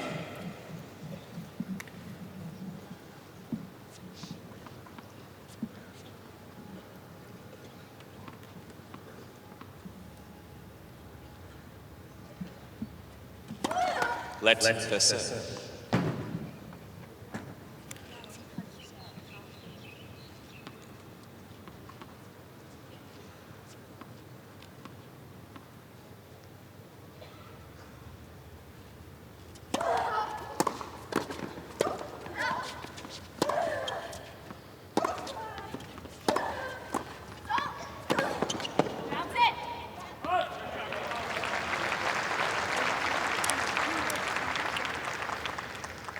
15 on. Matek Sands does a good job at the net reading the play. She was ready and alert for that volley.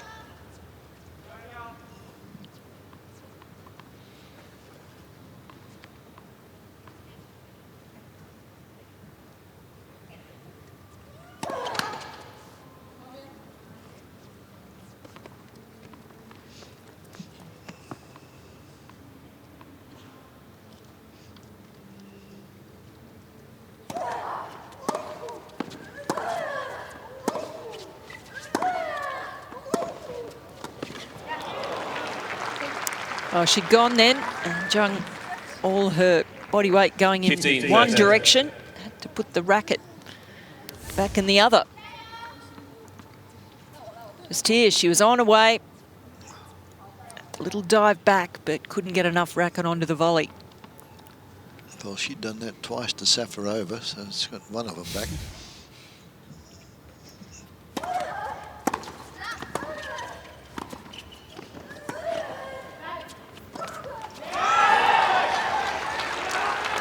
Good defensive lob there. In trouble. It was a very deep shot. 30 on. Good volley. Chan throws this one up. Toughest shot in tennis. High backhand smash.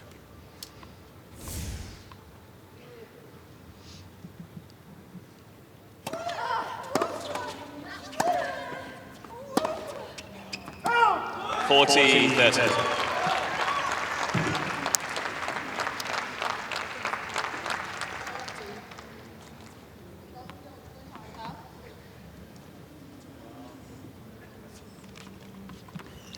Down, now they've got a game point for a 5-3 lead.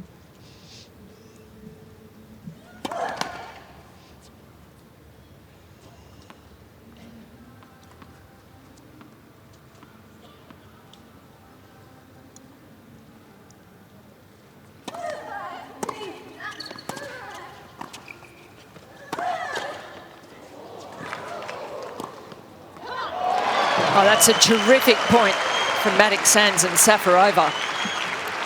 Matek Sands coming in after the return. Great job on the attack. Picks that one up from her shoelaces. And Safarova with that stop volley, just controlling it over. It's one of their best points. Yeah, she packs a punch though. Jan off the ground stroke. She will whack that one straight at Safarova.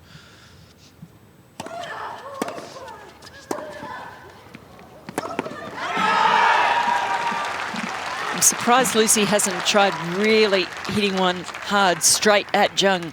Advantage. The net there. Just to mix up those returns.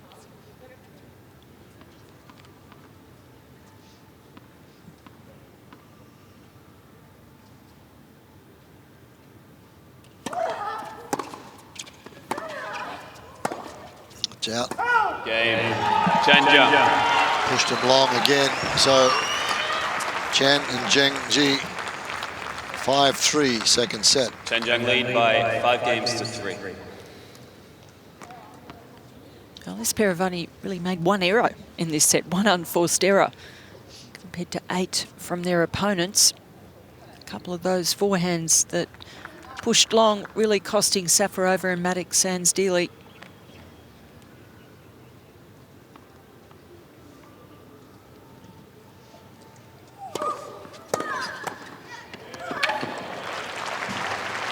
Having a feast there at the net.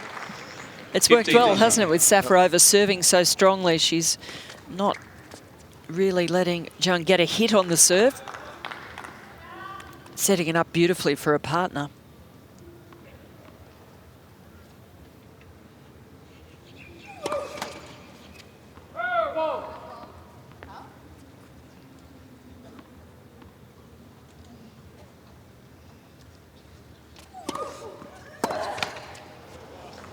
He packs a punch. That was hit again. Straight at Matek Sands.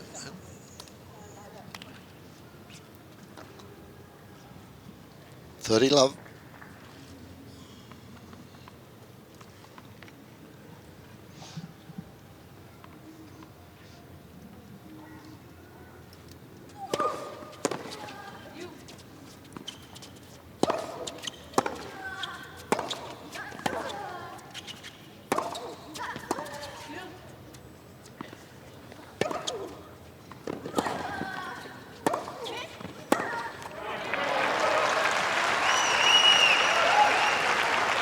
Good point and some strong hitting from Safarova.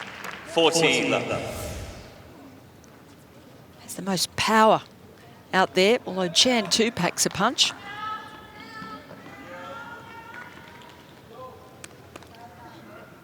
.40 love.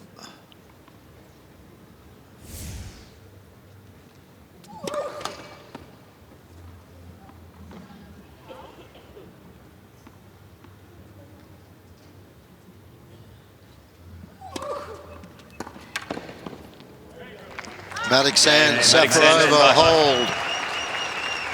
5 games to 4. Second set on serve.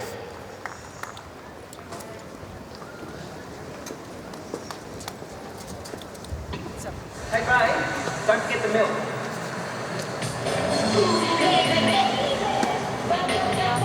Bethany Maddox Sands having, we would think would be her last treatment. That is the discretion of the umpire. We've seen it happen before. It's not supposed to happen, but sometimes things change around a bit. This is the last one, we believe, and it's an opportunity now for Chan and Zhengzhi to serve for the set and even it all up.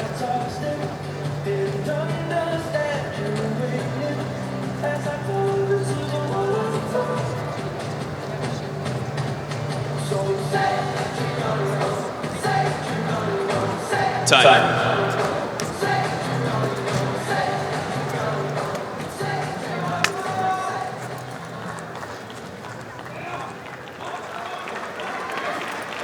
Trying to serve it out.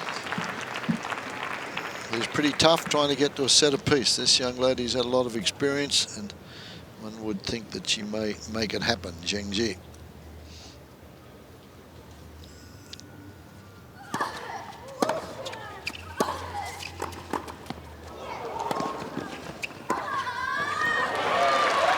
Great hands from Chan. I don't know how she picked up that first one. It really came at her with pace. And she's watching Maddox Sands, picks it up beautifully. Safarova really on to that next one. Got some good depth and again the velocity.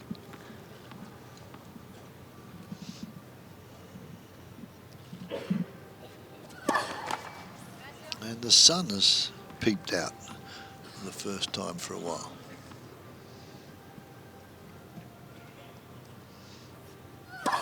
Shadows at this stage have gone, and that's a tight serve. Serving for the set, always difficult.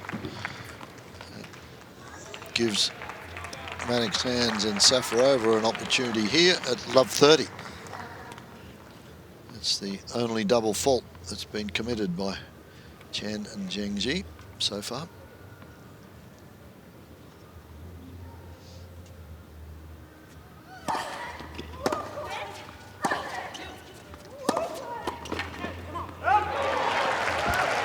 My. Love 40. Strange things happen in Grand Slam finals.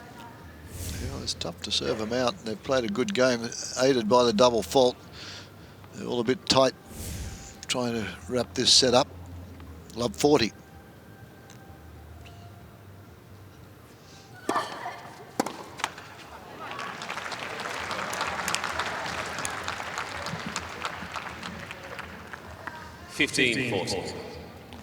Saved one.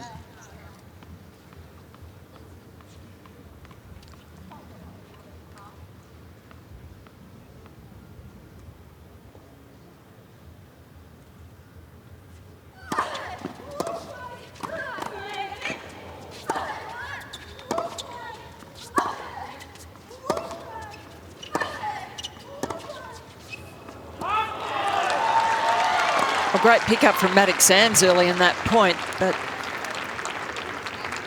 once again, Jung's staying solid. 30-40. Trying to fight a way back in this game.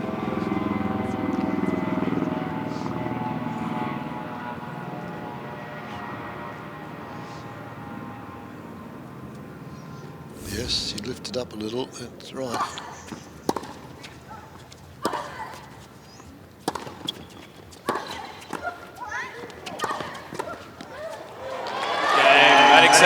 Alex Sands and Safarova break back.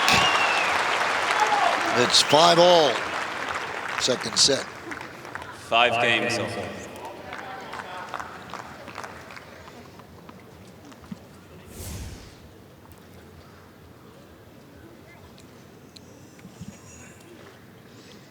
Couldn't quite get the racket around.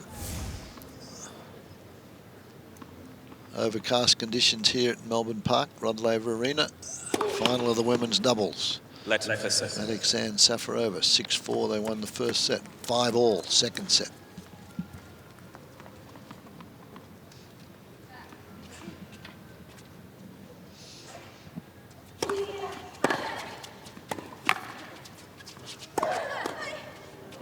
That's that big forehand again. She lets it rip.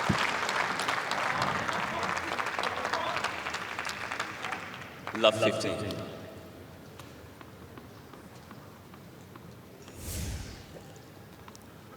This one bounces up nice and high for her, and she lines Lucy up. Safarova didn't do enough with it. That was easy pickings for Zheng Ji. Love 30. Love 30.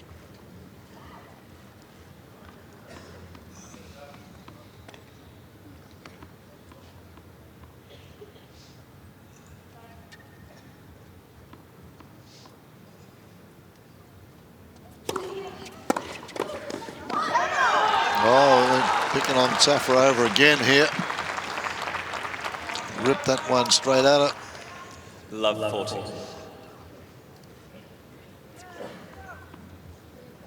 Three break points.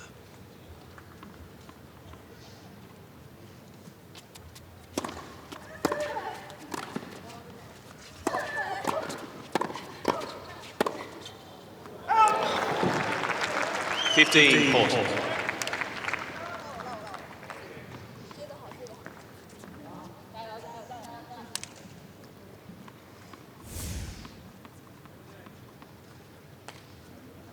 Nearly made that.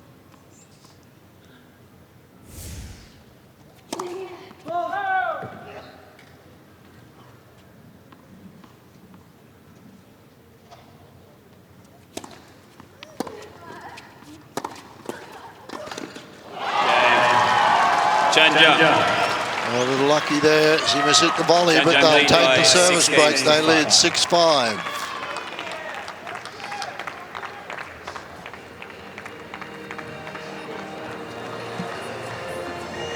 Well, they did a great job of making things tough for Lucy Safarova and targeting her. So precision hitting, purposeful shots. Safarova not real happy with the last one. She had time to make that shot, hit it in the tape, but she missed a couple, so an opportunity now. Whole serve here, take it to the third set.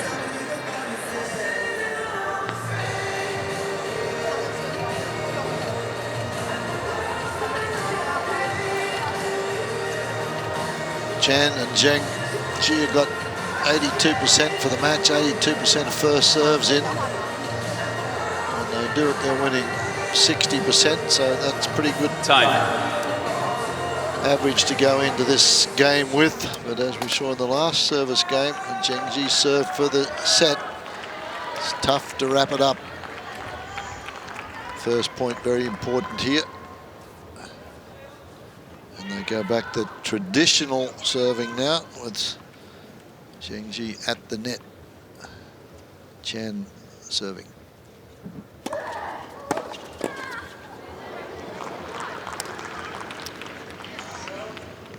Love 15. Interesting they've changed that back when it was working so well for them. Yeah, that one there, I was just thinking if she'd have been on the other side of the court, she'd let that go and it would have gone out. So I'm not quite sure why they've made that decision.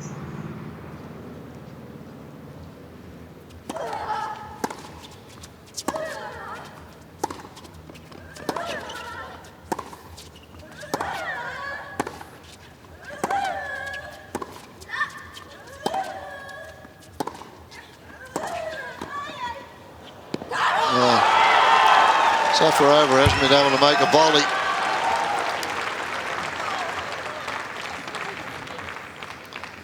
15. Great play again from Chen. She's the one that sets the points up for Zhengzhi. It looks like that's the way they've teamed up here today. She's the powerhouse. Zhengzhi puts the finishing touches to everything. It's a good way of putting it. Now they've gone back.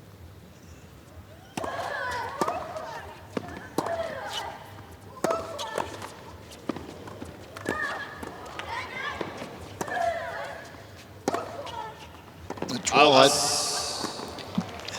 Yeah, that looked like it wide. missed. Yep. Overrule from the chair. 30-15. I think the line judge's view was obscured by the player here. Yeah, Clearly out. just about. 30-15.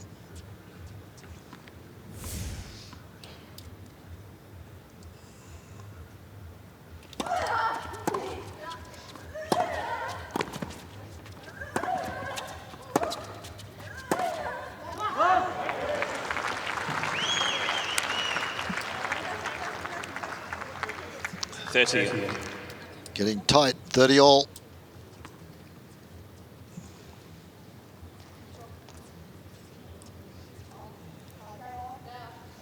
Well, this is where Safarova has to be very solid, very tough.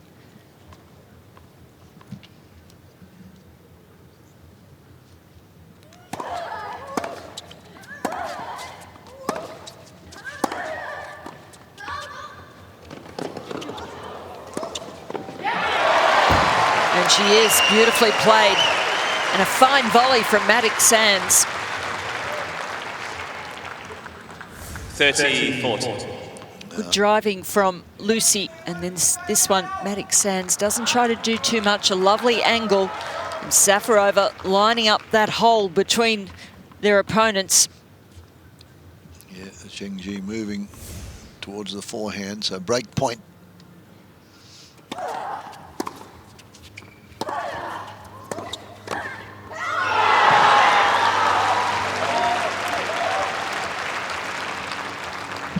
A terrific move there from Zhang.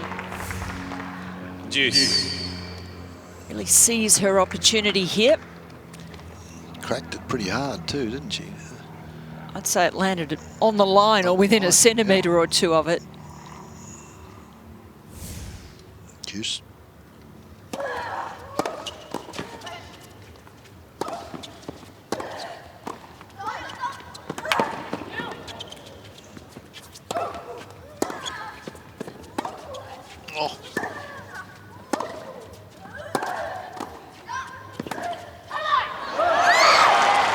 Some of the best tennis we've seen. Really moving the ball all around the court. Advantage, Maddox At one Sands. stage, Safarova's forehand wasn't going to get over the net, and it got there, just crept over, so they stayed in the point. Another break point here.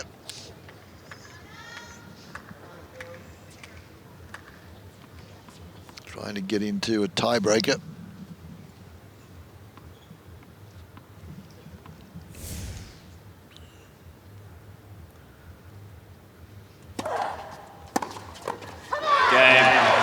Maddox Sands, Shafash. Amazing.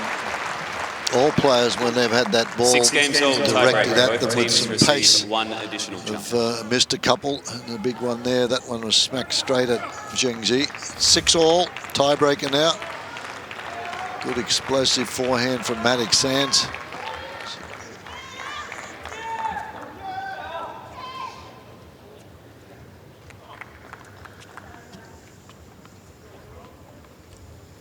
That's what Zhengzhi thought about that volley. All square, here we go, tie break.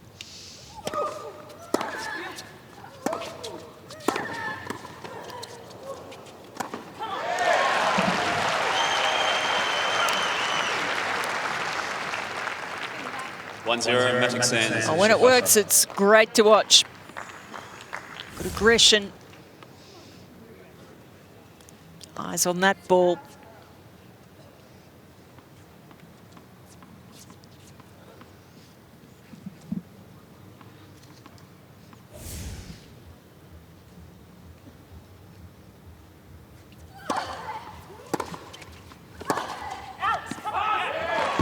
2-0. Matic Sands, Shafash.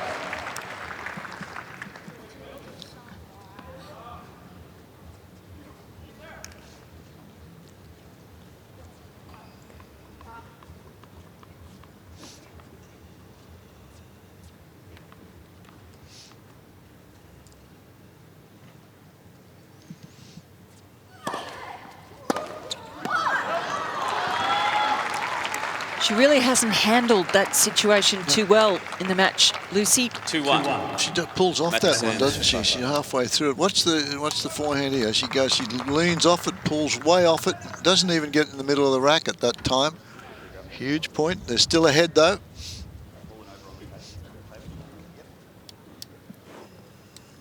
Well, 5-3 down. They've come back. A couple of big points now on the Matic Sands serve.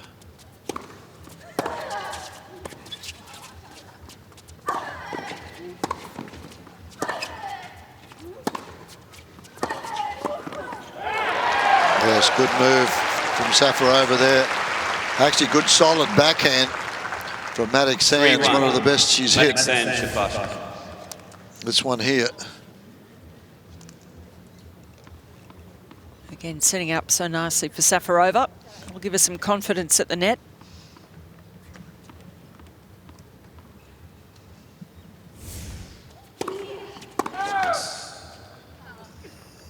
Gets this serve in. Safarova wants to keep a racket up.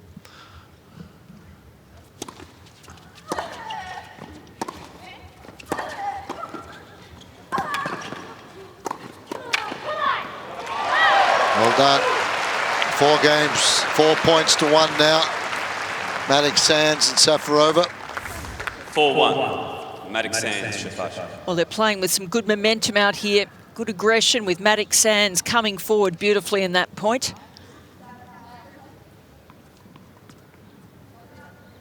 They've been the aggressors, getting into the net as much as they can throughout this match.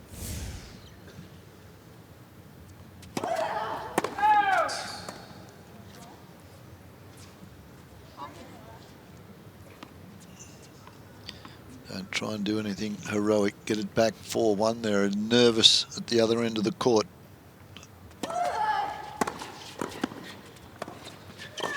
Oh, that is super stuff from Zhang.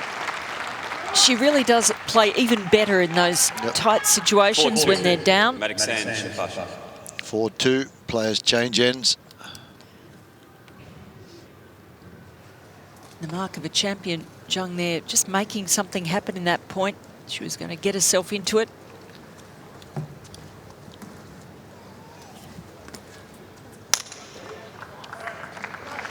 Some great names on that trophy.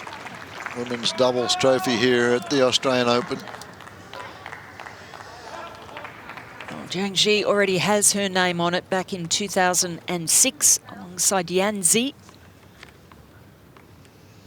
She'd love it again.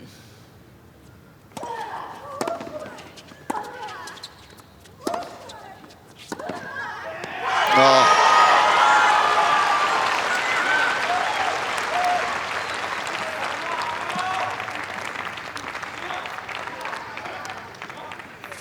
Clench fist now.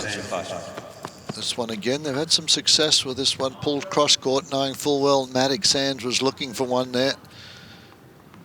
Point of truth here now, this is where they've had trouble on the Safarova serve. Safarova serve 4-3 with 2 points.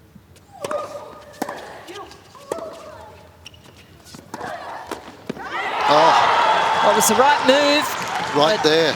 Just mishit the volley, almost ran past it. Been up and down this one. 4-1 they let in the tiebreaker. Chen and Zhang Ji serve for it. Just didn't quite get in the middle of the racket.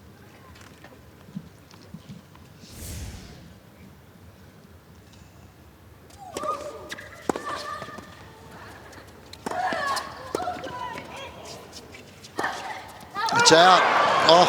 And that is just a miss that you would not normally see from Zhang Ji, but that's the tense situation that we're in here.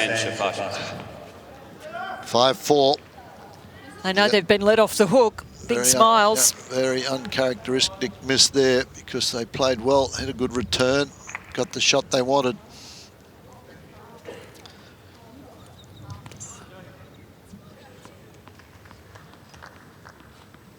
Four, 5.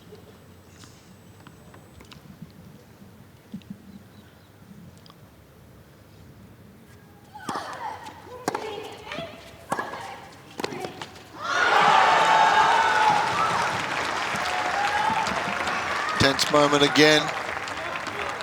Someone will have a set point after this one. 5-all. 5-all. Maddox Sands again going on the attack, but not able to get in quite far enough. That ball at her feet, tough one to play.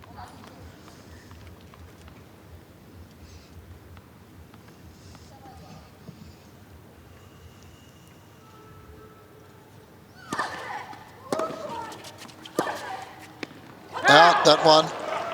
Well, you knew where that was going. They got a challenge Nicole on the right near sideline. The ball was called out. It was wide, I believe. So that brings up a match point if this is wide. It was the right play. She's made it so many times. But that one's well wide. So a match point now. 6-5, Maddox Sands. On Maddox Sands' racket.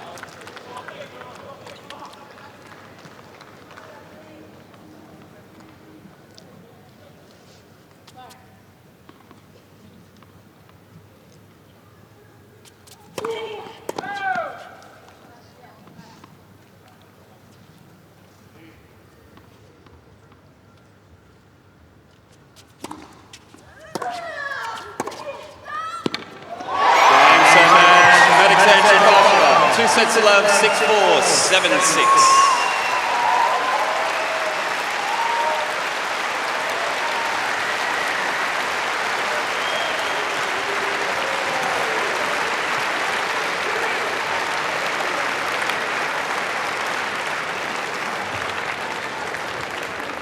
Folks, a terrific doubles match, and we congratulate Lucy Safarova and Bethany Maddox Sands as our women's doubles champions of the Australian Open Championship for 2015.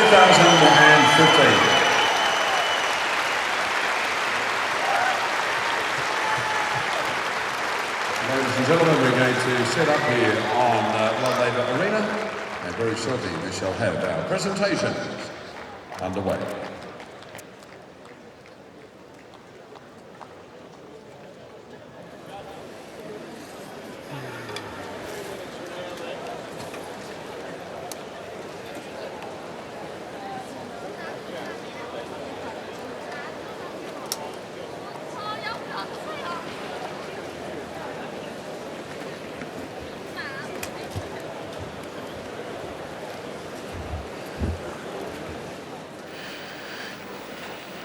Good evening, everyone, and welcome into Melbourne Park on this Friday night. And we have two ladies who have just been crowned the doubles champions for 2015. Bethany Maddox Sands and also Lucy Safarova. 6-4, 7-6 as I welcome back Kelly Underwood before we get set for a big match tonight between Novak Djokovic and Stan Wawrinka. But well, the doubles is like the mixed doubles. We'll see the men's doubles final over the weekend. It's a prize you want to win at Grand Slam level, Kel. Well, they're terrific celebration scenes, aren't they? We can see Lucy Safarova there with Bethany Maddox Sands. And, of course, the favourites for this event was the Italian duo and Roberta Vinci and Sara Errani, but they were knocked out in the second round. So to see what it means to these girls is certainly something special, and really happy for the flamboyant American Maddox Sands, because she's had her injury concerns over the last few years, on and off, just struggled to get the body 100% right. So to be out here and have some success is certainly something that they'll savour for a very long time. Indeed. Lucy Safarova, of course, top 20 singles player, so very competent at both singles and also doubles. And, well, the people closest to both Safarova and Maddox Sands enjoying the ride as well over the last 2 weeks. Of course, earlier today it was Martina Hingis and Leander Paes who won their way through to the mixed doubles final, 7-5, 6-4. And we'll bring you some other results that have come through, including the juniors, very shortly. Just on Martina Hingis, that means she's made the final at back-to-back slams. So she made the final at the US Open in the women's doubles with the Italian Flavia Panetta, and now Paes into the mixed doubles final. So what a great comeback. I think it's comeback number 3 for Martina Hingis. But great to see her out there, great to see her fit, and clearly still remembers how to hit a tennis ball. And just some of the highlights, if you're just coming through the gates of this women's doubles final. It was 2 hard-fought sets, and of course Safarova, the left-hander, Matic Sands, who is very, very competent from the back of the court, very good volleyer as well. She's played a lot of doubles, whether it's women's doubles or mixed doubles, and combined that with her singles career for a long time. One of the real characters of the tour, and Safarova is a very, very competent singles player. Has never quite cracked the top 10, but always been around the mark, somewhere in the top 30 of women's tennis. We'll get down to that official presentation very shortly, Brett, but don't forget, still to come tonight, it is the second of the men's semi-final. Novak Djokovic, the world #1, against Stan Wawrinka, the defending champ. And settle in, it is a little chilly out and about around Melbourne Park. Put the jumper, the cardi, the hoodie on and settle in, because it will be a very, very long night. You think if history tells us anything, this will go to 5 and it will be decided late in the 5th set. Ladies and gentlemen, it's time for our presentation following an outstanding women's doubles final here at the Australian Open Championship of 2015. Can I ask you to join with me in thanking these 4 wonderful players for a terrific tennis match. Thank you, girls. Well done. We're joined for the presentation here by the President of Tennis Australia, Mr. Stephen Healy, our CEO and Tournament Director, Mr. Craig Tiley, our referee, Mr. Wayne McEwen. I'd now like to invite the President and CEO of Kia Motors Australia, Mr. Sang Hyun Cho, to say a few words.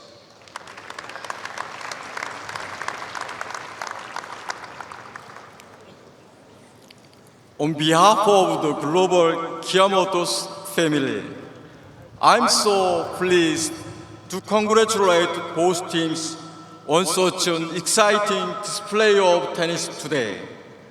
Each of you, 4 special ladies, has demonstrated a commitment to excellence and world-class professionalism.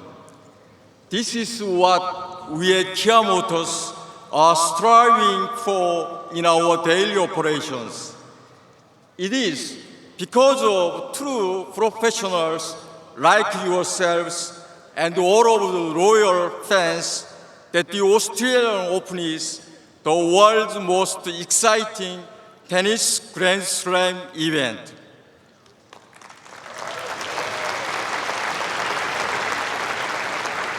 All of you are the reason why we are so proud to be the major sponsor of this great event. Once again, congratulations to all of you, 4 special ladies. Thank you. Mr. Cho, thank you, and thanks once again to Kia Motors for their outstanding support of the Australian Open. I'd now like to invite the President of Tennis Australia, Mr. Stephen Healy, to make a presentation to our chair umpire, Mr. Tom Sweeney.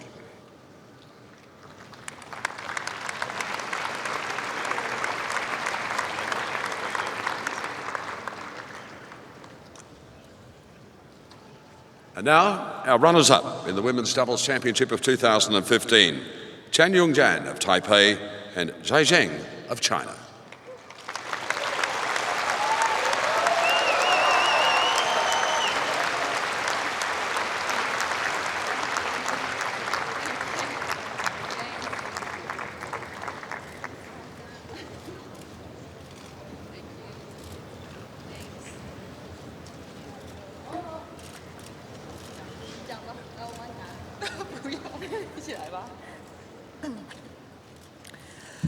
First of all, I would like to thanks to all the sponsors for the Australian Open and to make these all amazing things possible. And also thanks to Craig, our tournament director, and Wayne, our referee, and our WTA supervisors. And I would like to thank to my partner too. I'm very happy to play with her, and I really learned a lot from her. And this is my 3rd plate from Australian Open.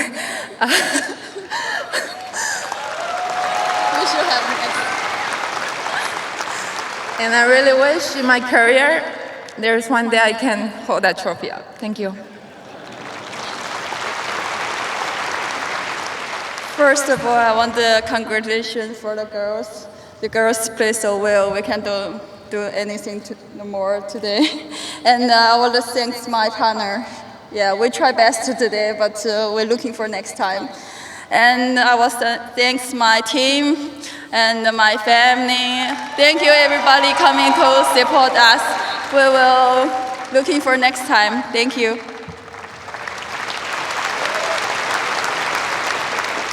Thank you, ladies. Good luck in a great tennis year ahead. Now to our champions, the women's doubles champions of 2015 from the United States, Bethany Mattek-Sands, and from the Czech Republic, Lucy Safarova.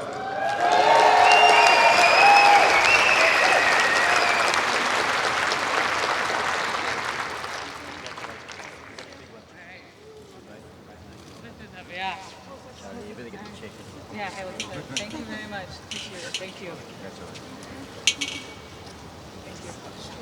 Yeah.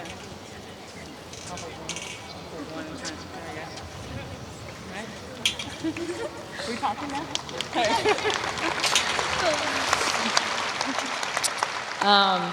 First, I want to say thanks to Lucy, my partner. This is our first tournament together, so I think maybe we'll play a couple more this year, if you want. Sure. Okay. I'm going with you. And congrats to our opponents. They had a great tournament. Best of luck the rest of the year. You guys did great. The fans, we love coming to Melbourne. Australia is one of my favorite places to come to. You guys have been amazing. Come and supported us through all our matches. Thank you so much.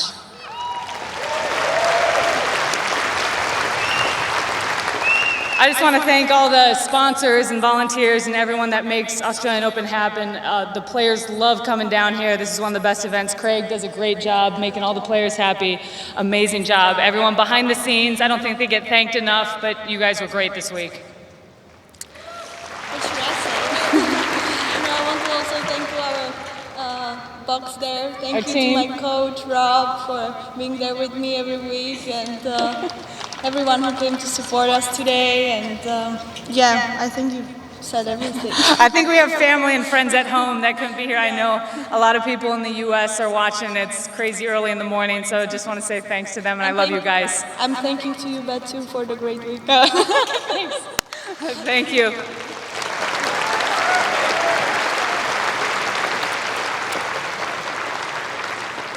Well, folks, that completes our presentation, and I'm sure these two will make a formidable team in women's doubles for the rest of the tennis year. Once again, let's proclaim our champions, the women's doubles of 2015, Bethany Mattek-Sands and Lucy Safarova. That completes our presentation. We have had about 45 minutes to stretch your legs, have something to eat. Got a couple of blokes called Stan Wawrinka and Novak Djokovic. Well done to Bethany Mattek-Sands and also Lucy Safarova, and it looked like they've really enjoyed that. They're coming together and they might play a few more tournaments, Kelly, this year. And it was a second Grand Slam win for Bethany Mattek-Sands, but a first one for Lucy Safarova. So to think she's been on the tour for a long time, finally gets her hands on a Grand Slam trophy. And as you mentioned, the first time that they've come together and played in the women's doubles in a Grand Slam event. Look out, I think we'll see more of them in 2015. Absolutely, not a bad check for 2 weeks, $575,000 for the pair. So that is a couple of good weeks' work, and they will kick on for the tour for 2015. Let's take you back through the day if you're just making your way through the gates and what has been unfolding. We started with Martina Hingis and also Leander Paes. What a combination, Kelly. Martina Hingis, I mean, just great to see her still playing tennis. Leander Paes, I think it was his 25th different mixed doubles partner today. So he's seen a lot in his career, whether it be men's doubles, which is up to 99 different partners, and they've won their way through to the final. They certainly have against their opponents from Taipei and Uruguay, and Martina Hingis now makes a back-to-back Grand Slam finals when you consider she went through to the women's final, women's doubles final with Flavia Pennetta at the US Open, and now here she is just a few months later finds herself in the mixed doubles final at the Australian Open. So it's a great story. And the top seeds were knocked out in the other semi-final. That was Sonia Merzer and Bruno Soares, who went down to Kristina Mladenovic of France and Daniel Nestor, the third seeds who have got through, and this is how they won it, Hingis and Leander Paes a little bit earlier today. And I watched that from the bunker. They really enjoyed being out there. There was plenty of smiles I mean, Leander is, 41, Kelly, still sharp. He's just got those great hands at the net. Martina, always been a very good volleyer.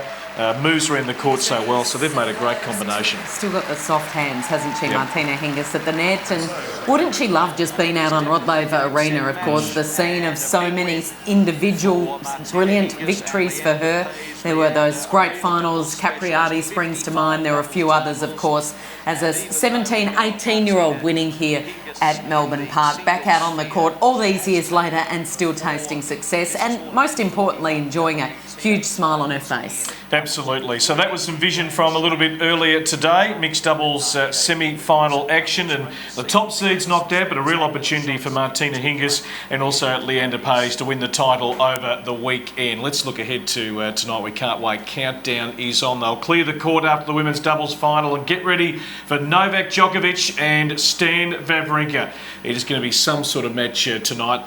We've mentioned it a few times. Yes, the last two have been epics. 12-10, 9-7 in 2 fifth sets.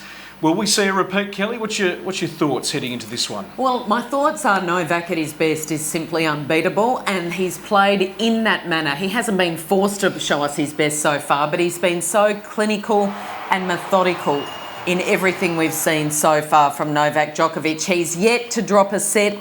He's held 52 consecutive times here, so which is quite remarkable. He's dropped his serve just once, so that will be the big question mark on Stan Wawrinka heading into this one. But then Wawrinka hasn't lost a singles match since the ATP World Tour Finals in October, November last year, and that was to Roger Federer. So he is full of confidence, won in Chennai in the lead-up heading into this. So I think that they're very difficult to separate. As we said, they've played the last 2 years here. Both have gone to 5-setters. Everything points to another 5-setter, but if Novak is at his best, I could see him getting the job done in 3, maybe 4 sets. Yeah, absolutely. I actually ducked out to show court 2 a little bit earlier. Australia's Luke Saville had a great opportunity to hit with Novak Djokovic, which is a huge thrill for him. And it's just interesting to watch the players practice. It was very, very quiet out there on show court 2, and Boris Becker, of course, just behind Novak there, and you sort of try to work out what are they working on, but it's all about just getting into that groove and just working on different patterns of play. And Luke, a great experience for him out there earlier today. The head-to-heads, Kelly, certainly favour Novak Djokovic heavily. They certainly do. And before, I think, Stan Wawrinka got a win or two, obviously, last year here at the Australian Open, it was something like 14 consecutive wins to Novak Djokovic. But hey, if Thomas Berdych can snap a 17-game match losing streak to Rafael Nadal, well, Stan did it obviously last year, and even though they are one-sided, that was dating back to quite a few years ago. This is a different Stan we've seen in the last 12 months. His 2014 was bookended with this maiden Grand Slam win at the Australian Open, and then that finished with the maiden Davis Cup victory, the first ever for Switzerland. Of course, he teamed up with Roger Federer, and he was the hero. He was the reason why Switzerland won that Davis Cup victory over France. So he's had the 2 highlights. He'll be looking to carry that form on into this one tonight. Well, let's roll some vision. Let's take you back, because these two have played some great matches.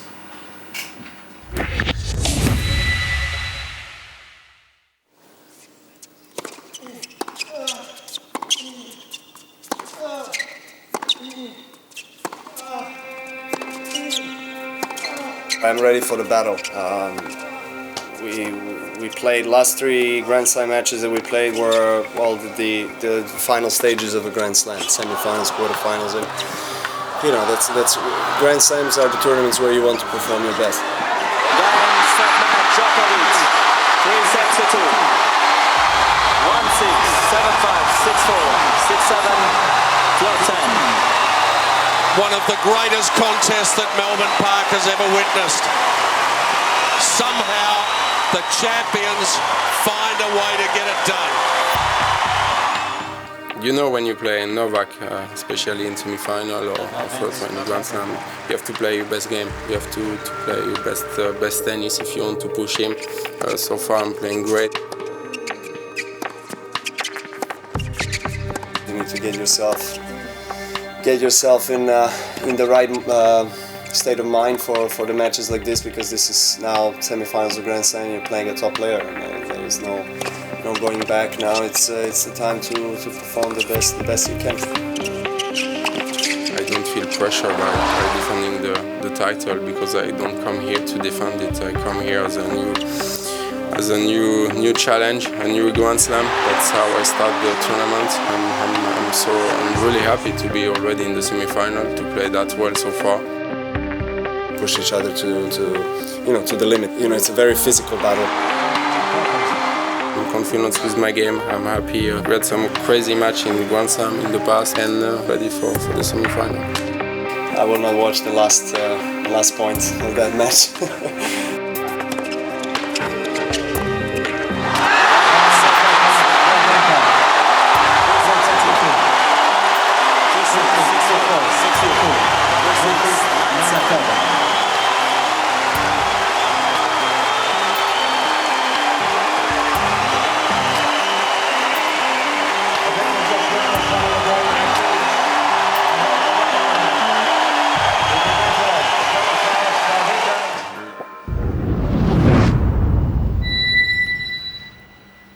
Well, I think it's vision we could watch over and over again. 12-10 the year before, 9-7 last year. They have played two of the finest matches here at Melbourne Park. Are we in for more of the same? Well, we're going to find out in the next few hours. Kelly, let's welcome in Craig Gabriel. When I think of tennis, I think of Craig Gabriel. He's done everything in the game for a long, long time, travelling the globe. You can hear him on AO radio, and he's doing lots of other different things. G'day, Craig. Good to see you. Kelly, good to be with you.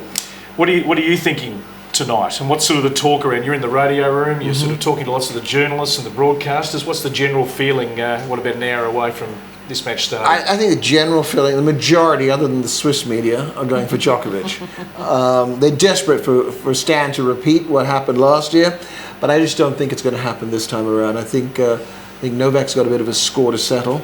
No, I don't mean that in a bad way or a negative way, but when you look back at what happened last year, and Stan stopped his run of 14 consecutive Grand Slam semi-finals, I think Novak wants a little bit back.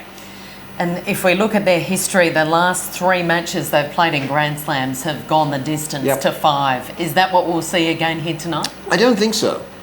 I actually think Novak, my feeling is Novak will win in no more than 4 sets. And it could even be straight. So I think he's just playing so well at the moment. Have both played their best tennis so far, do you think? I mean, I was just mentioning before, Novak's so clinical and methodical, but yet to be really pushed. Yeah, Tanya? They're sitting right in front of you. Well, there you go. Surprise, surprise. We have our 2 Top Gun ball kids right here. I've got goosebumps. How do you feel? You're a Top Gun at the Australian Open. Really excited. That's just amazing. Yeah, it's still. Are you surprised? No, I mean, yeah, I'm like really surprised. I had no idea about it. Yep. Sam, what are your thoughts? They were so sneaky bringing us in to do this, and then just like, oh yeah, you've been on Rod Laver, come on in. But no, I'm really happy and excited now that all this, because I've come from Geelong, so I've got to come up and down every day, and so it's all been worth it definitely now, yeah. And just finally, I mean, watching the ball kids, particularly on Rod Laver Arena, but all the other courts, I mean, you guys are unbelievable. You're absolute pros. Is it almost a really cool feeling to walk out there and be like, I'm part of this team, we're probably the best ball kids in the world? Yeah, that's an amazing feeling, I guess. Well, I don't really know yet, but yeah, that's so good. All right, well, there you go. They're a bit shy now. That's an unbelievable achievement. It's Zoe, it's Sam, the 2 Top Gun ball kids of the Australian Open. Well done. Well done. Congratulations to Zoe and Sam, the Top Gun ball kids. And what about the way to surprise them on camera? Just live audience, and they found out for the first time. It's a bit like This Is Your Life, isn't it? It's the raw emotion right there, Johnny. And for Sam, coming in from Geelong each day to make the effort, terrific stuff. And of course, they're volunteers, and the players certainly appreciate all their work. But congratulations to Zoe and Sam. It's a big honour. They're so impressive, the ball kids. They never miss a beat. You watch them all match, and they're just always with every point on top of everything, where the balls need to go, where they need to run. It's amazing. Did you ever have aspirations of... No. Well, I think you need to probably catch a ball to be able to be a ball kid. So there's probably a problem right there to start with, Johnny. Underselling yourself a bit, Kel. Now, my brother actually went in the 1998, I think, trials and didn't make it through to the final round. So that's as close as my family's got to ball kid superstarship. When I think of ball kids, I think of Seinfeld, and I think of Kramer when he tried out for the US Open, because the US Open, you don't have to be a kid, you can be any age, I think. So there you go. Anyway, let's talk about tonight's game, because we're counting down. It's going to be a heavyweight battle. Novak Djokovic, the world #1, against Stanislav Wawrinka, the defending champ. It's really difficult to read this one. We know that Novak is in some spectacular form. What a year, 2014. He wins Wimbledon. He finishes as the world #1. He gets married. He celebrates the birth of his son. So can it get any better for Novak Djokovic? Well, maybe kicking off 2015 with a win here. It would be his 5th title. Only Roy Emerson has more than that. So to think he could extend his dominance here. But of course, if he gets over Stan, he will face Andy Murray for the 3rd time in a final in the last 5 years, which is extraordinary stuff. What are your thoughts heading into this one? Yeah, it's hard to look past that record. You mentioned it before with Brett, 16-3, Djokovic leading. They have met twice before here at the Australian Open. Back in 2013, Djokovic winning in 5. It was an epic. That was the one that went 5 hours and 2 minutes. Incredible match. And then at the 2014 Australian Open, we know Wawrinka was the eventual champion. He advanced in the quarterfinals in 5 sets. So could go either way. I believe they also met in the juniors back about many moons ago, maybe 8 years ago. So it could be it's actually a 4th meeting between these two. I think Djokovic in 4 sets. What about you? Yeah, I tend to think Djokovic in either 3 or 4, given how well he's played so far in the fortnight. And I guess there's a lot of pressure on Stan heading into this one, given if he does lose, his ranking slumps to 9 in the world. He has been as high as 3 last year, currently sitting at number 4.